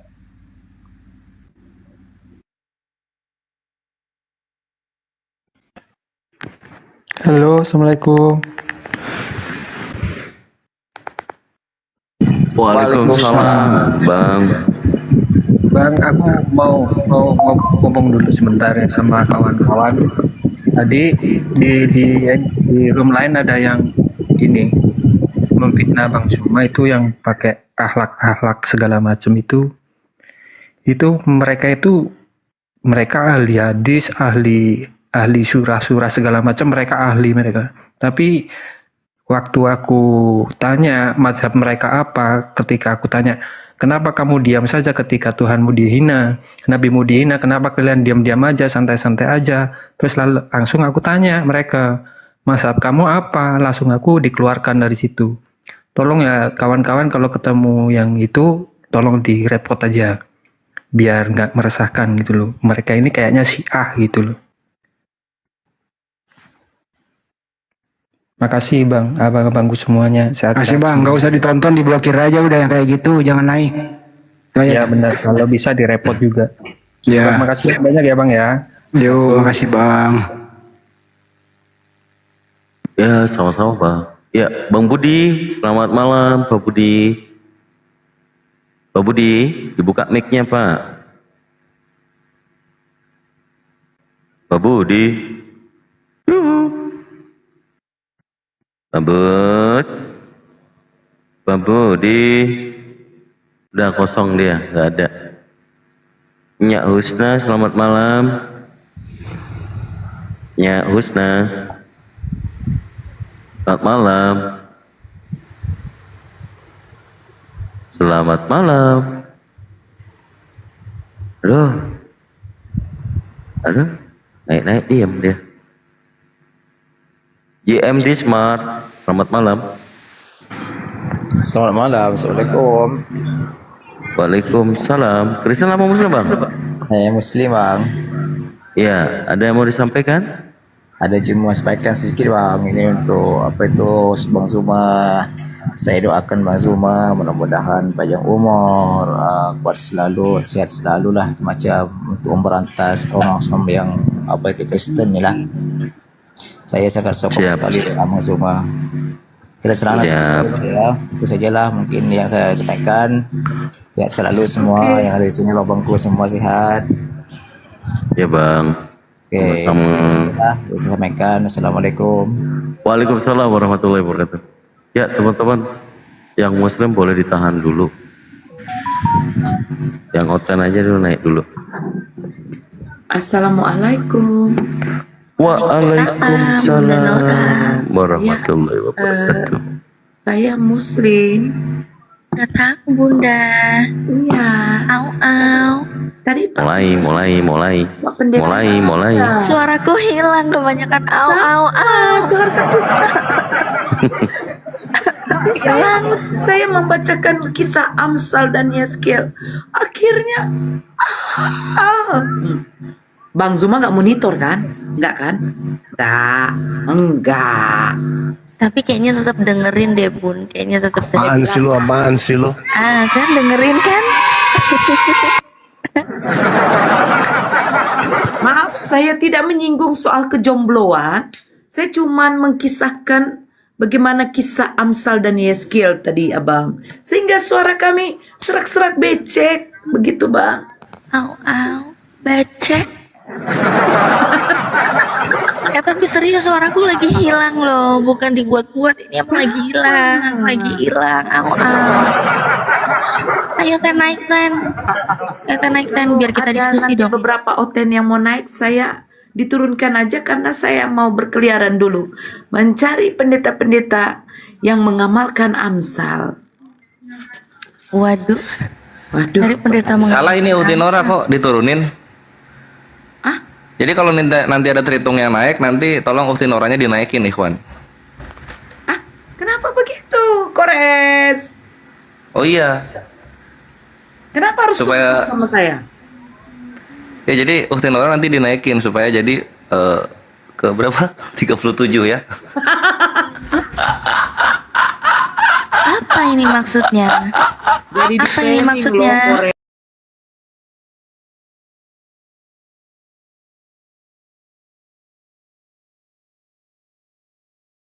Ini botol juga kau yang menyamakan longor. Kau yang menyamakan. Bodoh kali kau yang menyamakan, bukan aku kok. Sana ya kau. Kau yang menyamakan macet kau. Ketika saya mau ketika saya mau menyamakan kau yang menyamakan. Kau yang menyamakan kok bau macet kau gila kau. Iya, kamu kan tuduh saya menyamakan. Lalu kau juga ingin menyamakan. Ya apa aku duduk kau menyamakan begila kau dah, sakit kau dah, macet kau. Sekarang kau buktikan. Kau buktikan aja. Di mana aku mengatakan keluarin itu nggak beres. Keluarin itu nggak beres. Saya tahu maksudmu gini kan. Kalau harus ada kata mati kan? Iya, di mana? Kalau ada sebentar. Kalau ada kata mati di sini, di Quranmu juga ada kata mati sama-sama, berarti kita tidak beres. Kok mati apa? Kita beres apa? Longor kali. Kau. Kitab Keluaran itu menceritakan tentang Bani Israel. Nah, tunggu dulu, gak usah ketawa bodoh kok, gak usah ketawa bodoh. Kitab Keluaran itu kan menceritakan tentang bagaimana Firaun dan Nabi Musa, ya kan? Benar nggak? Ya kan? Membelah laut itu kan di Keluaran kan? Oke? Membelah laut, bagaimana Musa menyelamatkan Bani Israel, kemudian membelah laut, ya kan? Kemudian orang Firaun mengejar Nabi Musa. Nah, sekarang kau tunjukkan di mana dinyatakan kalau Firaun itu mati. Silakan. Berarti kau mau menyamakan? Kok menyamakan? Yang menyamakan kau Longor tadi. Kau yang menyamakan. Jadi nanti kalau ada kata mati di sini, kalau ada kata mati, kalau ada kata mati nanti, sebentar. Kalau ada kata mati berarti kitabmu juga kitab apa? Curian, bohong, penipu. Kau nggak usah, jangan yang menyamakan siapa? Yang menyamakan siapa? Tadi yang menyamakan siapa? Kami kaji yang menyamakan kalau siapa? Ada kata mati, kalau ada kata mati gini gimana? dulu, yang menyamakan tadi surat Toha dengan Keluaran siapa? Kalau ada Siapa? kata mati berarti kita bohong. Kau jawab dulu, enggak dulu, kau jawab dulu. Yang menyamakan Toha dengan Keluaran tadi siapa pertama? Siapa yang menyamakan? Kau jawab dulu. Kau jawab dulu, siapa yang menyamakan? Hah? Seperti apa konteks perdebatan, bro? Jawab dulu. Siapa yang menyamakan surat Toha dengan Keluaran? Siapa? Jawab dulu. Siapa yang menyamakan? Pertama kau naik kemari yang menyamakan surat Toha 14 dengan Keluaran, siapa yang menyamakan? Saya kan tanya ke kamu. Aku tanya siapa yang menyamakan? Siapa yang menyamakan? Oke, Musa orang apa? Jangan usah kemana dulu. Siapa yang menyamakan? Kau jawab dulu. Karena kalian mencuri siapa ayatnya. Siapa yang menyamakan? Ya kalian mencuri ayatnya. Siapa yang menyamakan? Ini mencuri. Siapa yang menyamakan? Gak usah bilang mencuri, gak usah. Kitab kok nggak beres. Siapa yang bilang? Siapa yang menyamakan? Aku adalah aku. Gak usah kemana-mana. Kau bodoh. Apa ditanya kau jawab, Longor. Siapa yang menyamakan? Itu dulu poinnya. Tadi kau mengatakan siapa yang menyamakan? Siapa yang mengaku? Siapa? Jangan kau mengklaim. Siapa yang menyamakan? Jawab dulu. Kau jawab dulu. Makanya kau jawab dulu. Kau jawab kumit kau. Siapa yang menyamakan? Kau jawab dulu itu. Ini kan mencuri nih namanya. Siapa yang menyamakan? Jangan kau menyimpulkan babi. Jangan kau menyimpulkan binatang. Kau cari masalah kau. Kau jawab dulu anjing. Kau cari emosi orang aja. Kau siapa yang menyamakan? Kau usah ketawa kau. Siapa yang menyamakan? Kau jawab dulu. Mencuri. Kau jawab dulu. Kau mencuri, kau maling, babi, binatang. Nanti ku hujat kau nanti. Turun kau sini, ku habis kau hujat. Allahnya saja. Nanti ku hujat kau habis nih. Turun kau hujat balik kau nanti. Babak belur kalian nanti buat. Jangan macam. Ya udah. Semua Kristen ku bongkar nanti. Ku bongkar semua Kristen nanti di sini. Kau turun. Turunkan kau. Turunkan kau. Habis itu ku hujat kau. Mau kau? Jeng, kau tahu aku kan? Kau mau hujat?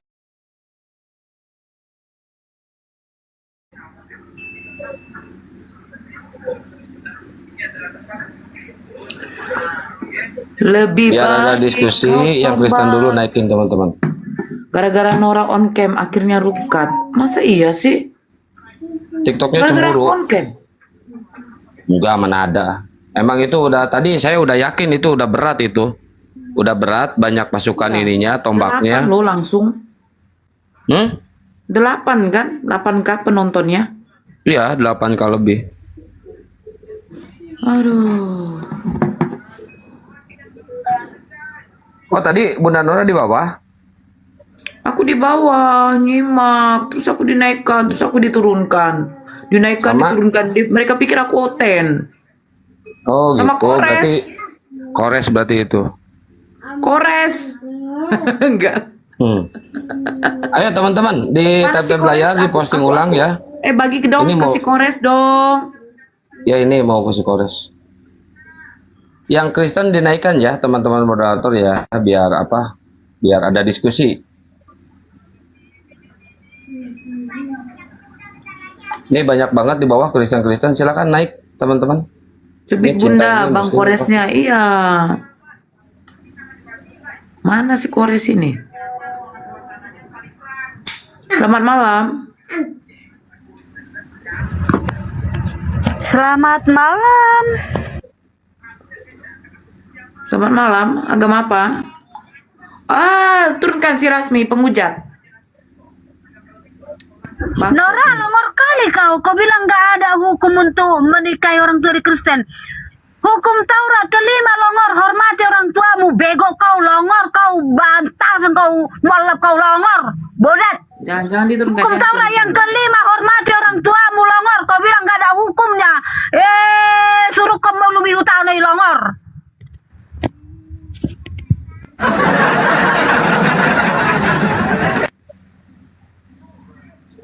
Kenapa kau Rasmi? Ada apa denganmu, Dek?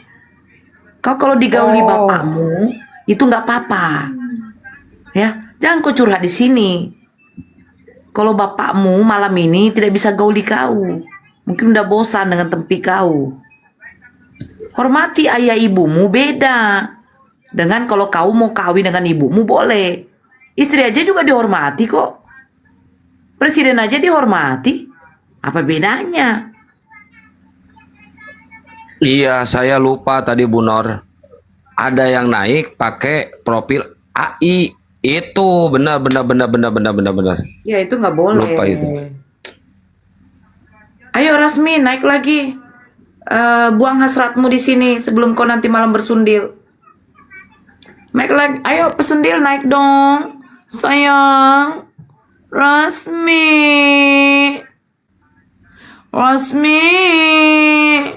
Come on. Nah. Bang Zuma mana woi? Udah saya share, ntar ke sini bentar lagi. Rasmi. Kalau ada yang mau apa ya, jangan lupa ya di subscribe. Di subscribe channel YouTube saya Nora Arizona Channel. Di subscribe.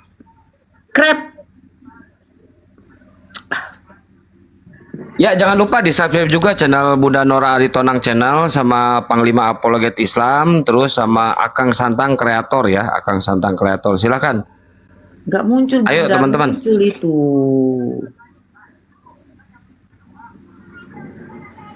Subrek di suprot. Aduh. Pak, itu pendeta apa ini kenapa turun? Ubeng ngantuk dia. Tadi membahas tentang perjonohon nggak ngantuk. Ngantuk dia, kasihan. Udah tak search dari kemarin nggak muncul Bunda, muncul. Ini ya saya tunjukkan ya. Saya tunjukkan Akang, boleh kan? Akunnya doang. Boleh. Boleh, ini lagi live juga di Panglima Apologet Islam. Channel YouTube Kebanggaan Umat. Tapi kenapa ya yang komen ini cewek semua, si Pelisa, aduh. Setia banget ya. Iya. Gitu. Oh, aku di roomnya apa? Nggak tahu siapa nih. Nih. Allahu Akbar. Mengapa dan Nah, ini ya. Gambarnya ini. Yang cantik ini loh, kan cantik dia kan? Cantik ini kan? Nah. Iya.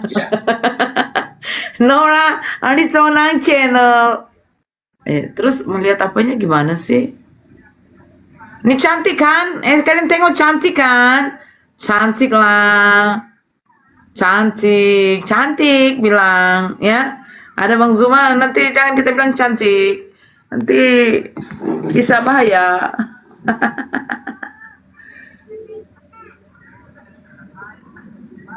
Yain aja teman-teman daripada dimarahin.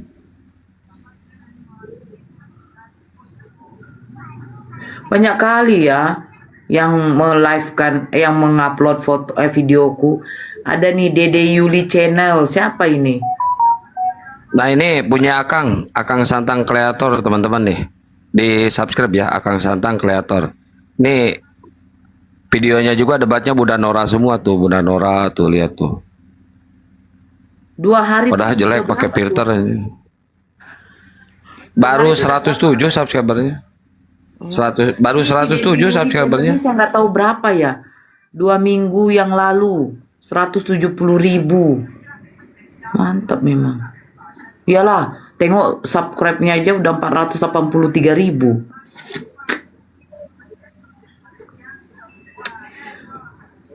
Iya.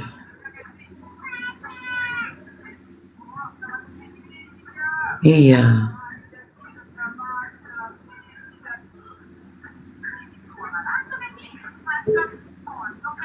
Ayo teman-teman, di tab layar, di posting ulang dan di share-share ya. Sambil nunggu para gurunda-gurunda kita, jangan lupa jangan sampai lupa lagi nih ya. Nah, ada gurunda. Nah, tutup mah. Teman-teman, Aku numpang tidur. Di sini banyak nyamuk. Jangan numpang tidur, Bang. Nggak boleh. Jadi numpang tidur aja di sini, banyak nyamuk. Lanjut. Panggil semua jenis-jenis ular. sampai ini sampai ngantuk katanya Gurunda. Pak Ruben tadi kasihan, terlalu kenceng Gurunda.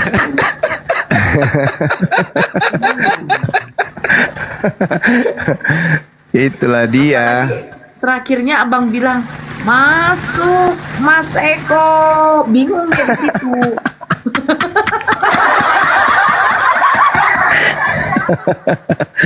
Allahu Akbar. Saya lihat pendeta itu kasihan lihat mukanya. Iya kan. Kasihan, nggak tega kan? Aku mau panggil Cak Ayu aja nggak tega.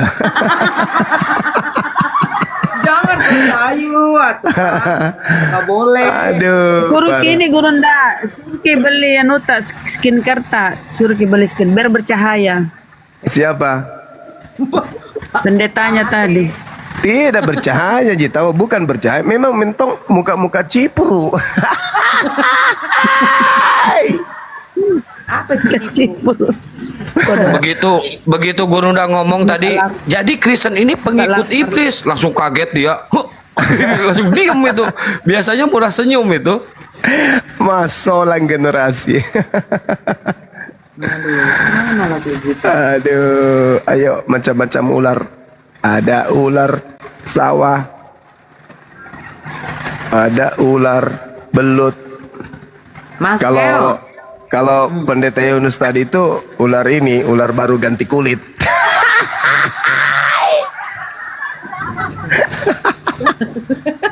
Nah bilang bahasa Makassarnya alomoy kodo. Alomo ya tahu. Mana tahu dia nonton. Nanti kamu lagi dia naik. Oh iya betul astagfirullahaladzim. Jangan bang. Bang ular kadet. Apa yang noise ini? Bozi. Oh hujan. Di Makassar lagi naik hujan. Bunda Mila di bawah. Bunda Mila di bawah, naikin dong. Bunda Mila. Makassar lagi naik hujan. Lagi naik hujan. Iya. Oh, lain karena kan sudah dekat ini, sudah dekat turun haji kan? Sudah dekat bulan turun haji. Makanya naik hujan di sini. Maksudnya gimana itu turun haji? Oh, kebalik naik haji, makanya turun hujan, kebalik, sorry. Saya ini nggak tahu, abang ini ngomong yang serius atau bercanda saya nggak tahu. Naik hujan, turun haji. Assalamualaikum warahmatullahi wabarakatuh. Waalaikumsalam warahmatullahi wabarakatuh. Makanya belajar psikotes.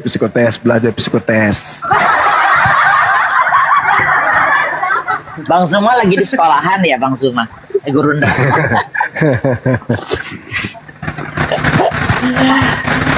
Aduh, Bunda Nora tadi rungkat. Ih, saya bukan penyebab rungkat ya.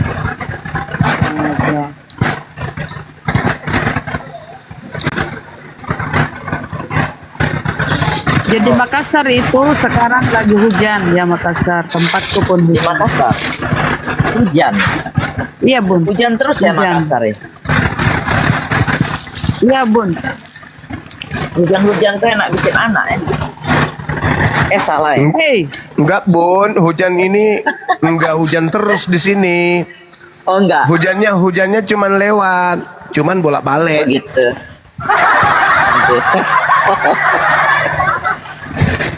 Saya nggak berani menanggapi narasi dari Bunda Mila ketika mengatakan seperti itu karena saya melihat banyak yang jomblo di sini, Bunda. Ini Sumijan ini muslim apa Kristen? Saya mau open cam lah, Bunda boleh ya? Boleh Bun. Saya mau tunjukin saya lagi di dealer. Ya, mau beli sepeda kumbang. Mau kirimkan Pak Bombong katanya ya. Mau kirim Pak Bombong bener. Kita cari mobil sport aja Guru Daya. Iya.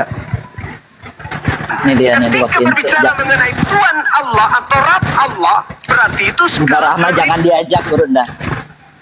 Iya. Karena itu. Enggak, berdua aja ini mah. Nah, habis ini Harga doang. berapa itu, Bun? Nanti saya kirim lewat Ini email. Gitu ya. Harga ada harganya. Harga berapa ya? Mungkin sekitar 70. Email. Ini harganya nggak ada. Oh ada nih, Gurunda ada nih. Ini. Oh. 59, 50 berapa nih? Enggak, 2.750. No, enggak, enak aja. Itu kan diskonnya. Ini nih Gurunda 59 sekian, kelihatan nggak? Lewat email. 59 sekian. Tahu. Ketawa lah. Tuh, kelihatan. Berapa itu? Nanti saya kirim lewat email. Saya serius gitu. Ya, email. Berarti Bang Juma mau beli mobil. Terus serius lagi. Email lewat email. Astagfirullahaladzim, Bang. Rekening, Bang. Aduh. Ya Allah, ya Rasul. Ya, Apika, muslim apa Kristen Apika? Muslim. Mau ada yang mau disampaikan, Bang? Mau kirim uang lewat email, Bang? Lewat wesel pos. Gak tega saya bener tadi lihat Pak Ruben, makanya saya diem aja tadi. Iya makanya kusuri Gak tega saya. takutnya kena jantung. Iya. Tadi itu aja waktu membahas itu dia bilang begini, aduh, kok pembahasannya udah seperti ini ya? Saya baru naik.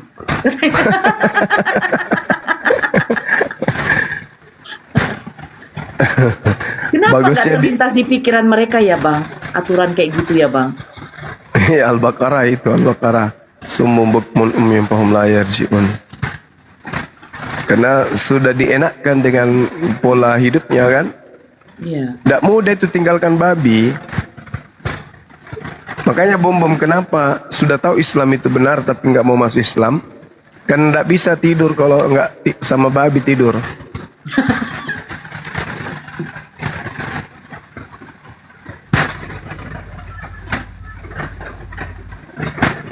Kasih tema tahu wah, nggak ada temanya. Oh iya, Makanya- apa temanya? Gurunda. Apa ya? Apa bagus? Sembarang aja tulis di situ. Si ompong sikat Semalam- gigi. Kalau semalam tema Paulus tobat palsu, banyak yang naik Kristennya. Ajaran dua Kristus sesatkah? Itu gimana? Itu tadi yang bagus tuh yang pertama, lebih bagus lagi itu tadi deh. Yang mana? Paulus tobat palsu. Ya iya itu. Tobat palsu. Oke. Semalam tema itu banyak banget yang naik. Itu si Kores di bawah ya? Iya. Naikkan. Judulnya Paulus pun Kristus. Paulus ngaku Kristus. Itu kalau kita lihat di mana ya? Judulnya dimodif dikit. Paulus 1 Korintus meninggalkan 11 Kristen. ya? Wah, anjir keren. 11. Hah? Paulus meninggalkan Kristen. Di akhir hidupnya Paulus tobat dari Kristen. Wah, mantap. Gak ada. Gimana kalau Kristen bukan agama gitu? Gak bisa ya? Gak boleh. Jangan. Loh, emang kan mereka juga mengakui Kristen bukan agama. Walaupun Tapi itu kan Gitu sudah ya. menyangkut tentang apa? Ini aja Paulus tobat Yesus palsu. tidak mengenal Kristen atau Yesus mengusir Kristen. Yesus tidak mengenal yang tajam-tajam supaya banyak naik gitu loh. Ayo Oh, mau yang teman-teman tajam. Kristen yang mau Bagus, diskusi bagus. silakan naik. Ini temanya nih. Ternyata Paulus itu tobatnya itu palsu, guys. Nah itu atau enggak ini Yesus masuk Kristen. Nah Tapi itu mantap kalau juga. ada Kristen yang mau naik sekitar 3, saya nggak apa-apa diturunkan aja sama model. Dinaikkan. Diturunkan. Dinaikin. Lain lagi Jadi itu kalau sih. ngomong tolong jangan menyerempet dong. Bunda Oh, Nora, iya. Bunda Nora Akang katanya mau naikin. Ih, Akang ini. Udah cocok itu berdua itu. Kalau ngomong jangan yang belok-belok Iya. dong. Kasihan si Kores. Iya Akang belok-belok kata-katanya. Ya kan Kores? Kores nggak apa-apa, biar saya yang ademin, tenang. Ah iya Bun, ada Bun. Akang biar sama Bunda Nora. Hai? Ah, Aka sama Bunda Nora. No. Setuju nggak, Gerunda? Setuju dong. Enggak. Bang Zuma bilang, itu nggak urusan saya itu. Enggak lah. Gerunda tuh sangat Tolong, halus. yang naik itu jangan yang Muslim dong. Kita di sini mau diskusi. Itu El Pranbowo. Ayo disapa dulu. Ya ini saya sudah naikkan. Ya selamat malam Elpran. Selamat malam. Selamat Sekte malam, mana? Kak Nora. Ganti temanya bagus. Paulus mirip Nora, itu bagus. Apa bang temanya? Ah. Apa temanya Bang Juma? Paulus mirip Bang. Nora. Oh tujuh aku dengar lah itu Bang. Ini Bahkan temanya Paulus pernah bersalin. Berarti Kak Nora botak juga dia ya? Apa aja lu? Loh, tapi Bang Juma katanya mirip. Dulu mirip pengajarannya, maksudnya dulu kan si Paulus mengajarkan saya sesat, ya kan? Dan saya menyampaikan kesesatan juga, kan begitu. Berarti Kak sekarang- Nora sesat sekarang ya? Enggak, saya sudah bertobat. Cuman si Paulusnya ini yang kurang asam. Dia ternyata Enggak. pertobatan dia tuh palsu. Bagaimana Kak Nora bilang bertobat padahal Yesus mengajarkan kepada murid-muridnya menyembah hanya kepada Tuhan yang benar, yaitu Tuhan pencipta langit dan bumi. tapi kan bukan Allah mengajarkan- Subhanahu wa taala, itu kan Allah Arab lah, bukan Tuhan yang sebenarnya di Israel. Loh, emangnya Tuhannya Adam siapa? Disebut YHWH, Allah Subhanahu wa taala kan di Ya Arab. kapan yang YHWH? YHWH itu bahasa apa sih? bahasa Ibrani. Emangnya Adam bahasa Ibrani? Nabi Nuh Jadi bahasa Ibrani? Berarti Abraham bahasa Arab Ibrani? itu Adam, bahasa Arab itu Adam. Loh, sekarang makanya saya bertanyakan, apakah Tuhan itu harus berasal dari bangsa Israel? Ya jelasan Nabi kan sebelum Allah Subhanahu wa taala kan udah ada penciptaan kan ya yang dikenal oleh bangsa Israel itu kan Yahweh, Elohim. Sekarang tema kita, Paulus tobat palsu. Kenapa dikatakan tobat palsu? Karena dia hanya berpura-pura saja, dia mengaku bertemu Mesias palsu. Enggak lah, justru Silakan, Bang. Kak Nora yang bertobat palsu. Kenapa mengikuti ajaran yang bukan dari Allah yang benar, Allah orang Israel, Kak? Bang Zuma masuk. Oke. Dengarkan saya baik-baik. Di dalam kisah para rasul, ini saya bantu Anda paham ya, saudara ya. Dalam kisah para rasul, dua arah dong, isinya kalau iya memang- dua arah. Tenang, temanya makanya kan, dengarkan saya. Paulus. Dengarkan saya. Di dalam kisah para rasul 7 nomor 31 32, Musa heran tentang penglihatan itu, dan ketika ia pergi ke situ untuk melihatnya dari dekat, datanglah suara Tuhan kepadanya. Akulah Tuhan nenek moyangmu, Eloa Abraham, Ishak dan Yakub. Maka gemetarlah Musa dan ia tidak berani lagi melihatnya. Al-Quran menjelaskan dalam surat Thaha ayat 11. Bismillahirrahmanirrahim. Falamma ataha nudiya ya Musa inni ana rabbuk fakhla'na alaik innaka bil walil muqaddasi tuwa wa anakhtartuk fastami' lima yuha innani anallah la ilaha illa ana fa'budni wa aqimis shalah li dzikri. Jadi dalam Al-Quran Allah datang kepada Musa, memanggil Musa, ya Musa, sungguh aku adalah Tuhanmu, karena sesungguhnya engkau berada di bawah lembah yang suci. Nah, Tuhanku datang kepada Nabi Musa. Ternyata di dalam kisah para rasul, Elohim datang kepada Nabi Musa. Tuhan kami sama. Tolong tunjukkan di mana dalilnya Tuhanmu yang Kristus yang pernah datang kepada Paulus di padang gurun itu pernah datang kepada Musa, supaya saya tahu bahwa Tuhanmu itu sama dengan Tuhannya orang Yahudi. Silakan. Oke, Bang Juma. Oke.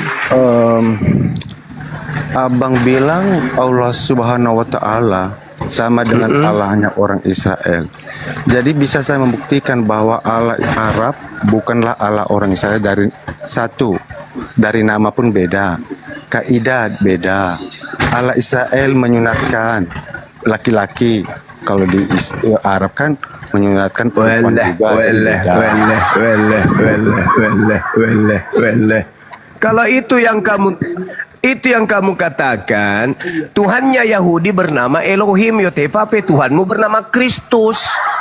Apa sih lo? Tuhannya orang Yahudi mengajarkan bersunat, Tuhanmu yang bernama Kristus tidak mengajarkan bersunat.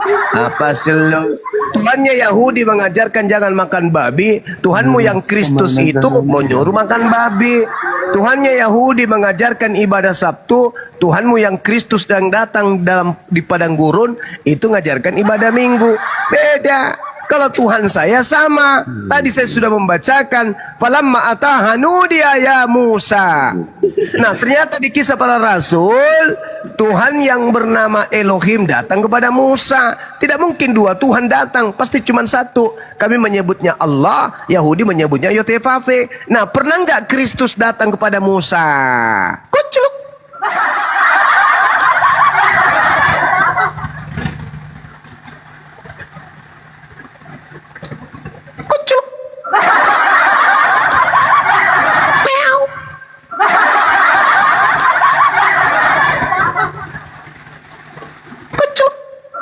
Gayanya ngomong menggebu-gebu. Nah sekarang kapan niatnya Bang jangan-jangan nggak pandai dia.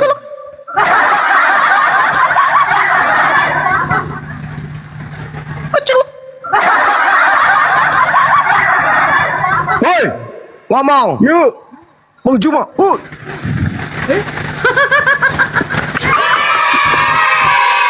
Oke, saya tanggapi Abang. Stres.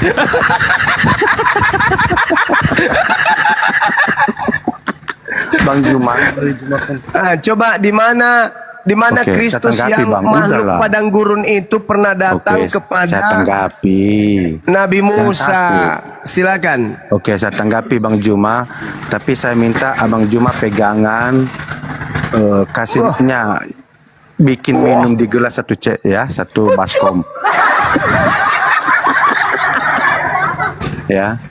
Jelas-jelas Bang, Allah Israel beda dengan Allah orang Arab. Iya, beda. Oke, sekarang coba kamu samakan Kristus dengan Tuhannya Bani Israel.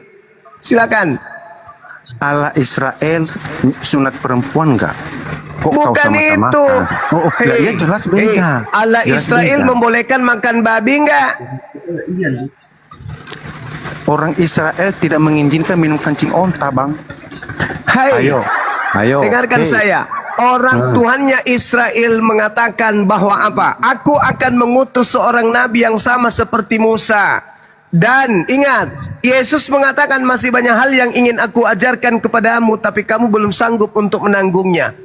Berarti banyak ajaran yang Yesus belum ajarkan. Lagian ajaran yang datang kepada Nabi Musa itu hanya untuk kaumnya Nabi Musa. ajaran yang datang kepada Nabi Muhammad untuk seluruh umat manusia. Ya beda lah, Cak Ayu. Sekarang tugasmu menunjukkan kepada kami di mana Tuhannya Bani Israel bergelar Kristus. Ayo. Di mana Yesus Kristus yang makhluk gurun itu pernah datang kepada Nabi Musa. Ayo. Loh, Yesus dibilang makhluk gurun, bukannya situ. Ya. Yesus anak Maria mengatakan apa? Waspadalah kepada Kristus yang datang kepadamu di padang gurun. Jadi kalau ada Kristus mengaku ada di padang gurun, jangan kau percaya. Nabi yang di padang gurun siapa? Nabi yang di padang gurun siapa? Nabi yang di padang gurun siapa? Siapa yang pernah bertemu dengan Kristus di padang gurun? Siapa yang mengaku Nabi di padang gurun? Siapa yang pernah bertemu dengan Kristus di padang gurun? Dia itu Nabi utusan Tuhan. Siapa yang pernah kemudian mengaku bertemu Kristus di padang gurun? Siapa Nabi yang mengaku Nabi di padang gurun? Siapa yang pernah mengaku bertemu dengan Kristus di padang gurun? Jawab Siapa dong. Nabi yang mengaku Nabi dan utusan Tuhan di padang gurun? Udah, kamu ke gereja sana cebok pakai spertus. Apain kau di sini? Lol. Kuciluk. Gak ada Kristen sehat, memang gak ada. Gak ada yang sehat. Kojiro. Walah. Ini maka lomang. Ini sebentar. Jona, Butar. Halo Jona. Dia nggak sadar dia sudah di atas ya. Jona. Oke. Aduh. Belum duduk dia Bunda, masih muter-muter di sini. Oh iya, oke. Tumben Akang manggil saya Bunda.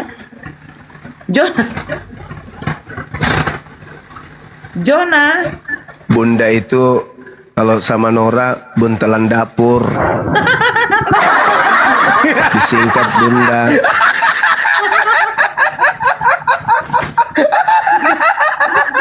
Apa Gurunda? Ya Allah. Buntelan. Buntelan. Ya Allah. Siapa Bunda Rama atau Bunda Rama? Buntelan. Mengata-ngatai saya ya Allah.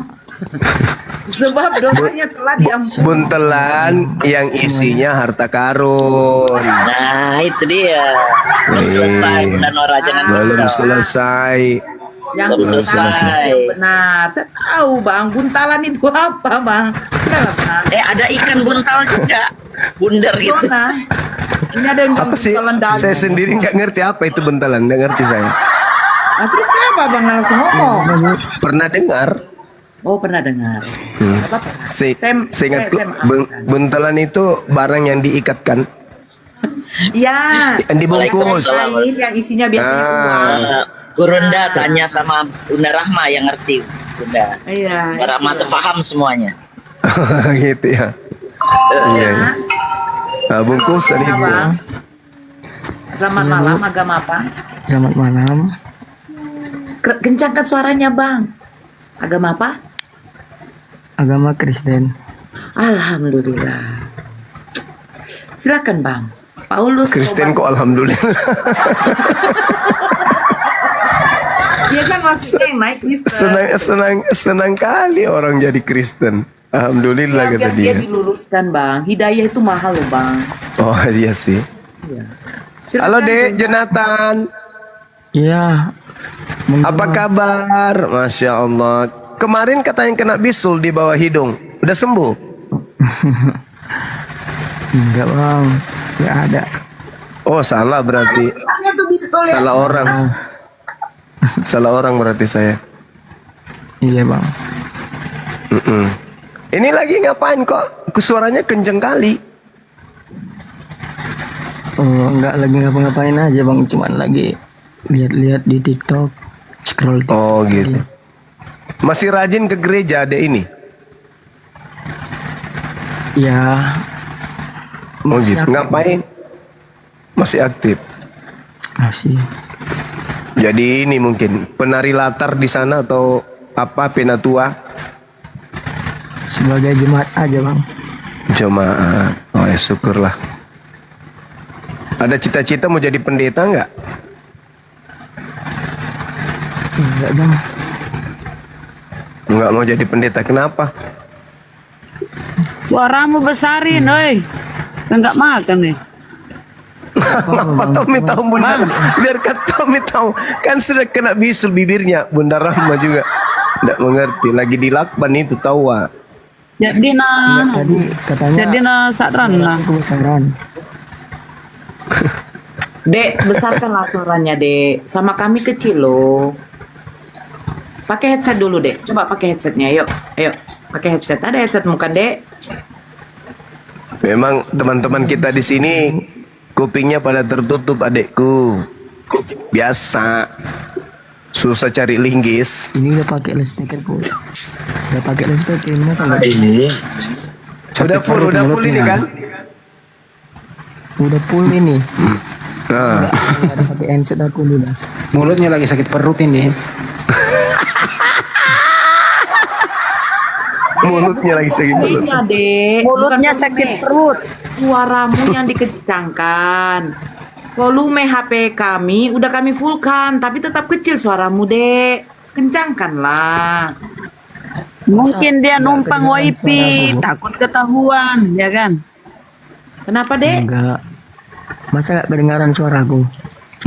Suaramu kedengaran, tapi kurang besar, kurang gede sedikit lagi. Coba, kamu takut sama mak kau? Enggak bu. Nah ya udah kalau nggak takut kok kayak begitu kali, lemes sekali kau. Kau orang Batak atau orang apa kau nih? Dari orang tua. Orang Aku Batak jauh kau, dari Dek? orang tua. Aku merantau. Orang Medan. Ah, orang Bataknya kok. BTR itu kan buta-buta. Mamaknya udah tidur. Bun, mamaknya udah tidur. Takut mamaknya bangun. Tidak, dia merantau katanya Bunda. Itulah Bunda juga nggak denger. Ya kencangkan lah. Tadi kau udah bisa kencangkan suara. Aku merantau ini bu. Di mana? Oh, di mana posisi? Di Kasihan. Stay di Malaysia. Oh, di Malaysia. Iya. Baik di sana ya. Oh, berarti nggak pernah ke Itu gereja cuman lagi dong. mau kalau di nanya sana, aja ya? itu tentang pembahasan itu tentang Paulus tobat palsu, maksudnya gimana? Ah, silakan Bang. Taubat palsu. Itu dinubuatkan sama Yesus sih di dalam Matius 12. Coba bang, apa itu isinya emangnya di Matius? Di Matius 12 itu ada tertulis gini. Di data nomor 43. Apabila roh jahat keluar dari manusia, ia pun mengembara ke tempat-tempat yang tandus mencari perhentian, tetapi ia tidak mendapatnya. Lalu iblis ini berkata, aku akan kembali ke rumah yang telah kutinggalkan itu. Maksudnya kepada orang yang bertobat tadi. Maka pergilah ia dan mendapati rumah kosong, bersih, tersapu, rapi, teratur. Lalu ia keluar, si iblis ini keluar dan mengajak 7 roh lain yang jauh lebih jahat daripadanya. Dan mereka masuk berdiam di situ.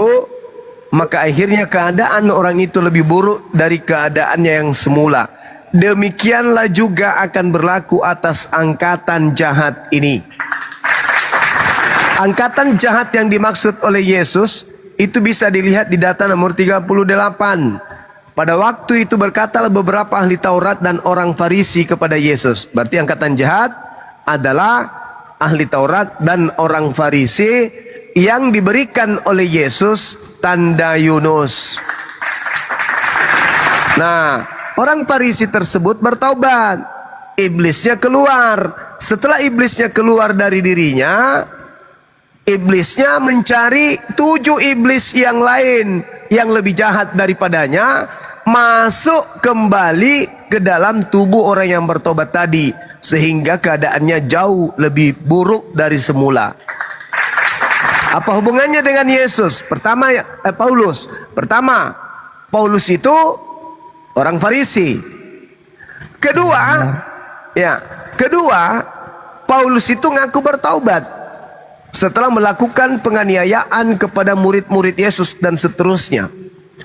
Ketiga, Di dalam Matius 24 nomor 15, di situ Yesus mengatakan begini, jadi apabila sang pembinasa keji duduk di tempat yang kudus, artinya ada orang yang kerjanya membinasakan tetapi duduk sebagai rasul di tempat yang suci, maksudnya memiliki kedudukan yang suci di tengah-tengah jemaat, padahal dia pembinasa keji, seperti yang dibuatkan oleh Nabi Daniel. Nah, kata Yesus, Daniel 7 nomor 25 kalau nggak salah, bahwa pembinasa keji ini memutarbalikkan firman Tuhan. Yang tadinya hukum Taurat itu wajib menjadi hilang, yang tadinya Sabtu menjadi Minggu, yang tadinya babi haram menjadi halal, yang tadinya sunat wajib menjadi tidak wajib. Dia, sang pembinasa keji ini, memutarbalikkan fakta. Yang ketiga, Anda baca di dalam Matius 23 nomor 15. Celakalah engkau wahai wahai ahli Taurat, wahai orang Farisi, wahai orang munafik, engkau menjelajahi daratan, menyeberangi lautan, mentobatkan orang menjadi pengikut agamamu. Setelah dia menjadi pengikutmu, kau jadikan dia menjadi orang neraka dan 2 kali lebih jahat daripada engkau sendiri. Yang kelima, Matius 7 nomor 15. Waspadalah kepada nabi-nabi palsu yang datang kepadamu menyamar menjadi domba, padahal dia adalah serigala. Di mana Paulus dikatakan serigala? Baca di Kejadian 49 nomor 27. Yakub, Benyamin, kelak keturunanmu akan berlaku seperti serigala, mencuri, merampas, lalu kemudian membagi-bagikan rampasannya. Paulus mengaku sebagai keturunan Benyamin, berarti keturunan serigala. Di dalam Filipi 3 nomor 5, aku adalah orang Yahudi dari suku Benyamin. Benyamin, keturunanmu kelak akan seperti serigala. Yesus mengatakan hati-hati kepada serigala, hati-hati kepada orang Farisi. Jadi semua tergenapi tentang Paulus. Di mana terakhir? Ini yang keenam. Baca Kisah Para Rasul 21 nomor 15 sampai nomor 26. Diskon 1 ayat. Di situ Paulus ketika kembali ke kota Yerusalem, Paulus bertaubat dari mengajarkan agama Kristen. Dinda Kores monitor. Dinda Kores monitor. Lobet. Oke, Dinda Nora buka Kisah Para Rasul 21 nomor 15 sampai nomor 26. Di situ Paulus bertaubat dari memurtadkan orang dari agama Yahudi, lalu kemudian beliau mentahirkan diri dan mempersembahkan persembahan di bait suci. Berarti dia bertobat. 15 sampai nomor 26. Pertemuan Paulus dengan Yakobus di Yerusalem. Rekop. Sudah beberapa. Saya bacakan. Iyalah. Oh. Ini 15 sampai 20. 15 sampai 26. Wih, Bang, panjangnya. Baca terbalik kalau panjang. Sesudah beberapa hari lamanya tinggal di Kaisarea, berkemas. Enggak masalah, tunggu. Yang bertanya tadi jangan sampai masih sudah tidur, kita sibuk sendiri. Enggak, Bang, masih dengar. Oh, masih. Dengarkan baik-baik ya, Dek ya. Ini suatu apa sama kau. Mudah-mudahan kau tercerahkan. Sesudah beberapa hari lamanya di Kaisarea, berkemaslah kami lalu berangkat ke Yerusalem. Bersama-sama dengan kami itu juga beberapa murid dari Kaisarea. Mereka membawa kami ke rumah seorang yang bernama Manason. Ia dari Siprus dan sudah lama menjadi murid. Kami akan menumpang di rumahnya. Ketika kami tiba di Yerusalem, semua saudara menyambut kami dengan suka hati. Pada keesokan harinya, pergilah Paulus bersama-sama dengan kami mengunjungi Yakobus. Semua penatua telah hadir di situ. Paulus memberi salam kepada mereka, lalu menceritakan dengan terperinci apa yang dilakukan Theos di antara bangsa-bangsa lain oleh pelayanannya. Mendengar itu, mereka memuliakan Theos. Lalu mereka berkata kepada Paulus, "Saudara, lihatlah, beribu-ribu orang Yahudi telah menjadi percaya dan mereka semua rajin memelihara hukum Taurat.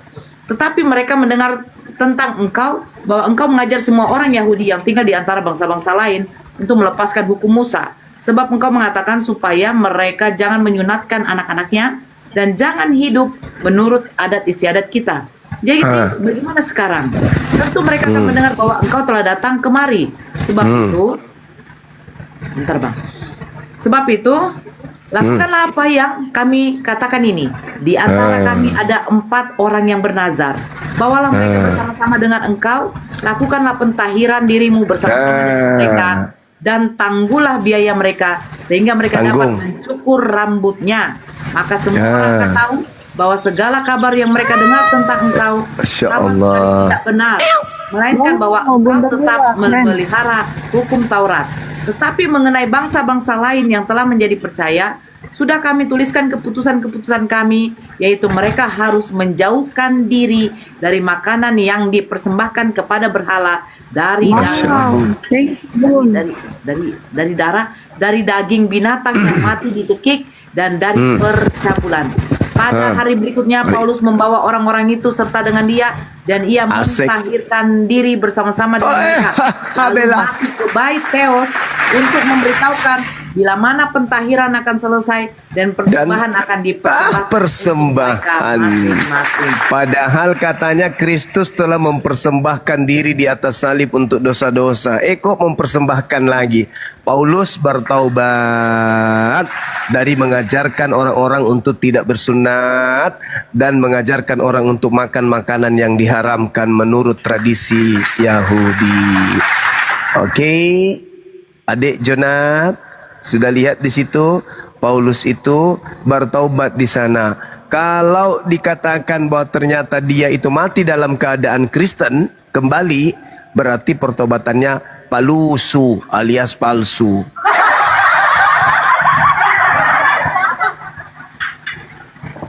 Itu data ya, kita nggak ngarang ya, itu data. Yang saya ketahui ya bang dan semua. Siap. Pertobatan Paulus itu, dan mungkin abang Juma sudah tahu ya, pada waktu itu kan Rasul Paulus kan mau menghakimi orang-orang Kristen yang udah ada yang di kota-kota, dan pada waktu itu kan Yesus sendiri yang menjumpai secara langsung mengenai tentang pertobatannya. Dan ya Kristus. Ya, tidak mungkin Paulus itu tobat palsu, sedangkan dia sudah mengajarkan hal-hal tentang kebenaran, dan Bang Juma juga mengetahui bahwa dia mati martir. Iya, itu tadi yang kita baca itu apa? Itu bertobat atau tidak itu? Itu yang diajarkan itu kan. Ada orang-orang yang percaya, yaitu dari golongan Yahudi, dan ada juga orang-orang percaya yang bukan dari Yahudi. Makanya dikasih tahu tentang peraturan mengenai tentang hukum.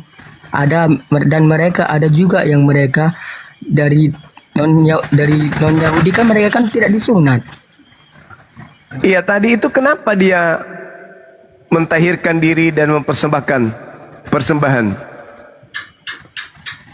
Itu dan diajak itu yang diajarkan tadi, itu mengenai tentang makanan. Itu kan darah kan memang tidak bisa, tidak boleh dimakan, kan sudah dikasih tahu. Ayat sebelumnya, nomor sebelumnya dia perintahkan orang tidak bersunat. Itu bang, kan orang-orang yang nggak bersunat itu kan orang-orang yang percaya dari golongan non Yahudi. Nggak harus. Terus kalau begitu kenapa dia harus bertobat dan mengikuti perintah penatua? Semuanya itu ada peraturannya itu bang, dan juga Rasul Paulus ini kan kita ketahui bahwa dia adalah orang Farisi ahli Taurat. Gak mungkin dia mempercayai orang kalau dia juga bukan percaya kepada Yesus, yaitu Kristus. Tidak mungkin dia membelokkan Kristus yang datang di padang gurun kan? Yang di Damsyik, yang pada waktu itu Rasul Paulus itu mau ke Damsyik, iya. Ya itu dia. Dia bertobat dari ajaran Kristus yang datang kepadanya tersebut. Coba dibaca lagi deh. Kalau saudara ini bisa baca aja coba. Kami mendengarkan kamu telah melarang orang-orang untuk bersunat. Bagaimana ini? Kalau orang mendengarkan kau sudah ada di kota Yerusalem ini kembali, maka mereka bisa datang dan menghukum engkau. Supaya itu tidak terjadi, ada 4 orang yang sedang bernasar. Kau pergilah bawa dia, kau tanggung semua biaya-biayanya. Paulus ikutin nggak? Ikuti. Berarti Paulus bertaubat. Kalau ternyata ujung-ujungnya kembali lagi Kristen, berarti Paulus tobatnya palsu, kan gitu. Begini bang, kan kita ketahui Rasul Paulus ini kan dari Yahudi, jadi apa yang diajarkan dia, ya itu kan bagi orang Yahudi nggak mungkin kan, kalau orang Yahudi kan disunat. Jadi ada orang percaya yang nggak dari Yahudi, mereka kan nggak disunat, jadi nggak mungkin dipaksa mereka harus disunat. Ya terus kenapa beliau bertobat kalau gitu? Kan dia, kalau yang datang kepadanya itu benar-benar adalah kebenaran yang hakiki, ya sampai mati pun dia harus mempertahankan. Tapi kok malah dia ikut-ikutan sesuai dengan apa yang diperintahkan di sana? Begini ya bang, saya kasih tahu, ini tentang kasih Kristus. Kasih Kristus. Mengapa Yesus sampai datang melalui tentang cahaya penglihatan? Oh itu bukan, yang dilihat. itu bukan Yesus anak Maria itu Yesus palsu itu. Iya, saya mau jelaskan dulu bang. Ini yang Kristus yang mati di kayu salib lah, saya kasih tahu. Iya, tapi ingat itu bukan anak Maria. Iya, Kristus yang mati di kayu salib. Buat apa dia turun untuk memberitakan tentang kebenaran sama dia? Karena hukum yang di dalam perjanjian lama tidak ada salahnya. Cuman kenapa kasih Kristus itu dikasih tahu kepada Rasul Paulus?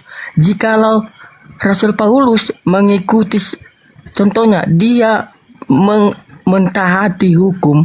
Kalau dia contohnya kan, kalau di dalam perjanjian lama kan gigi ganti gigi, mata ganti mata. Ya, itu firman Tuhan itu tidak boleh jangan diganti, itu firman Tuhan. Bukan diganti kan, saya kan tidak ada mengatakan tidak diganti. Saya kan tidak ada mengatakan bahwa itu diganti. Cuman hukum itu mau diberitahukan sama si Rasul Paulus bahwa tentang kasih. Kalau jika itu kasih apa yang diajarkan Paulus? Apa yang kasih yang mana? Itulah yang dikasih tahu. Kalau contohnya, kita contohnya ada saudara kita yang lagi lapar atau nggak punya apa-apa. Oh, itu tidak perlu agama kalau yang kayak gitu. Itu tidak perlu Tuhan turun bunuh diri, disalib, digantung kalau yang kayak gitu-gitu. Orang yang tidak punya agama juga itu manusiawi. Jangankan manusia, binatang pun melakukan hal yang sama. Itu hal sampingnya aja maksudku bang. Supaya orang-orang yang tidak percaya kepada Allah yang benar. Ya Anda lah itu yang tidak percaya kepada Allah yang benar. Makanya Anda jadi Kristen. Kalau Anda percaya kepada Allah yang benar, berarti Anda percaya kepada yang mengutus Yesus. Maka tidak mungkin Anda menjadi Kristen, karena Kristen itu bukan ajaran Allah yang benar. Itu ajaran makhluk padang gurun yang datang kepada Paulus memakai nama Kristus supaya dianggap sebagai pembawa kebenaran. Begitu deh. Iya, tapi itulah yang ku ketahui ya bang. Kalau ya itulah imannya adek ini. Iya, aku cuma mau ngasih tahu. Iya. Paulus percaya kepada Kristus yang datang kepadanya. Iya. Tapi sayangnya yang datang kepadanya bukan anak Maria, Kristus lain. Setahuku ya bang, ya itulah yang kau jelaskan tadi, Kristus yang mati di kayu salib. Iya, itu bukan anak Maria. Yang mati di kayu salib itu adalah dikutuk oleh Elohim karena dia melakukan dosa besar. Lu bang, orang-orang abang percaya kalau Isa itu tidak ada Disalib. jahat. Iya. Isa itu suci. Itu Iya, yang kami makanya percaya dia itu Yesus. makanya dia diangkat ke langit, tidak jadi dibunuh. Kenapa abang bilang berdosa? Abang aja udah salah di situ. Kenapa abang? Ya, yang disalib ini bukan Nabi Isa. Yang disalib ini juga bukan Yesus anak Maria. Yang disalib ini adalah pengganti daripada Yesus. Itu abang memutarbalikkan itu bang. Itu bukan. Bukan. diganti. Memang Yesus. Oh, Itu memang tidak. ada Tidak. Yesus. Tidak. Yesus Barabas. Abang jangan salah. Yesus Barabas, mungkin itu yang disalib. Sama Yesus Kristus. Yang disalib ini kan orang yang dikutuk oleh Elohim. Salib itu hukuman bagi orang yang dikutuk oleh Elohim. Iya bang, kenapa? Nah, sekarang Yesus anak Maria apa dosanya sampai dia harus disalib? Dengar ya bang, abang berarti nggak tahu ceritanya. Kenapa dia disalib? Karena dia memberitakan tentang Allah yang benar, menyembuhkan orang sakit, membangkitkan orang mati. Yang disalib itu, syarat disalib adalah melakukan dosa besar yang sepadan dengan hukuman mati sehingga dia dikutuk Elohim. Baca Ulangan 21 nomor 22 sampai 23. Syarat disalib itu adalah orang yang dikutuk Tuhan. Sekarang Yesus dikutuk Tuhan enggak? Bang, abang juga tahunya kalau Yesus atau Isa itu sudah dinubuatkan tentang kedatangannya. Nubuat apa lagi ini? Itu nubuat yang dikarang-karang gereja. Tidak bang, itu ada di kitab Daniel. Nah, sekarang yang tahu tentang kitab Daniel orang Yahudi atau orang Kristen? Iya, ya orang yang percaya kepada Allah lah. Ya, bagaimana orang percaya kepada Allah? Anda itu cuma menerima terjemahan bukunya Yahudi. Sementara mereka ini yang punya buku yang mengerti tentang isi kitab mereka. Kok Anda pula yang mengatakan itu nubuat untuk orang yang mati di atas salib? Sedangkan Yesus mati itu karena kecemburuan orang Yahudi sehingga mereka ingin membunuh Yesus. Cemburu. Tangannya bang, kematiannya. Alamak, itu cocokologi agama Kristen yang bukan pemilik kitab. Faktanya di dalam Yohanes 11 nomor 45 sampai nomor 57, yang punya kitab ingin menyalib Yesus karena mereka takut bangsanya dirampas Romawi, bukan karena dosa waris. Begitu adekku. Coba adik ini kalau masih ada kesempatan baca coba Yohanes 11 nomor 45 sampai nomor 57. Bisa nggak gantian? Tadi kan adik Nora yang baca, nah sekarang adik Jona. Yohanes 11 nomor 45 nomor 57. Ya, baca. Ke dapur baca. Baca di dapur. Masuk ke dalam temayan, tutup. Di dalam aja situ, muter-muter di dalam, baca Bible. Dia cari buntelannya bang. Iya betul. Iya.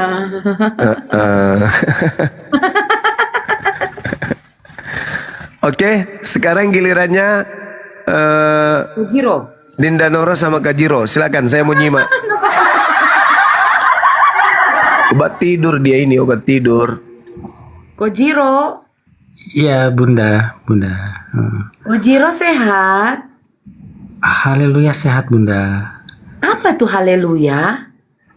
Wah, haleluya artinya, ya haleluya artinya terpujilah ayahanda. Ayahanda? Iya, itu nama dari bapaknya Yesus. Ya. Jadi ayahku yang ada di surga, dikuduskanlah namamu ayah. Bilangnya bukan ayah, bukan ayah. Bilangnya bukan ayah Bang Zuma, tapi ayaha, itu yang betul. Oh ayaha. Ya. Nah, jadi sebentar Bunda Nora. Tadi Bang Zuma tuh benar.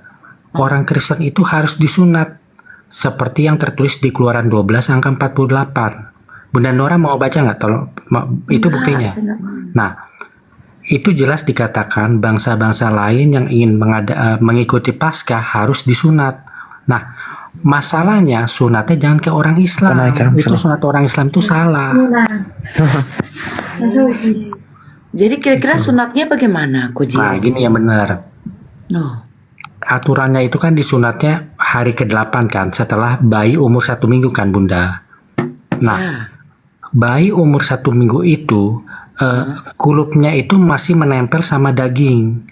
Nah, itu makanya itu nggak bisa di berdarah kalau dibuang. Jadi yang benar itu hanya kelebihan kulit sedikit aja, itu yang di ujung itu, Bunda, yang kayak pantat balon tuh. Nah, itu. Kamu bersunat? Aku disunat umur 13 tahun, cuman sunatnya salah kayak orang Islam. Kenapa nggak 8 tahun? Dia Nggak 8 disunat kayak pakai gunting kuku, karena ujungnya aja yang dipotong katanya. Jadi ibaratnya ujung dipotong kecil-kecil begini ya? Yang kayak pantat balonnya itu loh, yang di ujung aja itu. Ya. Yang kelebihan kulit di ujung aja itu loh. Nah, kayak yang suka waktu kecil kan Bang Zuma tuh suka waktu umur 9 tahun SD itu kan suka dimain-mainin sama Bang Zuma kan yang di ujung itu tuh. Nah, itu. Ya. Kau tau dari mana? Oh, kau juga kayak gitu? Ya, soalnya aku juga gitu loh. Ini kayak Lukas. Ini kayak Lukas, tahu aja kalau Yesus itu disunat. Alamak. Aduh, ya Allah. Jadi Ko Jiro, haleluya artinya ayahanda. Iya, betul, Bunda. Ayahanda. Iya, ayahanda. Sebenarnya ayaha aja. Seperti seperti kan ibunda itu sebenarnya kata dasarnya ibu, ya kan? Ayah hantu itu. Ayah hantu. Gitu. Oh, gitu-gitu. Oh, ngorok. Oke, nggak apa-apa. Nah, kira-kira Ko Jiro, apa yang membuat kamu itu tidak mau mengimani Allah sebagai Tuhan dan Nabi Muhammad sebagai Rasul? Karena aku melihat pola di dalam Alkitab ini, Bunda. Polanya itu sangat sempurna gitu loh. Wah, apa yang disempurnakan di Bible? Aku tuh sering bilang begini, Bunda, polanya. Iya. Adam itu jadi lama nih. Ayah. Adam itu saya berusaha untuk tidak ketawa. Gini, Ko Bunda. Jiro. Yes. Ya, gini. Adam itu kan punya 2 anak ya kan, Kain dan Habel ya kan. Abraham punya 2 anak, Ismail dan Ishak. Ya. Ayahanda punya 2 anak, Adam dan Yesus. Oke? Abraham. Ayahanda ini siapa? Lah, iya itu bapaknya Adam dan Yesus. Siapa bapaknya Adam dan Yesus? Ya itu ayahanda, itu proper name. Namanya? Itu ayahanda. Ayahanda itu proper name, bukan bapak, itu proper name. Ayah, tolong. Jadi Yesus mengajarkan ayahku yang di surga. Kuduskanlah nama. Masalah generasi. Waktu dia berdoa di Taman Getsemani, ya ayah. Ya. Kalau cawan ini, iya. Ya, tulisannya sih bapak kan. Oh, ini berasal dari bahasa apa ayahanda? Ya, itu dari bahasa yang tertulis di Keluaran 3 angka 14. Bukan bahasa apa? Yunani, Inggris, Mentawai? Itu nama. Kalau nama itu kan tidak bisa diterjemahkan kemana-mana loh, Bunda.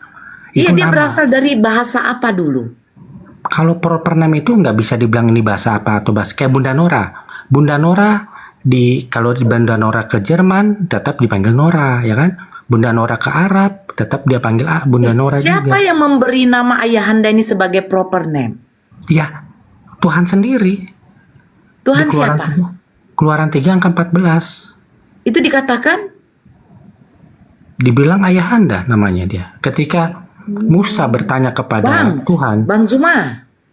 Mending nanya aja kalau ada ayahanda, ada ibunda nggak gitu loh. Ada ibunda nggak? Kebetulan aja kita di Indonesia menggunakan kata ayah. Sebenarnya menurut itu begitu, nggak ada hubungan sebenarnya. Cuman karena saya yang kayak gini, Bang. cuman kan gini bang. Cuman ketika dia panggil bapaknya ayah, tiba-tibanya dipatok ulah, jadinya panggilannya ayah. Begitu maksudnya. Iya kan? Benar nggak Kak Jiro? Enggak. Ya, ketika Musa bertanya kepada ada benarnya Tuhan, sedikit. apa namanya, ya kan? Tuhan menjawab, Kojiro ayah sama anda James namanya, dulu, Kojiro. ayah. Iya, oke. Ayaha. Oke, kita akan revisi lagi nanti dirubah ya ayaha. Iya, Ya. betul. Waktu teriak di tiang salib, Eli lama sabatani itu salah. Oh, itu kalau itu kan Eli artinya Tuhan, bukan proper name. Nanti versi Bugisnya katanya panggil Teta. Kalau proper name Panggil nama Teta. Tuhan, Kalau sudah tua panggil Opung. nama Tuhannya umat Islam kan Allah, ya kan? Ya kan? Nah, nama Tuhannya Bella Kojiro, iya makasih Kojiro. ya. Ya. Itu proper name. Ya. Oke. Oke, Joni silakan. Saya iya. Temanya Paulus tobat palsu. Jadi si Paulus tobat tapi tobat yang palsu gitu ya. Iya. Iya, ajarannya yang aja. Saya ini Kristen tuh. Iya. Nah juga ajarannya ini macam membodoh-bodoh itu. Ajaran siapa? Si Paulus ya? Dia aku. Jadi yang membodoh-bodohin Kristen ini Paulus. Iya, kita itu macam dibodoh-bodohi aja gitu. Oh. Abang kapan terasa mulai dibodohin sama Paulus? Semenjak dewasa lah kita kan. Abang ketemukan di mana si Paulus membodohi Kristen? Apa itu sebarkan kasih katanya, tampar pipimu kaki di kanan. Harusnya kan dibesarin, host dibesarin. Oke. Dibesarin apanya, Bang? Aduh, kenapa ini? Jadi si Paulus ini tidak beres ajarannya, membatalkan hukum Taurat. Enggak, yang paling bodoh ini. Jangan. Yang paling bodohnya menurut saya, masa tampar pipi kanan, kasih pipi kiri, kasih pipi kanan katanya. Iya kan? Iyalah, coba kalau abangku tampar. Abang Iya. mau kasih lagi pipi abang? Makanya menurut saya Kristen sedunia ini bodoh-bodoh. Iya. Bodoh. Kenapa bodoh saya bilang? Iya. Harusnya orang Yahudi meludahi, hantam, habisi. Siapa yang habisi? Itu aja. Ngapain kasih? Itu salah itu. Toh? Iya. Jadi pengajaran Paulus yang menyembah kepada Kristus yang mati di kayu salib, yang dijadikan Tuhan itu kira-kira benar? Kalau itu ya itu kita lihat ya keimanan lah, ibaratnya nggak bisa kita apa itu. Cuma ajaran ini kok aneh betul, kok kasih semua kan itu. Jadi menurut saya ini nggak pas ini. Jadi ajaran Yesus yang benar bagaimana? Maunya kan ketahuan musuh hantam aja kan itu. Ketahuan musuh libas saja selesai. No? Yahudi hanguskan siapa saja. Yahudi karena udah menentang tuh. Nah, lihatlah Kristen di dunia ini bodoh-bodoh betul. Canggih tapi bodoh. Apa? Kasih katanya. Tuh. Iya. Tapi sebenarnya itu cuma teori, saudara. Tidak ada Kristen yang mau dan mempraktekkan kasih tampar. Sebelum ditampar, Kristen sudah nonjok duluan. Itu faktanya. Itu lebih bodoh lagi karena bertentangan dengan kitab. Enggak ada itu Kristen mempraktekkan ajaran seperti itu. Kristen itu adalah agama haus darah. Kristen itu disebarkan di seluruh dunia dengan penjajahan. Tidak sampai ke Indonesia agama Kristen itu kalau tidak menumpahkan darah manusia. Agama Kristen itu agama penjajah yang paling rasis di antara seluruh agama di atas muka bumi ini. Sejarah anak keturunan Adam, hanya satu-satunya agama yang membunuh Tuhannya sendiri itu Kristen. Jadi percuma Anda mengatakan saudara Anda bodoh, karena itu tidak terbukti. Kristen itu agama rasis, agama paling kejam di dunia itulah agama Kristen. Satu-satunya agama yang membunuh Tuhannya sendiri dia. Satu-satunya agama yang disebarkan dengan penjajahan dia. Satu-satunya agama yang disebarkan dengan dengar pura-pura politik, ekonomi dia. Di Indonesia bang, orang Kristen mau tahu 350 tahun melakukan pembunuhan, isap darah pribumi, asal Anda tahu. Jadi ya Anda juga yang bodoh karena Anda tidak melihat fakta di lapangan. Surat yang ada dalam kitab saudara tampar ini itu teori. Itu teori. Orang Kristen itu nggak dia papain aja, udah nggak mau duluan. Jadi Anda juga bodoh kalau mengatakan saudara Kristen di dunia itu bodoh. Tidak, Kristen itu, Bible itu hanya aksesoris. Agama Kristen itu cuma aksesoris. Yang mereka inginkan adalah menguasai dunia, mengisap darah manusia anak Adam, mengajak anak Adam masuk ke neraka. Karena kenapa? Mereka mengajarkan menyembah yang bukan Tuhan, yaitu makhluk yang keluar dari rahim manusia yang netek sama ibunya. Itulah agama yang paling kejam. Membunuh manusia dengan akal manusia dimatikan. Jasad manusia diperintahkan oleh Tuhan, jasadmu pelihara, jangan kau makan ini, jangan kau makan ini. Enggak, Kristen, enggak, makan semuanya. Kalau perlu kapal selam juga kau makan. Jadi jangan Anda melihat perintah tampar kiri seakan-akan Kristen begitu. Enggak bang. Di kota saya di Makassar ada jalan korban 40.000 jiwa. Siapa pelakunya? Aliteng. Satu lubang dikubur manusia 40.000 jiwa loh. Pelakunya Aliteng. Jadi Kristen itu ajaran kasih, no bullshit, lebih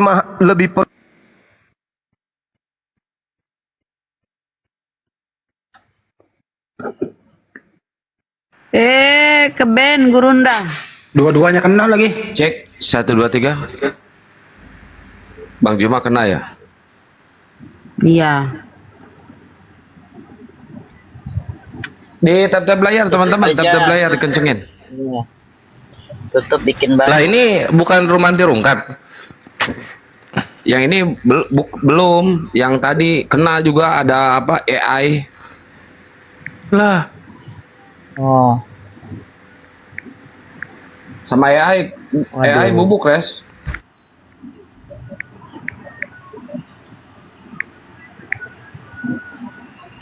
Kok AI ngerungkatin ini orang?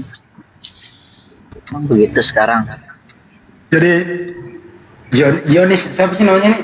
Dionis. Jadi Nyalain lampumu bang, gelap gulita. Jadi menurut Anda itu nggak bisa dipraktekkan itu ya bang ya, tampar pipi kiri kasih pipi kanan ya, sulit ya bang. Jadinya seperti ini bang, banyak di kekristenan ini menjadi terkekang oleh itu gitu. Mau marah nggak bisa, tapi akhirnya marah juga. Itu akhirnya marah juga, nggak tahan ya, marah juga kan. Tapi Anda kan masih Kristen ya bro? Iya, status masih Kristen, cuma ajarannya ini kok aneh, kok memberi kita mati seperti ini kan gitu. Berarti Anda udah meragukan kekristenan Anda sendiri ya? Ya ajarannya itu kayak dipelesetkan, harus sebenarnya saudara ini mau pamer kalau agama kasih, Kristen itu agama kasih, tapi caranya dimodifikasi kayak Paulus. Dia mau pamer ke kita, Kristen itu agama kasih loh. Saya heran ini orang Kristen kok bodoh-bodoh ya, kenapa pengasih? Itu bullshit. Dia mau pamer seperti itu. Dia ini jurus Paulus, ular tedung ini yang pakai topi hansip. Kamu tahu ndak agamamu itu? Sekali lagi saya katakan, agama terkejam di dunia itu agamamu. Jadi jangan kau pamer, saya heran sama Kristen-Kristen ini. Kok dia kasih, maunya itu orang Israel kalau diludahin. Wajar kalian itu diludahin. Wajar kalian diludahin. Kalian memang sampah. Wajar. Loh kok Tuhannya orang Anda ceritakan turun ke bumi, punya nonop, nenen sama ibunya. Apa itu kebuat Tuhannya orang kayak gitu? Ya wajar Anda diludahin. Jadi nggak usah saudara pamer agama Kristen itu bodoh ya. Dia kok kasih kali sama bullshit. Jutaan pribumi jadi yatim piatu atas ulah orang-orang yang mengatasnamakan dirinya Kristen, Bung. Jutaan wanita jadi janda atas agama yang mereka yang mengatasnamakan Kristen. Nanti kalian mengatakan kasih, mau tahu?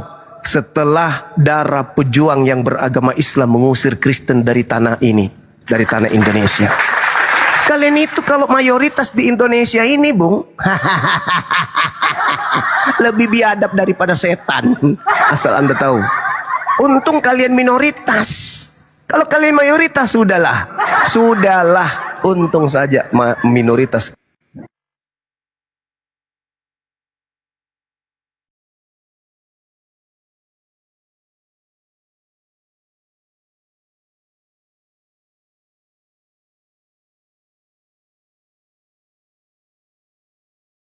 Oke. Jangan ensiklopedia dong. Ensiklopedia kan udah tadi. Ini apa ini? Muhammad Basuki. Coba hadis ID. Oh. Tafsir.com. Kalau di Google sama itu, Tat. Sama aja, Tat. Digituin juga. Karena Google nggak paham nahu. Enggak, ya, makanya jangan. Oh, enggak, bukan ini mah kayak gini. Bentar ya, saya kembali dulu. Kita buka di Laduni, coba.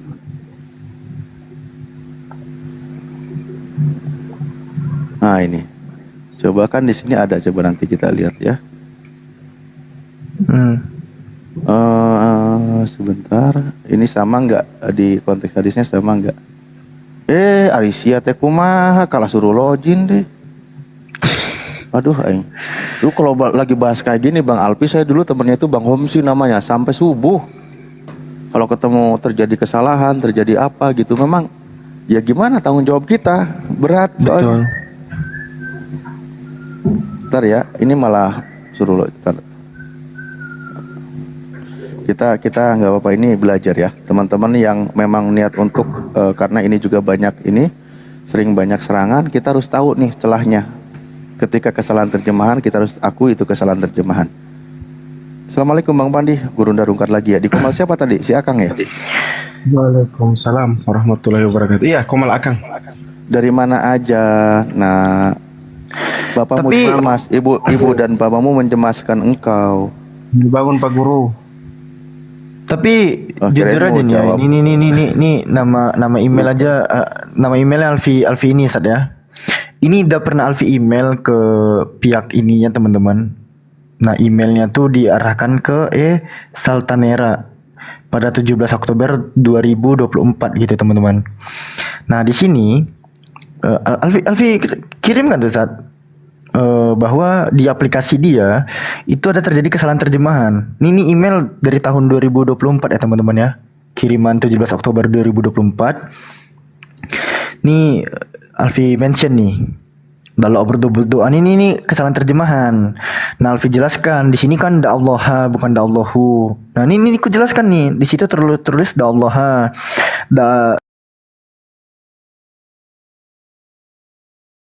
Lengkap juga karena mungkin AI-nya ya. Suaramu Tapi nggak kenapa apa-apa. begitu jelek kali? Hah? Suaramu Kenapa?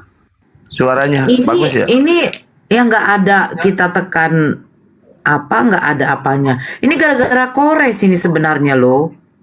Gara-gara Kores. Iya, Kores itu kan suka parkun, diam-diam dia mereport.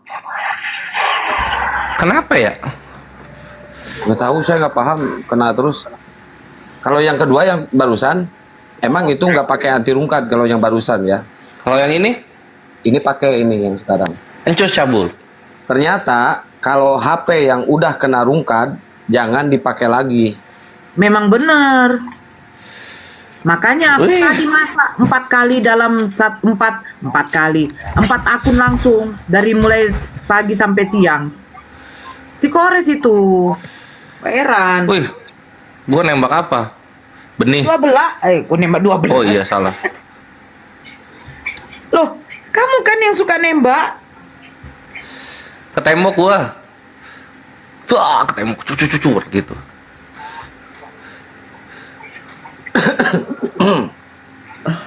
Tadi siapa ya namanya ya ular beludak itu?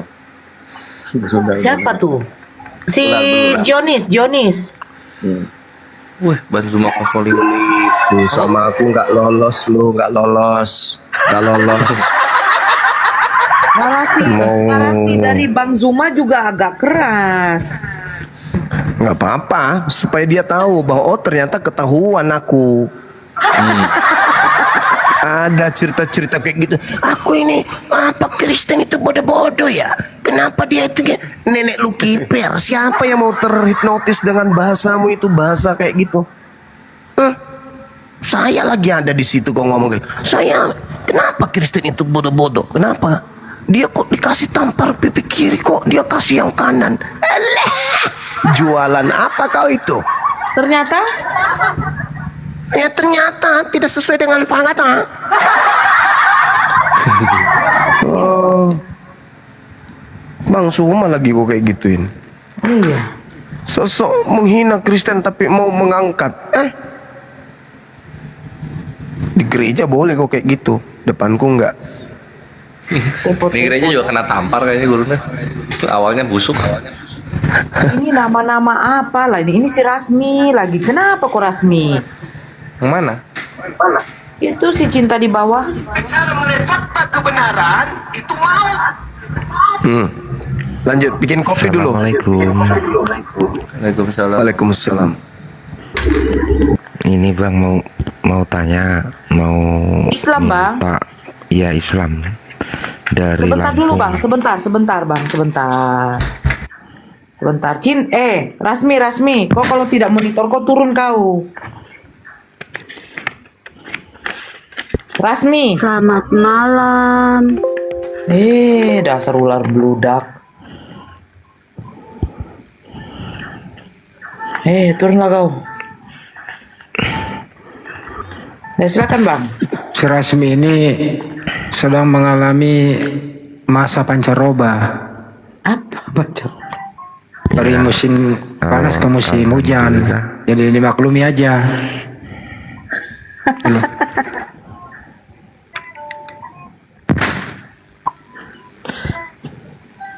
Ya alhamdulillah, terima kasih udah dinaikin.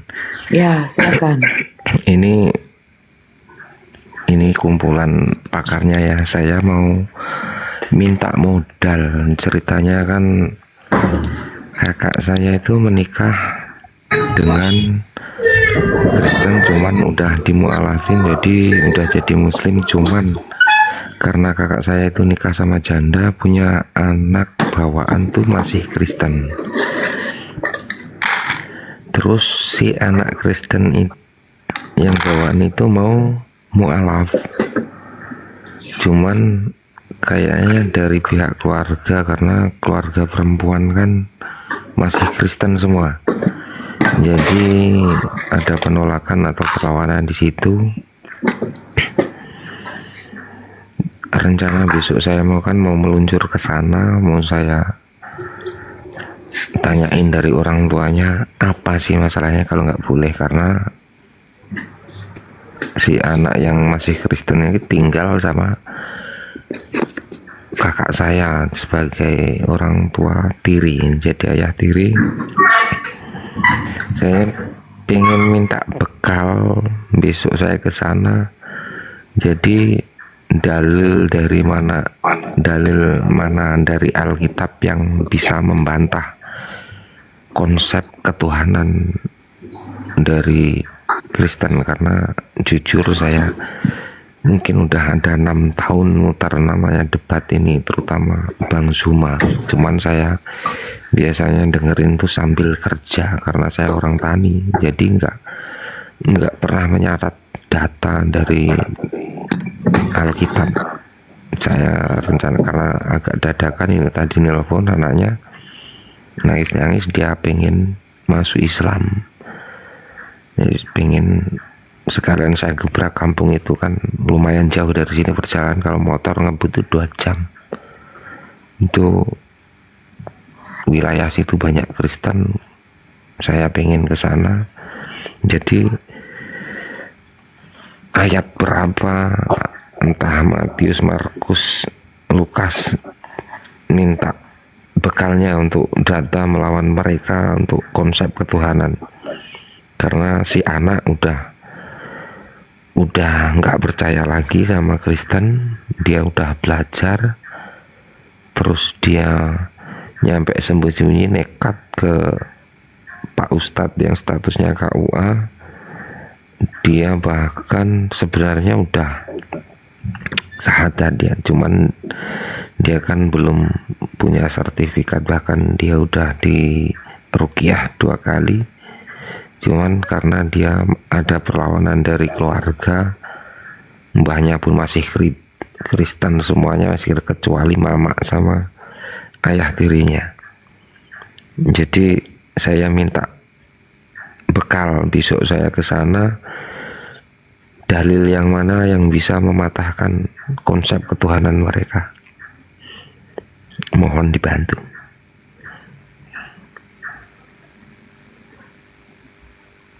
Udah, Bang. Khususnya Bang Zuma.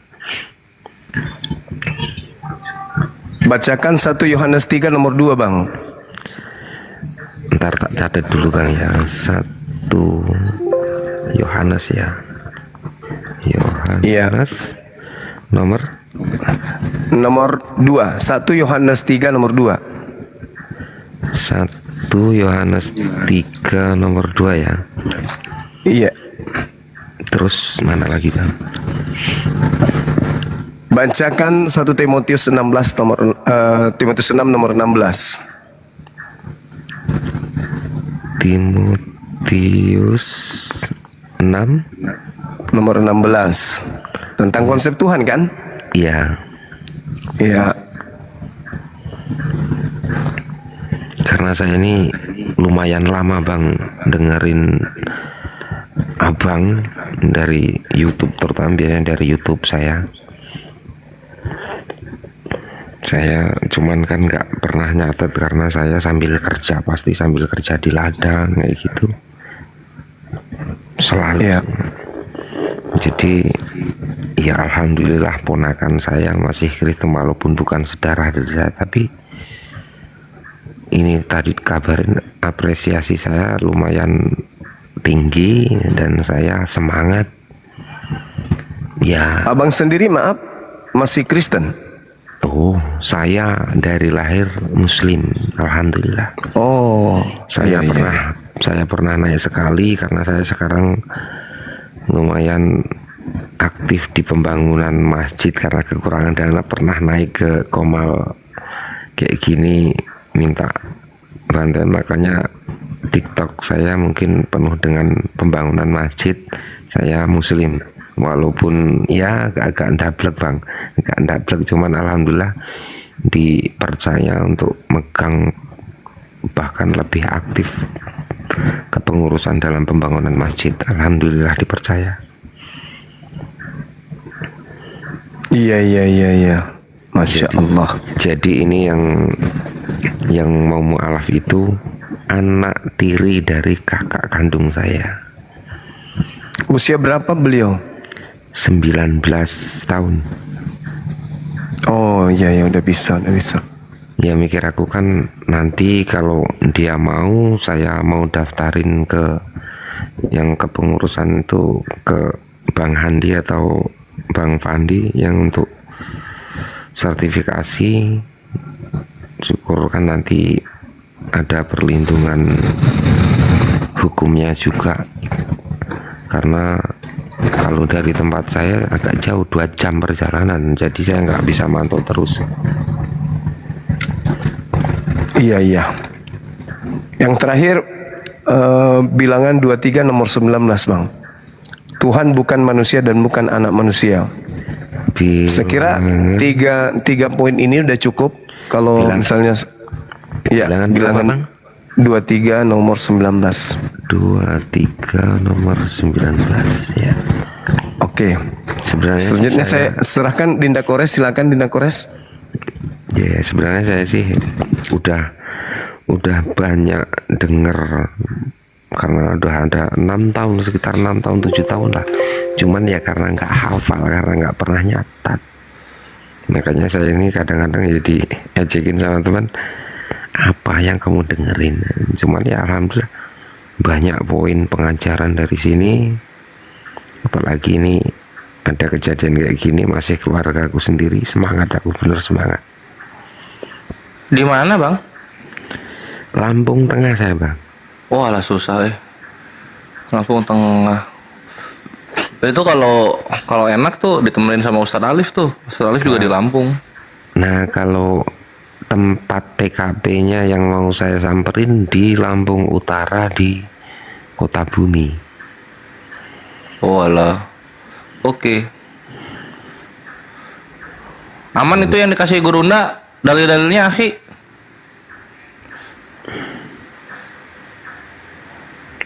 Bisa makainya ya, bismillah. Bismillah, insya Allah. Kalau anaknya sih udah lumayan banyak dalilnya, malahan karena dia yang punya Alkitab dan dia mau belajar, banyak yang di situ yang janggal, banyak, bahkan dia menerangkan lumayan udah. Sebenarnya sih tadi udah tak yakin. Kalau kamu itu udah yakin, udah mantap hatimu, kamu syahadat di kamar sendiri pun sah, tak bilang gitu tadi. Cuman dia mungkin udah syahadat karena dia udah sempat diruqyah 2 kali, karena nggak mampu otaknya kan menanggung beban, dia udah nggak bisa menerima Kristen, sedangkan karena dari orang tuanya dia Kristen, jadi tiap hari Minggu dia disuruh ke gereja, tapi dia udah nggak mau. Sebenarnya udah 1 tahun ini, pas 1 tahun kata dia itu ngomong alaf.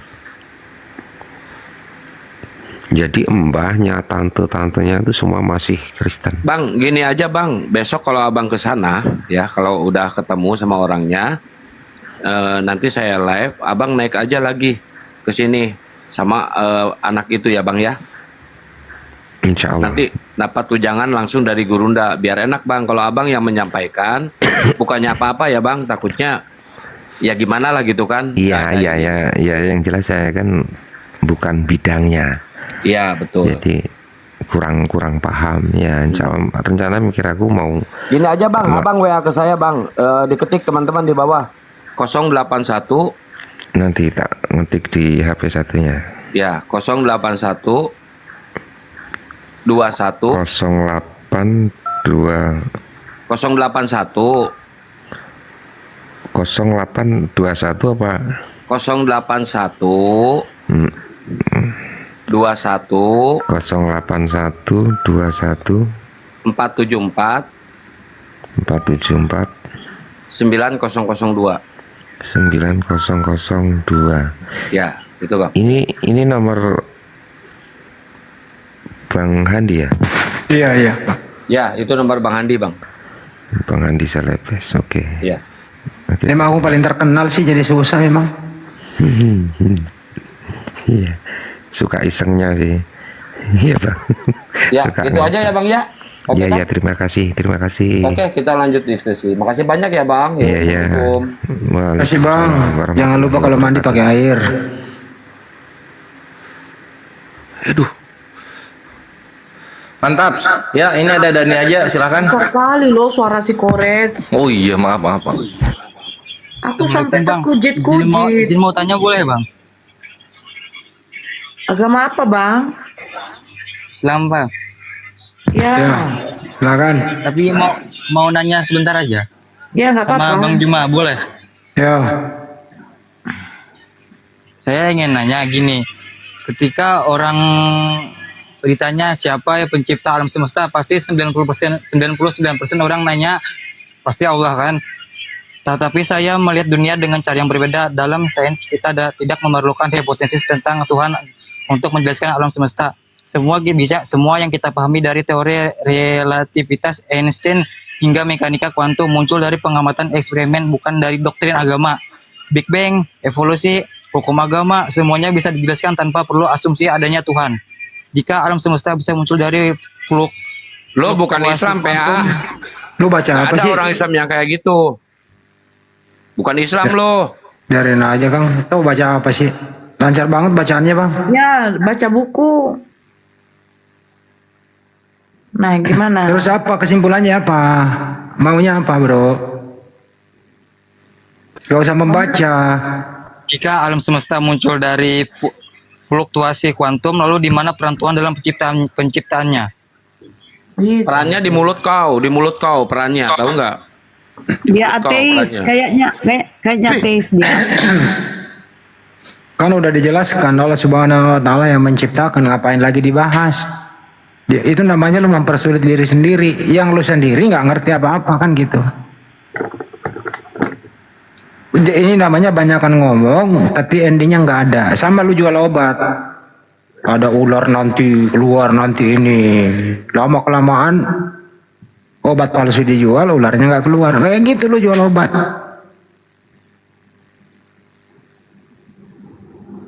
Sesuatu yang bisa dipermudah itu nggak usah dipersulit. Pakai logika, pakai rumus apa segala macam itu loh. Agak perlu kayak gitu-gitu di sini.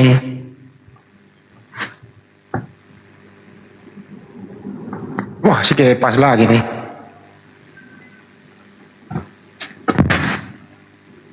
Ini pemburu apa dia nih? Kepas ini. Pemburu tentara Romawi. Bukan ya? Nora. Nah, itu kan. Selamat malam. Ya malam, kenapa Kepas? Nih, Kepas Kau belum kenapa? tidur kok Nora? Kau belum tidur? Ya, aku mau siap tidur. Kan aku ambil wudhu dulu. Doa Bapak kami ya.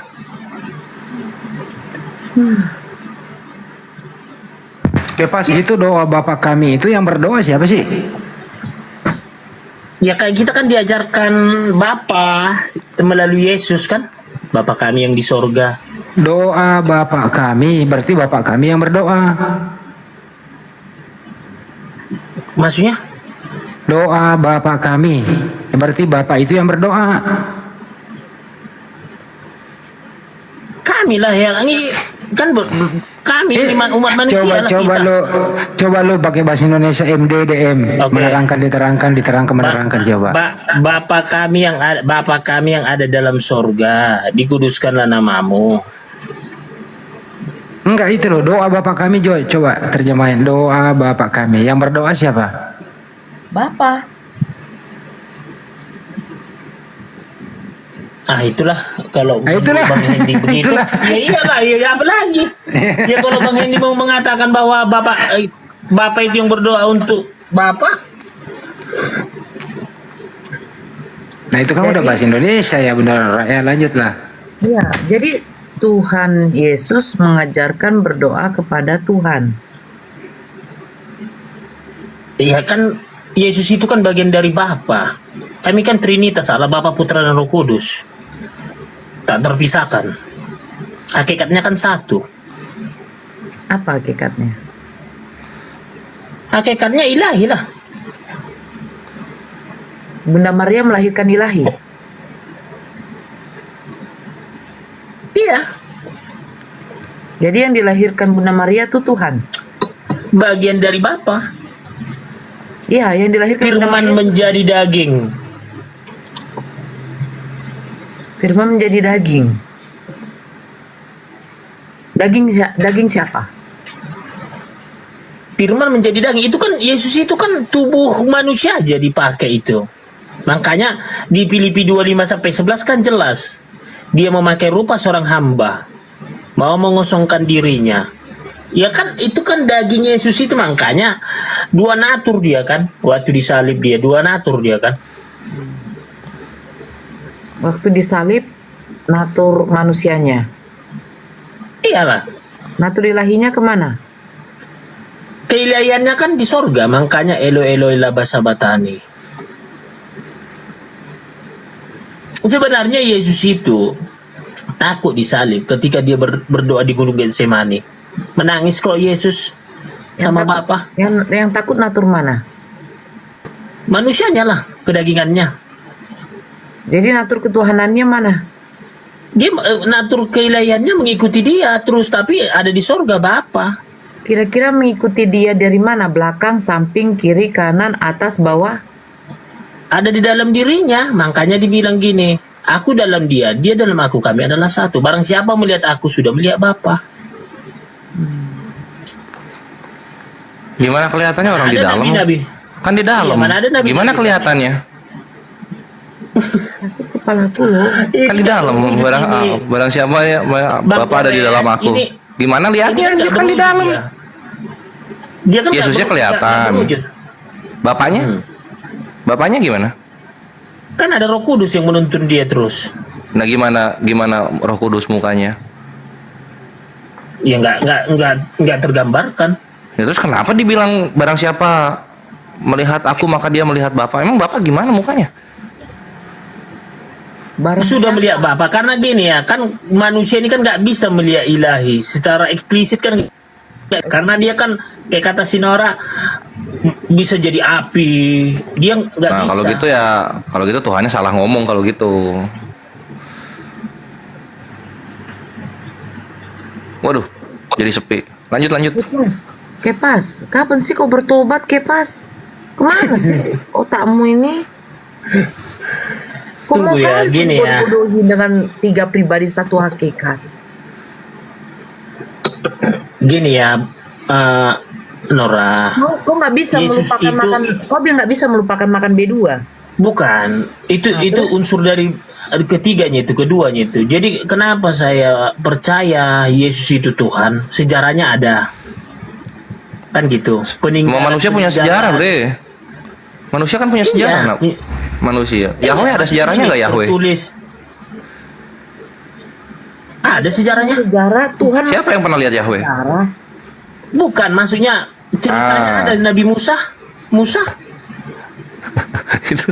itu musanya. Aduh, sakit kepalaku kau lah, kau resa. Sakit kepalaku nih, si Kepas. Kapan aku bertobat, Kepas? Mau kepalaku dia Gitu. bukan lah dulu, Kepas. Nah, gitu. Lanjut tuh, Sinora. Agak lah. Cuci kaki lah kau, minum susu tidur lah kau, bobo cantik lah kau. Nora. Sakit kepalaku. Dari kemarin gak bertobat-tobat kau. Gini loh, Nor. Gini ya. Mohon maaf ya. Kalau Islam kan Tuhannya nggak kelihatan. Nah, di mana Tuhanmu? Musa? Iya kan? Musa? Nggak kelihatan Abraham? Tuhan Musa. Bagaimana bentuk Tuhannya Musa? Nggak tergambarkan. Loh, tapi katanya kelihatan, tapi nggak tergambarkan. Cemananya kau?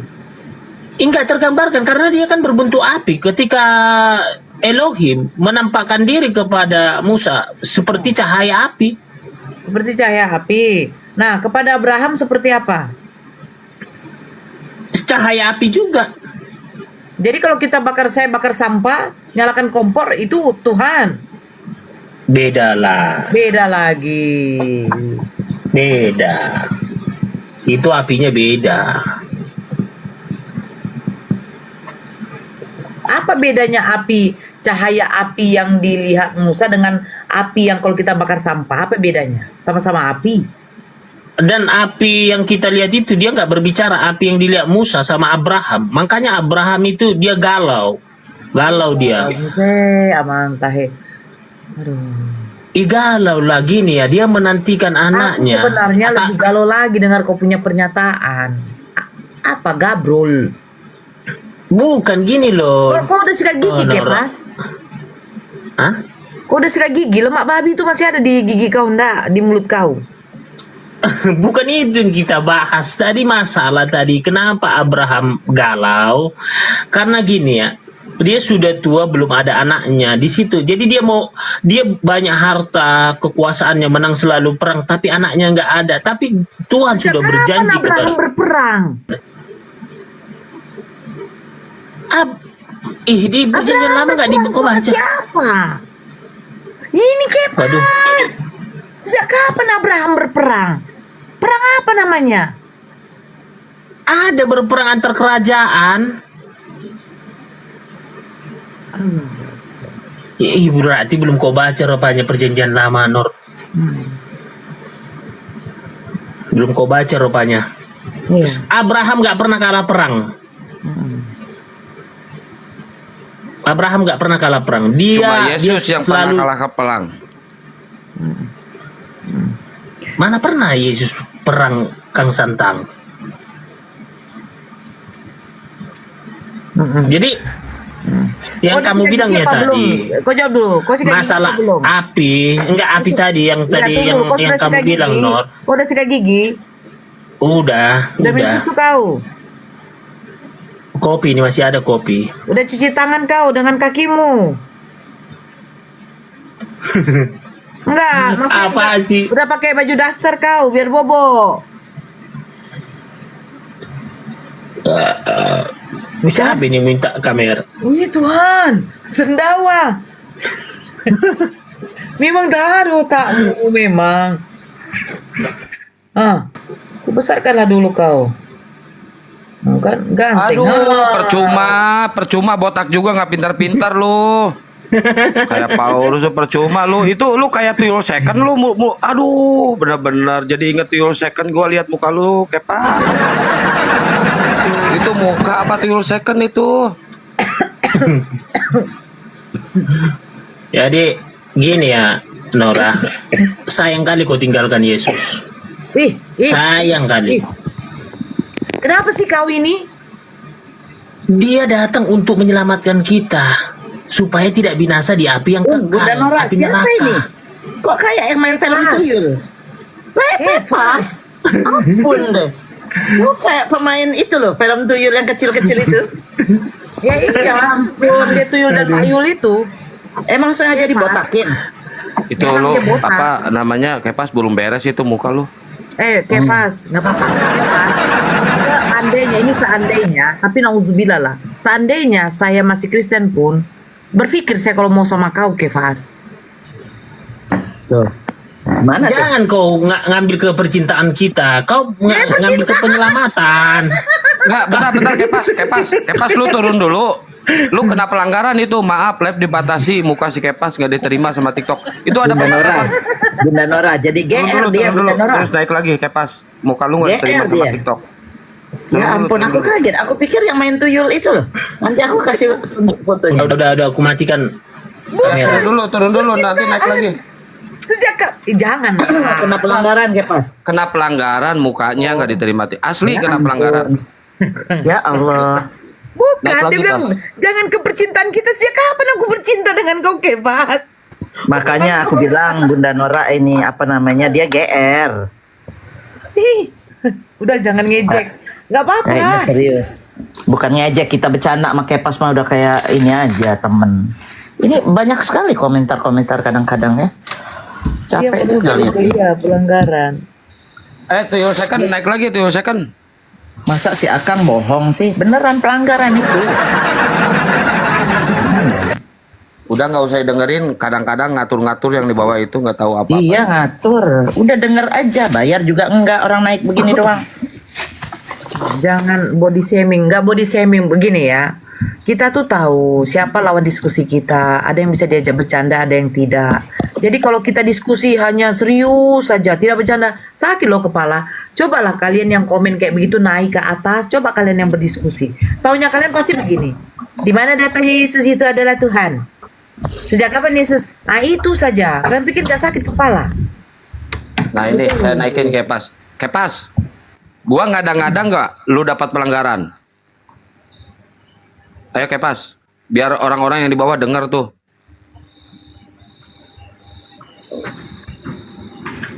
Belum duduk kayaknya dia. Aku nggak main fisik loh, Daswong. Bener nggak lu kena pelanggaran Kepas? Benar. Nah, udah. Ada pemberitahuan. Udah. Nah, ada pemberitahuan. Jadi akan kalau enggak gini loh, kalau 1.300 kan enggak kena apa itu, biasa itu pelanggaran karena smoking.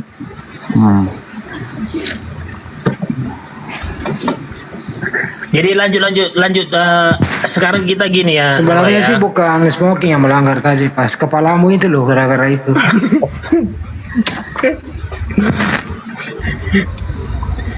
Ya, silakan. Jadi Nora, kedatangan Yesus itu untuk menyelamatkan seluruh umat manusia. Nggak ada pengecualian, nggak ada dibilang Yahudi, Kristen atau apa, nggak ada. Tapi untuk seluruh manusia, Mbak. Tapi yang bagi orang yang mau percaya kepada Tuhan Yesus. Tanda-tanda ini akan menyertai orang-orang yang percaya. Sekalipun ia minum racun maut, ia tidak akan celaka. Coba kau minum racun maut dulu, Kepas. Wah, aku nggak konyol aku. Loh, berarti konyol Nggak dong konyol yang aku. pernyataan Yesus di dalam Bible kamu. Gini ya Deborah ya. Gini ya Nora ya.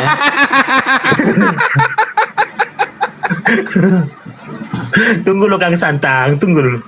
Gini ya, Makanya Nora lu ya. percuma Karena- botak juga nggak pintar-pintar. Biasanya orang botak itu pada pintar, profesor. Lah lu, aduh pas kayak pas. Gini ya, enggak gini ya. Karena beda memang Nora, beda Nora. Makanya saya bilang Nora, kalau kau mau selamat, percaya Yesus sebagai Tuhan, dibaptis. Tapi dibaptis dulu. Kalau percaya pun kalau nggak dibaptis nggak boleh. Atas nama Bapa, Putra dan Roh Kudus. Oh, siapa yang ngajarkan itu, Kepas? Yesus kan dibilang baptislah. Kan diajarkan kita. Ada Yesus membaptis. Hah? Ada Yesus membaptis.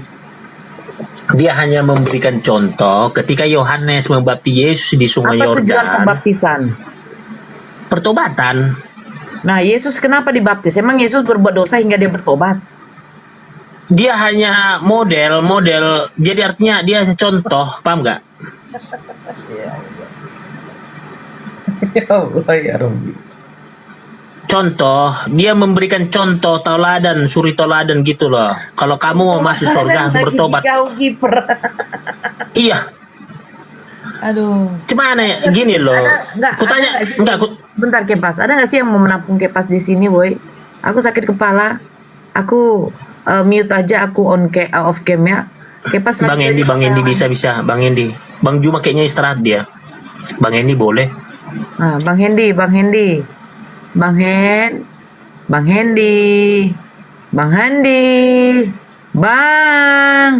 Oh, Bang. Nggak ada yang mau. Kores. Woi, jangan sama Kores nanti bubuk. Dah, Kores, silakan Kores. Aku sakit kepalaku, Kores, jujur. Bu, oke. Bunda Mila jangan. Belum keras Bunda Mila. Wah, sama Bunda Mila nyobain. Tapi kalau Jangan. Kang Kores udah keras, dia udah jauh ilmunya. Kalau Bunda Mila kan belum dibacanya Alkitab dari Perjanjian Lama sama Perjanjian Baru. Latihan dulu, saya latihan dulu. Latihan dulu Bun, gas Bun. Ayo oke Pak, ditutor. Nah, bentar, Bunda Mona dibuka Pasti WA. sok menilai orang loh. Bunda Mona dibuka WA. Bukan Bunda, kan kita kan tahu yang kuat-kuat itu kan Bang Juma, Bang Hendi. Iya. Maksudnya gini loh Bunda. Benar. Ini kan Lagi Alkitab ini belajar kan ya. Bunda. Iya, jadi gini Bunda, kita bukan mengecilkan Bunda. Kalau di bidang apologet, Oh, iya. mohon maaf Bunda.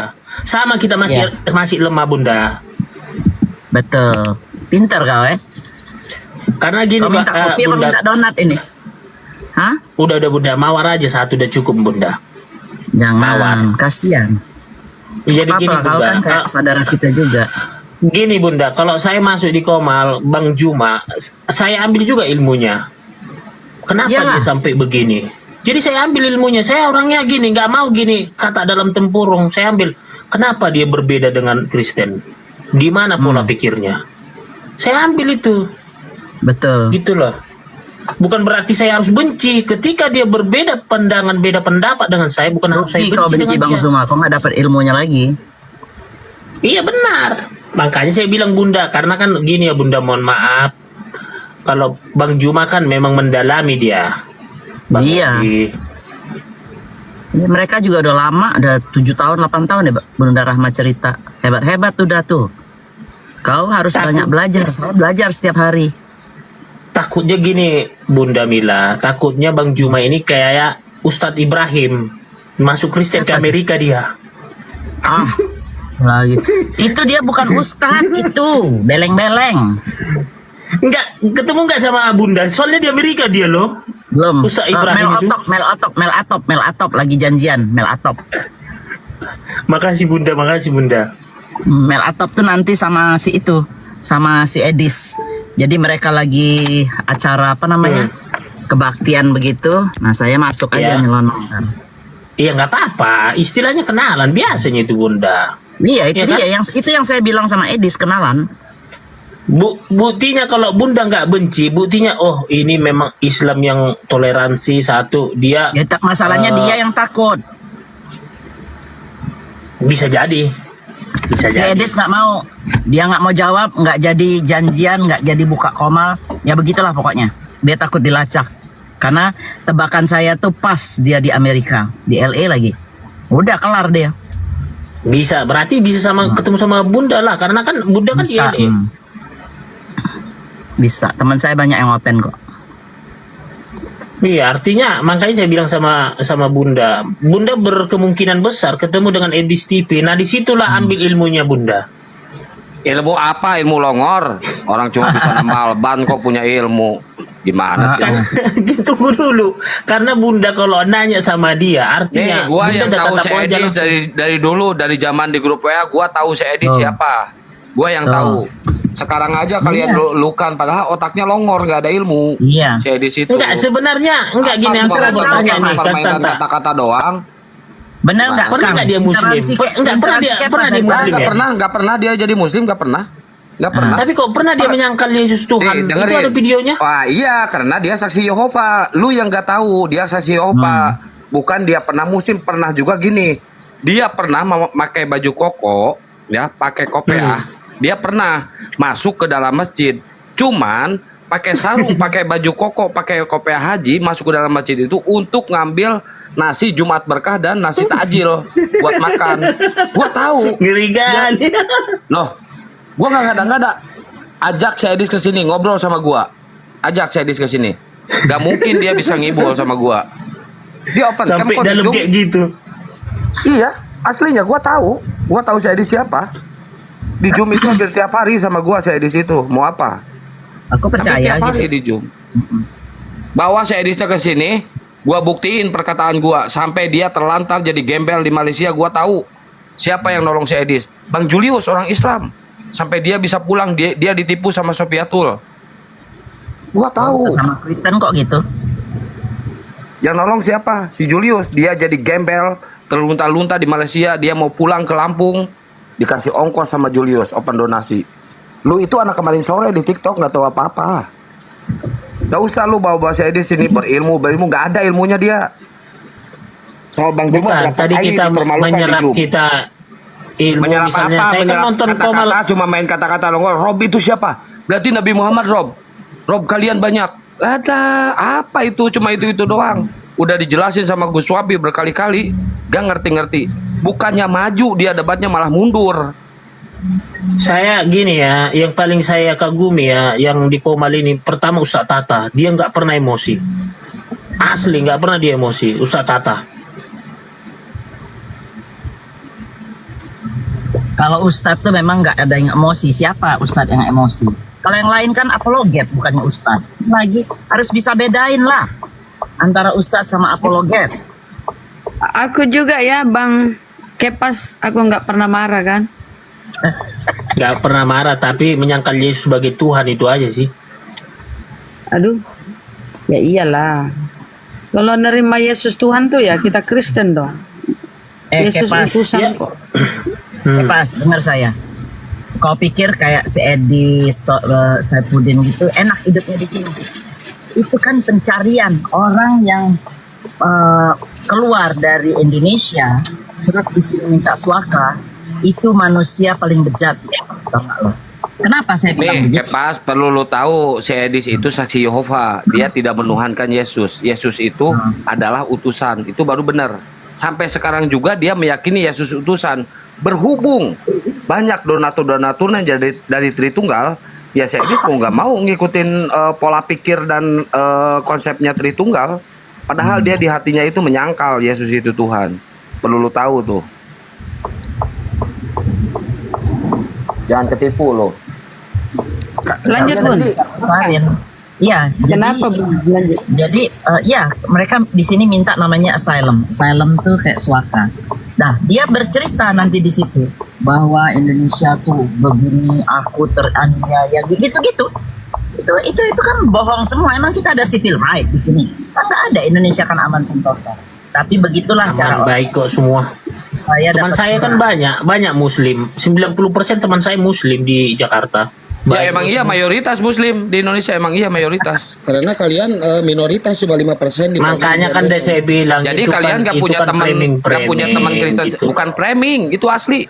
Kalian itu 5% dibagi ribuan denom. Itu asli loh.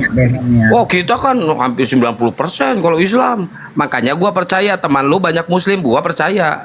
Karena di Indonesia mayoritas Muslim.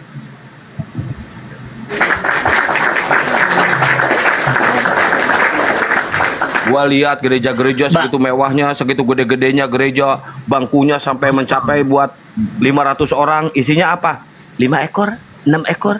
Ya. Apa itu? Ada Bang, ada Kang, ada isinya. Tapi yang tua-tua, yang udah pakai tongkat, pakai kursi roda. Yang muda-muda mana mau? Di sini juga gitu sama. Mampus lu sama gua lu. Ayo, mau Nggak framing ada. apa lagi lu? Mau framing apa lagi lu? Gua balik-balikin lu. Lo tau Kepas, anak-anak di bawah umur 30 nggak ada yang ke gereja sekarang. Tidak ada kan ini, Kepas. Kalau datang lah ke sini, pesawat kan nggak terlalu mahal. Indonesia Amerika bolak-balik paling $1.000. Nah, jalan-jalan lah kau sini. Saya siapin hotel biasa-biasa aja tapi.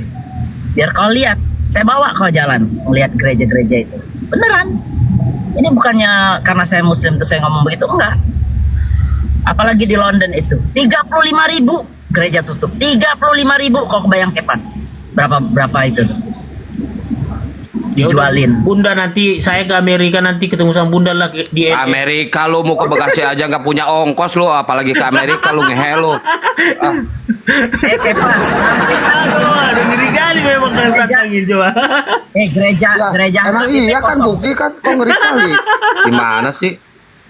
Kepas, gereja HKBP di sini kosong tuh Kepas. Kemarin saya dapat tamu orang Batak bawa ke Bun, gereja HKBP. Oke, kita ke gereja HKBP ramai kan rombongannya. Nggak ada orang, cuma 15 orang. Tuh, 15 orang Kepas. Orang Batak di sini banyak. Banyak, Batak sama Manado tuh ada tempatnya di sini. Jawa, banyak. Tuh, 15 orang Kepas. Mau tutup nih sebentar lagi. Mau gabung sama yang lain.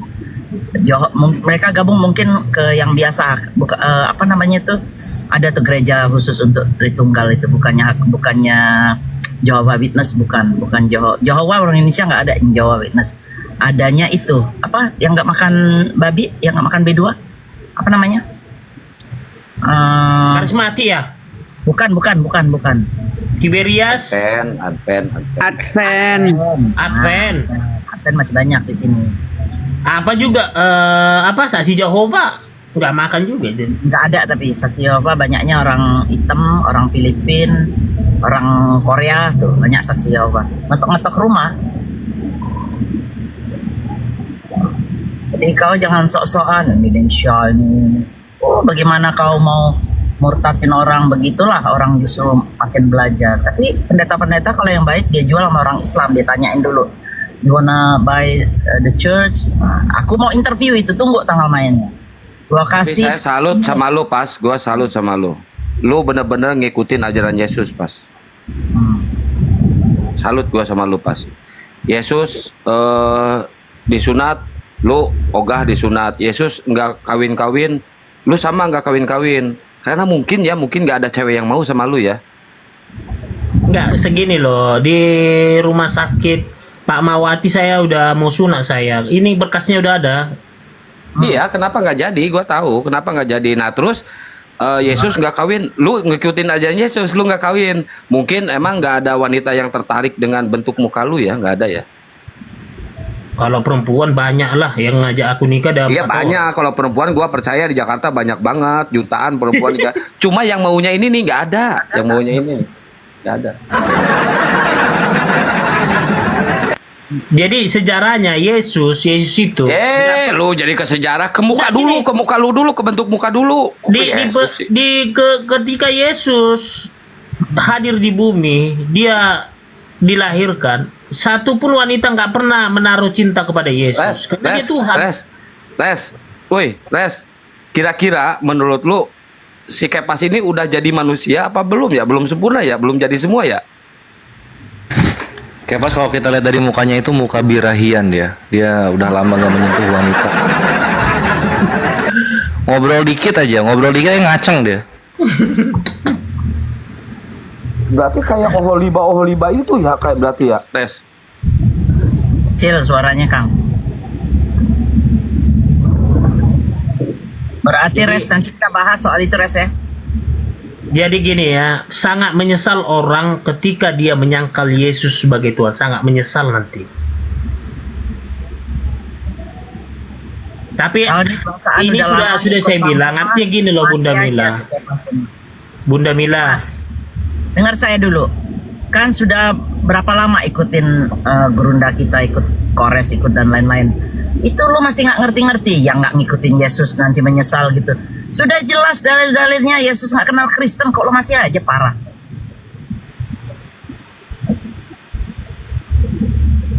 tapi kan gini, Bang Juma kan sering mempelintir-pelintir ayat. Siapa bilang? Buktinya Yohanes 13 ayat 13, kau menyebutkan aku guru dan Tuhan. Itu Tuhan, di original tag-nya Tuhan. Original tag-nya Tuhan itu. Original text. Makanya pinter sedikit lah Kepas. Keluarga kau sudah banyak yang muslim. Jangan kau terlalu ekstrim. Buka hati muslim. Paman saya sama anaknya masuk muslim semua. Adik saya ada Alhamdulillah. Tiga adik saya. Keponakan saya ada satu. Berarti keluarga besarnya muslim semua ya, Pas? Iya. Kenapa kau nggak berpikir kenapa mereka nih masuk Islam ya? Kenapa? Tanya begitu dalam dirimu tuh, kau tanya. Kenapa mereka nih Islam? Kenapa gue masih begini? Salahnya di mana? Cari. Gurunda ngasih itu, lu catat. Jangan ngomong pelintir-pelintir ayat. Itu fitnah itu namanya. Kalau fitnah itu lebih kejam dari apa? Pembunuhan. Tuh.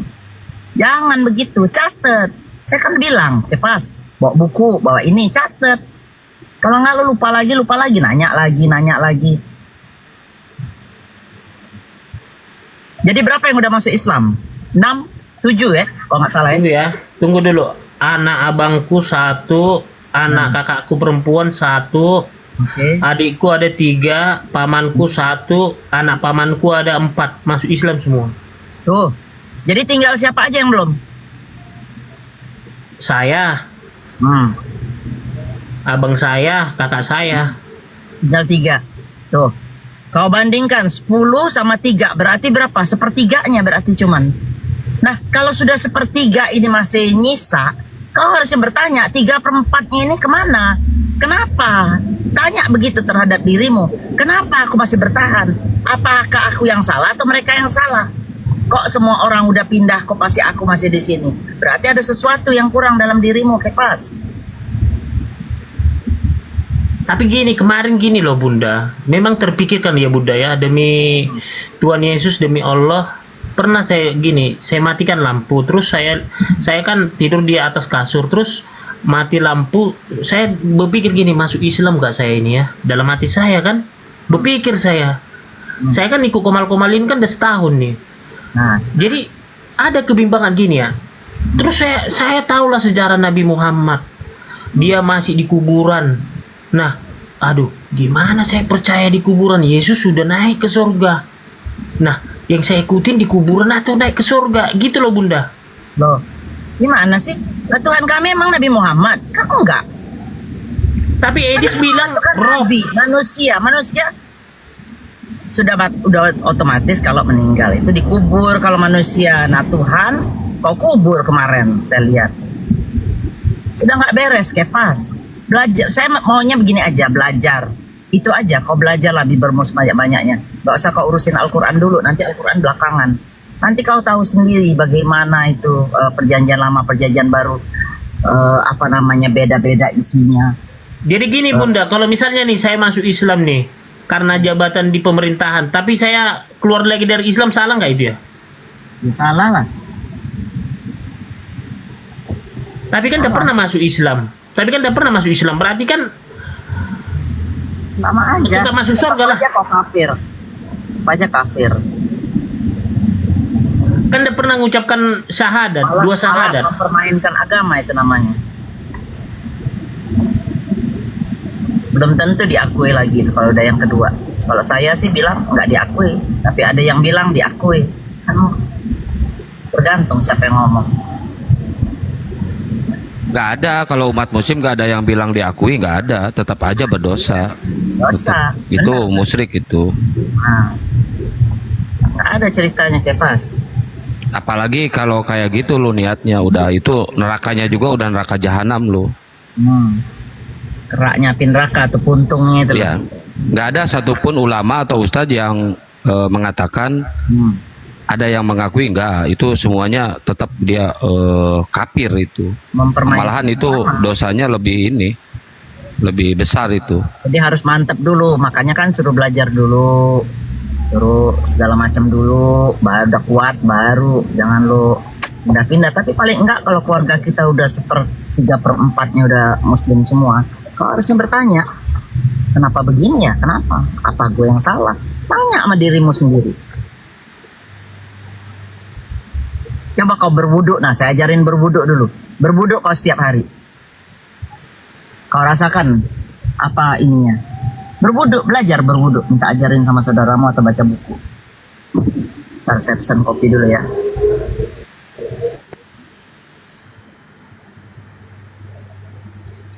Makanya saya bilang, Bunda, ya kami kan keluarga toleransi. Jadi kalau ini mau Idul Adha nih, nanti ada kepala kambing, daging kambing datang nanti ke rumah saya. Pas. Kalau di dalam Islam ya, kalau sosial atau kemasyarakatan, kita boleh toleransi pas. Tapi kalau di dalam ranah keimanan atau keagamaan, kita nggak bisa toleransi. Kita nggak bisa mengucapkan atau kita nggak bisa memberi selamat kepada kepas, selamat hari Natal gitu, nggak bisa. Sama artinya kita mengamini atau kita mengiyakan bahwa Tuhannya umat Kristen itu pernah mati dan pernah hidup lagi. Nggak bisa, itu dosa juga, itu nggak Gini boleh. ya, Kang Santang, kan bukan berarti Kristen. Sama kayak Menteri Agama kemarin mengatakan selamat hari Kalau itu kebangkitan. bentuknya Beda. bukan bentuk keagamaan, itu bentuknya apa ya, kebangsaan itu bentuknya pas. Ya udah, tapi kan bukan berarti Kristen selama hari Natal terus selama kebangkitan. Nggak bisa, kan ada. kita nggak bisa mengamini dan nggak bisa mengiyakan kalau misalkan ada Tuhan lain selain Allah. Itu aja, titik di situ.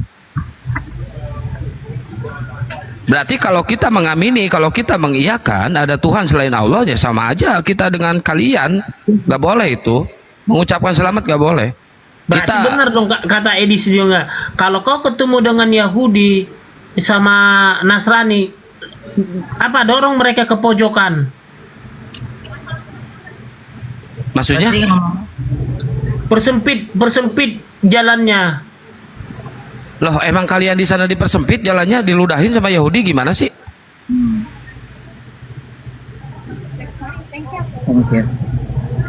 Coba lihat. Major. Coba Tadi lihat ini atas umat Islam di sana diludahi nggak sama Yahudi? Enggak. Malahan orang-orang Yahudi banyak yang beribadah di masjid. Karena apa? Karena masjid nggak ada berhala, nggak ada patung.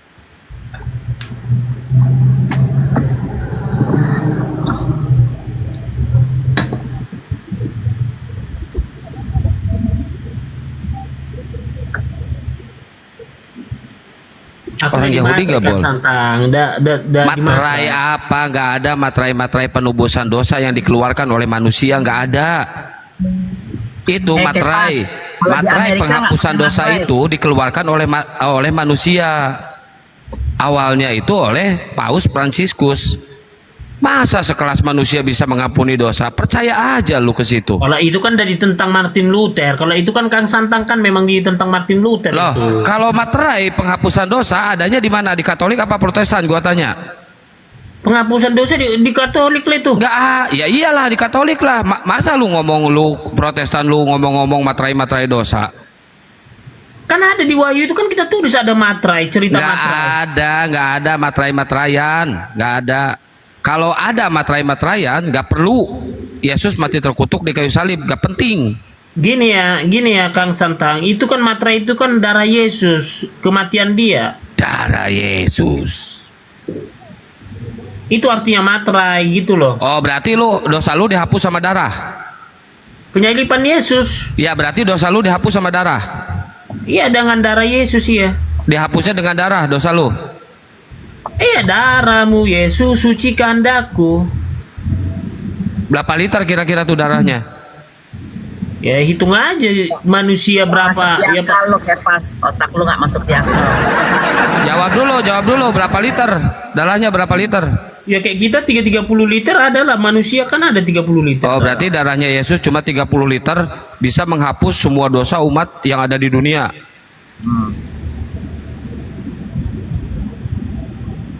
Bunda Bunda bilang lahir kan Islam ya? Apaan? Kelarin dulu dong sama si Akang. Kalau Kang Santang ini nggak ketemu kalau bicarakan tentang Yesus. Ya nggak bakal ketemu karena gua babat terus loh. Kalau Kang Santang ini kan menyangkal Yesus sebagai Tuhan. Lah emang iya, semua umat muslim menyangkal jadi Tuhan kok. Kurang ajar lo Kepas. Semua muslim menyangkal lah, dari gua kecil bapak gua udah ngasih tahu tuh, gara-gara sekolah Belanda. Tuh nanti hati-hati tuh. Katanya dosa dihapusin tuh, gua udah belajar dari umur 7 tahun, 6 tahun gua udah tahu soal gituan. Itu di gereja tuh pasti ada rumah di samping. Bener kan? Salah nggak saya? Kalau di gereja-gereja tuh ada rumah di samping. Isinya nanti bayi-bayi. Itu hasil apa? Hasil hubungan antara si suster sama si father. Dapatlah anak, jadilah panti asuhan. Gue udah tahu semua tuh cerita dari kecil. Makanya di otak gue ini udah terpatri, udah termatrai. Tuh, Kristen tuh apa? Itu Kepas. Coba kau bayangkan, bagaimana orang tidak boleh kawin. Nah, nafsu birahinya kemana? Itu kan melawan kodrat manusia. Gini loh Bunda, adanya Bunda kayak saya kan Bunda, saya nggak berhubungan sama perempuan, adanya yang tahan Bunda, ada yang nggak tahan Bunda, benar kata Bunda Lah, itu. Tapi kau tetap aja harus keluar kan? Makanya yang dipotong-potong itu, yang berubah jadi laki jadi perempuan, itu kan bisa sakit kepalanya kalau nggak disalurkan. Kawin kau belum, mungkin nikah kau belum pernah, tapi kawin kan kau, saya rasa berapa ratus kali kau udah kawin. Beri kali Bunda ini langsung dijustifikasi gitu saya. Oh iyalah, gimana coba kalau kau pengen keluar terus kau nggak ada bini, ya kau pasti masak ke tembok. Itu yang dikerjain sama pembesar itu, makanya ada pemerkosaan. Tuh ribuan orang di mana-mana. Ini baru ditemuin lagi tuh di mana? Adanya Bunda bisa menahan, ada yang nggak bisa menahan. Kata Bunda itu benar, tapi bagi orang yang nggak bisa menahan gitu loh Bunda. Kepas, kodratnya manusia itu berpasangan. Masalah terlambat berpasangan nggak apa-apa, nggak masalah. Tahu nggak Bunda? Saya pacaran nih sama wanita, dibilang kayaknya kau Kepas nggak normal katanya. Ciuman aja nggak mau katanya. Gue bilang pacaran ya emang harus ciuman rupanya, gue bilang. Artinya Bunda, saya udah pernah dibilang nggak normal gitu loh. Ya nggak apa-apa, bagus itu. Di Islam juga kan gitu, harus langsung ta'aruf. Oh, jadi penebusan dosa itu dengan darah Yesus ya, Pas? Jadi kalau kita mau selamat dengan darah Yesus gitu loh, mati di kayu tiang salib, itulah. Berarti ada ayat Bible yang salah dong kalau kayak gitu. Apanya? Ada ayat Bible yang salah dong kalau kayak gitu. Di mana salahnya?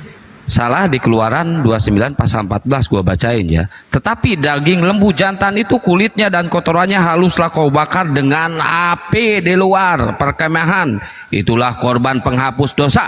Nah, loh. Aduh, makanya kan saya bilang Kang Santang itu ketika Bani Israel di perjanjian lama. Oh, berarti perjanjian lama bukan kitabnya Kristen? Kitab Kristen juga. Nah, ini ada ayat tertulis seperti itu. Mau disangkal loh.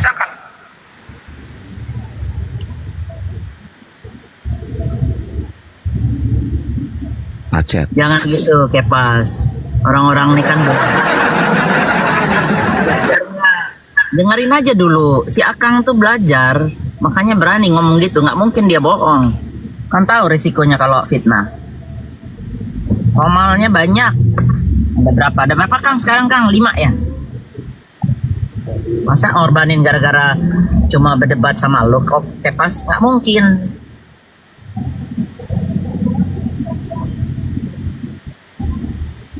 Ayo, sangka lu kitab Yahudi. Kalau gini ya Bunda ya, kalau Yesus itu kan, kenapa saya anggap Tuhan? Dia mau mengorbankan dirinya mati di kayu tiang salib, mau disiksa, bohong, dicaci maki, dipitnah, diludahin, dicambuk, hanya untuk menyelamatkan manusia gitu loh Bunda.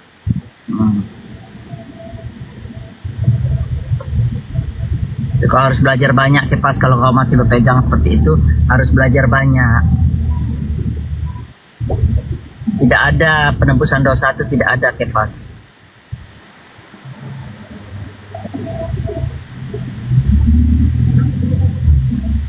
Tidak ada.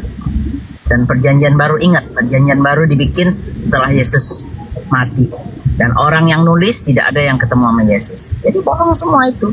Warta, kau dengerin lah Bang Zuma tuh kalau ngomong warta tuh. Saya senang sekali kalau dia lagi berceramah soal pembohongan umat Kristen. Saya pun senang Bunda, beda pandangan. Makanya saya bilang saya pun senang karena beda pandangan gitu loh. Bukan berarti beda pandangan harus saya benci, saya senang. Iya, tapi kau harus mencatat. Jangan cuma mendengar kuping kiri masuk kuping kiri lagi keluar kuping kiri. Kau harus mencatat. Disitulah ilmunya. Belum tentu semua orang bisa menarasikan seperti itu. Dicatat, terus baca ulang, dibuka tuh Bible. Pernah kau buka nggak Bible? Harusnya ya, yang saya bilang yang mendengar di sini 1.600 orang ini ada Kristen misalnya nih, harusnya senang seperti ada Bang Juma gitu loh. Senang. Kalau saya dibilang, hei, cuma kau penyesat, kau gini-gini, aku malah senang gitu loh. Beda aku orangnya. Ya pas, karena kau hidupmu, keluargamu tuh sudah bercampur. Ada orang yang benar-benar betok tuh artinya udah dari benar-benar pelosok yang pada dengar apa-apa, yang tahunya ini pendeta aja yang benar. Nah yang begitu itu kau mau suruh dia cepet-cepet terima, nggak bisa. Nggak bisa, ya pas. Udah didogma dari bayi sampai tua, terus sekarang kau mau suruh dia begitu, nggak bisa. Makanya gini ya Bunda, apakah aku mengatakan kebenaran kepadamu sehingga aku kau anggap musuhmu? Nah aku mengatakan kebenaran kepada Bunda. Apakah Bunda menganggap aku sebagai musuh Bunda? Kan enggak. Kalau gue sih enggak. Udah sama si Akang dulu. Bunda Rama, tidur Bunda Rama. Ini saya ada ini sedikit, ada ketemu orang nanti nyambung lagi ya.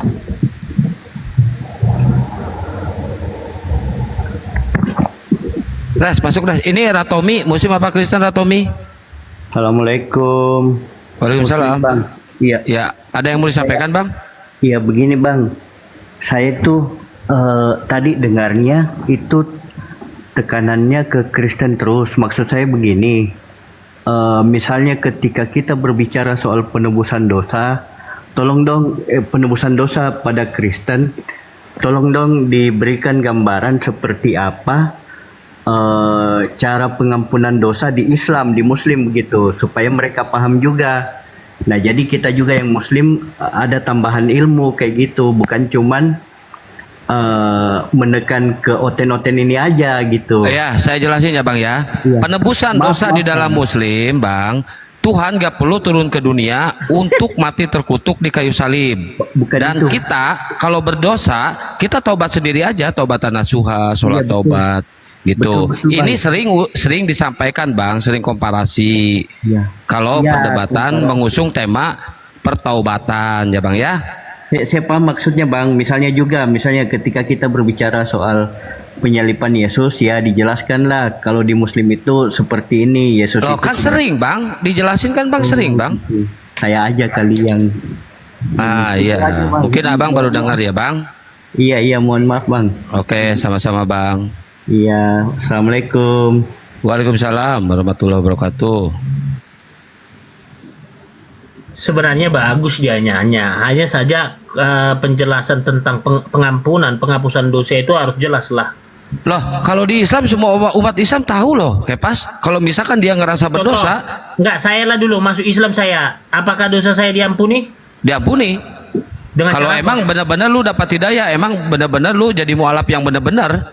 Oke, saya dapat hidayah Kecuali lah kalau dulu. lu punya niat lain, hanya untuk menikah ataupun punya niat lain untuk apalah gitu kan, itu nggak bakal Jabatan. diampuni. Mau jabatan kek, mau apa kek. Misalkan lu mau masuk kerja tapi harus mualaf, tetap itu nggak bakal diterima kalau lu dalam hati lu tidak meyakini syahadat itu ya diucapkan oleh lisan, diyakini dengan hati dan dilakukan oleh perbuatan. Kalau hati dan perbuatan tidak dilakukan, tetap aja lu nggak bisa, berdosa lu. Lu pikir syahadat itu gampang? Kalau hanya ngucapin sih orang-orang bisa semua ngucapin. Nah, gini ya Kang Santang, ketika umat muslim diampuni dosanya, apakah Nabi Muhammad ada perannya? Nanti? Oh, ada banget nanti di akhirat, ada banget. Kita kalau nggak dapat syafaat dari Rasulullah SAW, susah juga kita untuk masuk ke neraka. Masuk ke surga ya, malah masuk neraka. Kalau kayak lu itu udah jadi makanannya di neraka. Ada nggak tulisannya bahwa ada peran Nabi Muhammad ketika pengampunan dosa? Kan ini kan banyak. Allah. Nabi Muhammad kan seorang manusia, nabi. Nah, ada nggak seperti Ibrahim, Nabi Daud, Yakub, terus Nabi Sulaiman? Ada nggak peran-peran mereka ini nanti ketika pengampunan dosa? Ada. Cuma nanti pas setelah itu tetap Nabi Sulaiman, Nabi Ibrahim, termasuk Nabi Yesus jadi umat Nabi Muhammad, jadi umatnya Rasulullah. Berarti Yesus umatnya Nabi Muhammad. Betul, umatnya Nabi Muhammad. Dia waktu turun yang kedua kalinya ke dunia, dia akan menjadi makmum, ya, akan menjadi makmum nih, sholat subuh. Ada nggak ayatnya? Ada di hadis. Lu tinggal cari aja hadisnya, ada. Kok hadis nggak ayat Al-Quran? Nggak ada, kalau di Al-Quran adanya di hadis. Itu kan hadis, Kang Santang, kan apa itu kan tulisan manusia kan? Iya, tulisan manusia. Al-Quran kan kitab suci. Nah, terus kenapa menjadi dominan ke hadis, Kang Santang? Di Al-Quran juga ada. Di Al-Quran lu tinggal cari aja. Di Al-Quran juga ada. Di surat apa ya? Gua lupa ya. Ada di Al-Quran. Di hadis ada. Yesus itu ya, Nabi Yesus itu akan menjadi makmum di salah satu masjid nanti waktu turun kedua kalinya. Malahan nanti di makaminya, dikuburinya waktu Yesus meninggal di pinggir makam Rasulullah nanti. Oh, makanya saya bilang kok jadi berbelit-belit ya. Jadi kok berbelit-belit? Enggak, Nabi Isa kok jadi di bawah derajatnya dibandingkan Nabi Muhammad. Jadi berbelit. Lah iyalah. Dia bukan Tuhan kok. Oke lah, kita bilang dulu. Oke, kita ngambil versi Islam. Oke, Nabi Isa itu kan suci, nggak ada dosa. Nabi Muhammad emang nggak ada dosa? Semua nabi suci, nggak ada dosa. Termasuk Nabi Adam. Nggak ada dia mewariskan dosa Nabi Adam, nggak ada. Hanya konsep-konsep dari pagan Yunani yang mengatakan seperti itu. Ya, di Al-Quran ada. Beda ya, memang beda jauh. Beda jauh konsep kita. Beda jauh memang. Beda jauh. Biasa betul. perbedaannya nih antara langit dan bumi. Iya, Tuhan kita sama nggak? Beda lah. Beda. Kalau Tuhan kita beda berarti dunia ada dua Tuhan. Satu di dunia. Kok kan beda kata lu? Iya, maksudnya gini loh, Tuhan itu kan satu, tapi banyak orang menuhankan yang bukan Tuhan gitu loh. Nah, banyak orang yang menuhankan bukan Tuhan. Iya. Tuhan yang benar itu yang seperti apa? Elohim Yahweh. Siapa itu Elohim Yahweh? Tuhan Yesus. Di mana ayatnya? Di mana hadisnya? Di mana hadis? Di mana ayatnya? 11. Baca. Dia memakai rupa seorang hamba, mau mengosongkan dirinya. Dia memakai rupa sebagai manusia dan mengosongkan dirinya. Berarti Elohim Yahweh pada saat dia mengosongkan diri nggak ada roh di dalam tubuhnya. Dalam tubuh Yesus ada roh Kudus kan ada. Di dalam tubuh Elohim ada roh nggak? Ada. Kalau lu mengatakan Tuhan lu satu, Bapak itu siapa? Tuhan. Yesus siapa? Tuhan. Roh Kudus siapa? Tuhan. Elohim siapa? Tuhan. Yahweh siapa? Tuhan. Ada berapa itu Tuhan? 1. 5, goblok. Ya jangan, nggak bisa itu kan itu Kok kan nggak bukan bisa manusia sih? itu. 5 yang gua sebutin. Ngehe lu Gini bener-bener gini tukang Kang ngebol. Satang. Terkait dengan Tuhan nggak boleh main akal-akalan, nggak boleh hitung-hitungan pasti gitu loh. Lah ini kan gua nggak tahu, sok gua sekali lagi ya. Bapak siapa? Tuhan. Yesus siapa? Tuhan. Roh Kudus siapa? Tuhan. Elohim siapa? Tuhan. Yahweh siapa? Tuhan. 1 ya? Satu Tuhan saya. 5.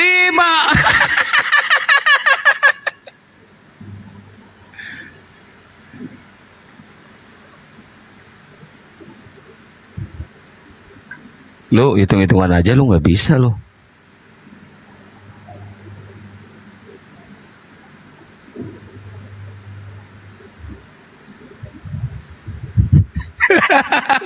Lima loh, yang di bawah, sok yang di bawah, ketik ya. Itu yang saya sebutan itu 1 atau 5, ayo. Ayo teman-teman.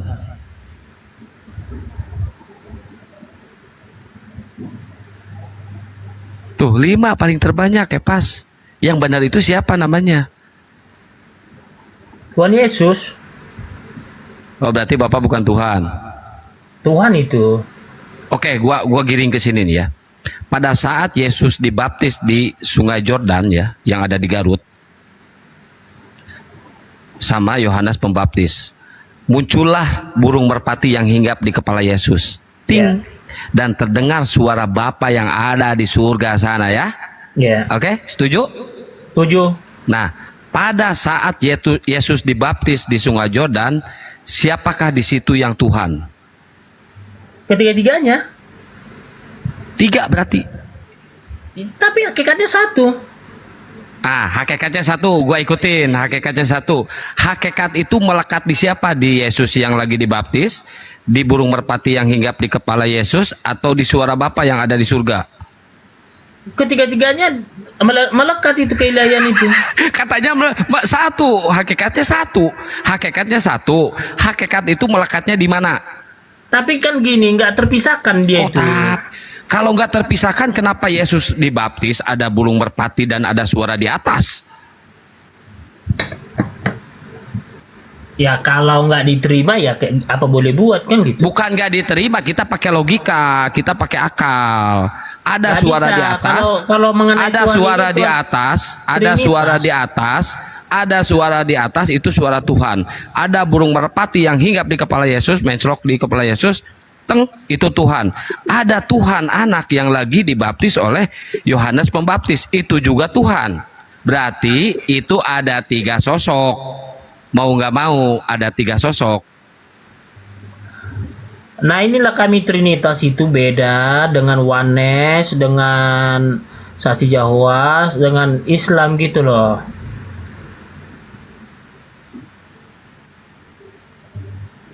Ya emang beda, karena Tuhan kalian banyak.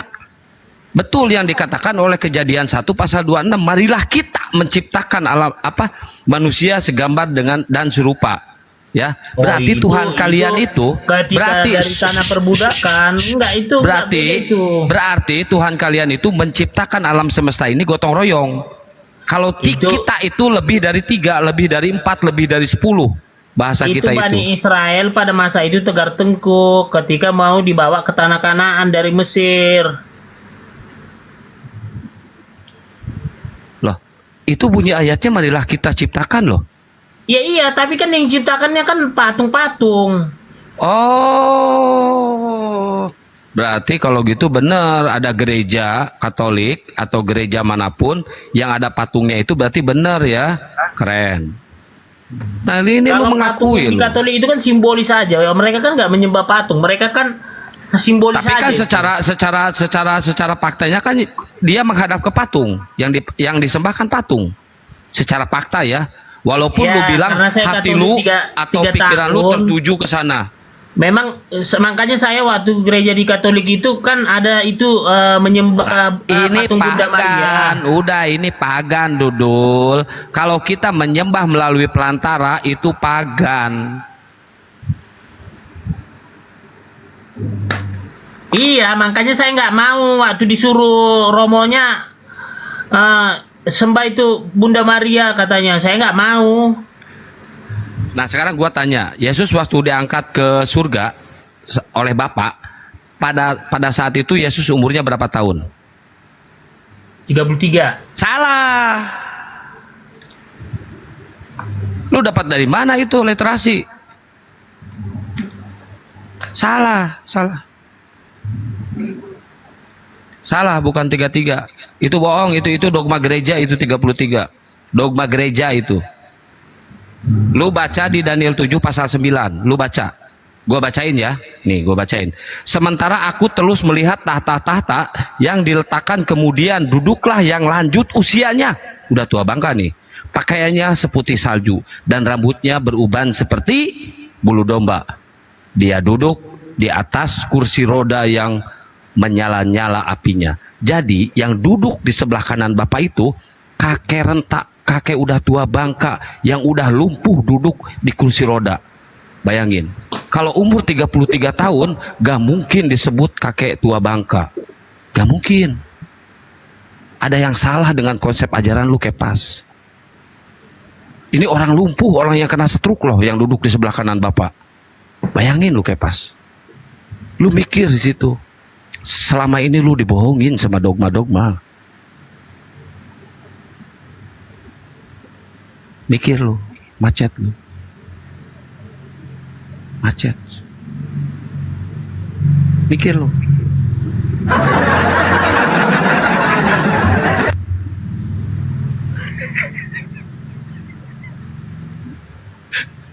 Bunda Rama maju tuh. Kasihan saya takut stroke sih kayak pasnya. Mikir lo di situ lo. Banyak ayat-ayat yang kontradiksi di dalam Bible. Selama ini kamu tuh meyakini, kalian tuh meyakini dogma-dogma yang diberikan oleh gereja. Gua tahu kalian itu otoritas yang paling tertinggi di dalam kekristenan adalah dogma, bukan ayat Bible, bukan. Kadang-kadang gurunda membawakan ayat Bible, dibantahnya dengan apa? Dengan dogma gereja. Itu Kepas.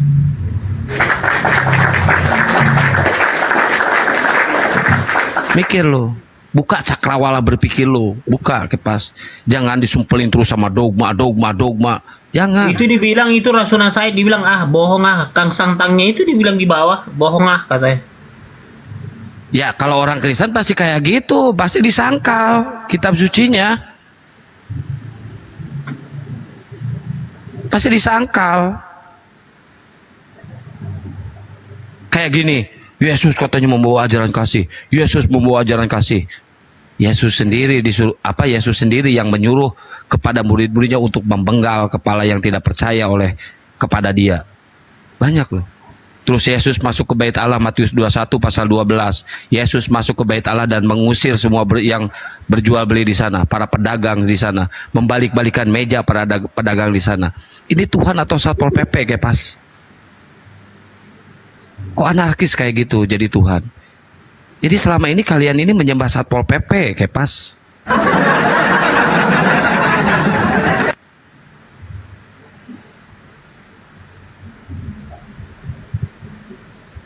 Ngawur kohos katanya itu. Loh, itu ya kan iyalah.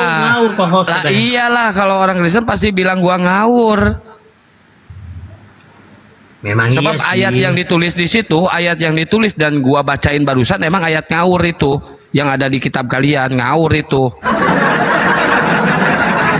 Udah gua mau ngerokok dulu ah. Siapa yang mau lanjut? Res, maju Res. Bunda Rahma nggak ada kayaknya, Res. Oke.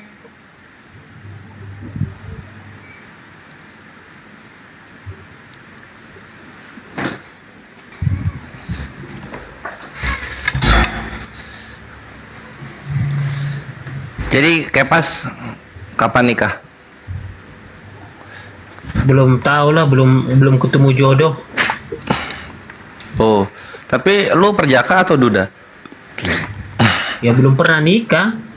Kayak Oh, seperti perjaka. Yesus. Seperti Yesus. Tapi lu ada birahi? Adalah, makanya mau nikah. Oh, umur lu berapa? 42. Wocir. Terus lu selain di rumah ngapain? Main TikTok, terus kan ada binatang juga sih. Di sini ada kucing, ikan hias. Lu nggak merhatiin pertanyaan gua. Selain di rumah ngapain? Selain di rumah ngapain? Makan tidur lah. Itu tetap di rumah. Selain di rumah gua tanya. Beraktivitas keluar ya, beli makanan. Susah ketemu jodoh dong, Kepas. Nggak pernah keluar rumah. Gini loh, Kang Kores, gini ya, menikah itu sebenarnya penting amat atau bukan? Kan nggak penting-penting amat sebenarnya. Lo bukan, maksud gua kan katanya lo pengen nikah. Iya. Ada anak paman saya kan masuk Islam, terus anak paman saya itu kan ada perempuan, jadi dia masuk Islam, mau saya tarik, mau jadi istri saya jadi Kristen. Ada, iya, demi Allah, demi Tuhan Yesus, iya. Iya, semoga lo yang ketarik ke Islam ya, Kepas ya. Itu yang saya takut. Tapi kata saudara saya, jangan kamu menikah nanti. Memang dia mau pertama masuk Kristen, nanti kamu ditariknya kamu Islam. Benar juga kata saudara saya. Iya, tarik-tarikan. Ya nanti dia sholat, kita nanti beda kan. Tapi gini ya, Kang Kores ya. Apakah doa kita didengar oleh Yang Maha Kuasa ketika kita mengucapkan doa itu tidak tahu arti yang kita ucapkan? Contoh bahasa Arab. Nih ya, Kang Kores.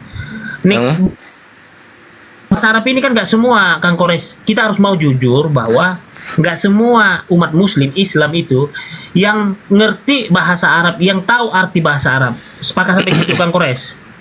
Ya. Apakah ketika dia berdoa kepada Allah SWT, dia nggak ngerti tuh membaca terus salawatan tapi nggak ngerti artinya, apakah itu diterima? Ya diterima aja. Allah kami maha baik dan maha mengerti. Tapi posisinya gini Kepas, ini Islam ya. Lu misalnya berdoa minta mobil, tapi lu pakai bahasa yang nggak lu mengerti, ya nggak doa jatuhnya, bre. Di mana kami misalnya nih, gua doa nih, ya Allah beri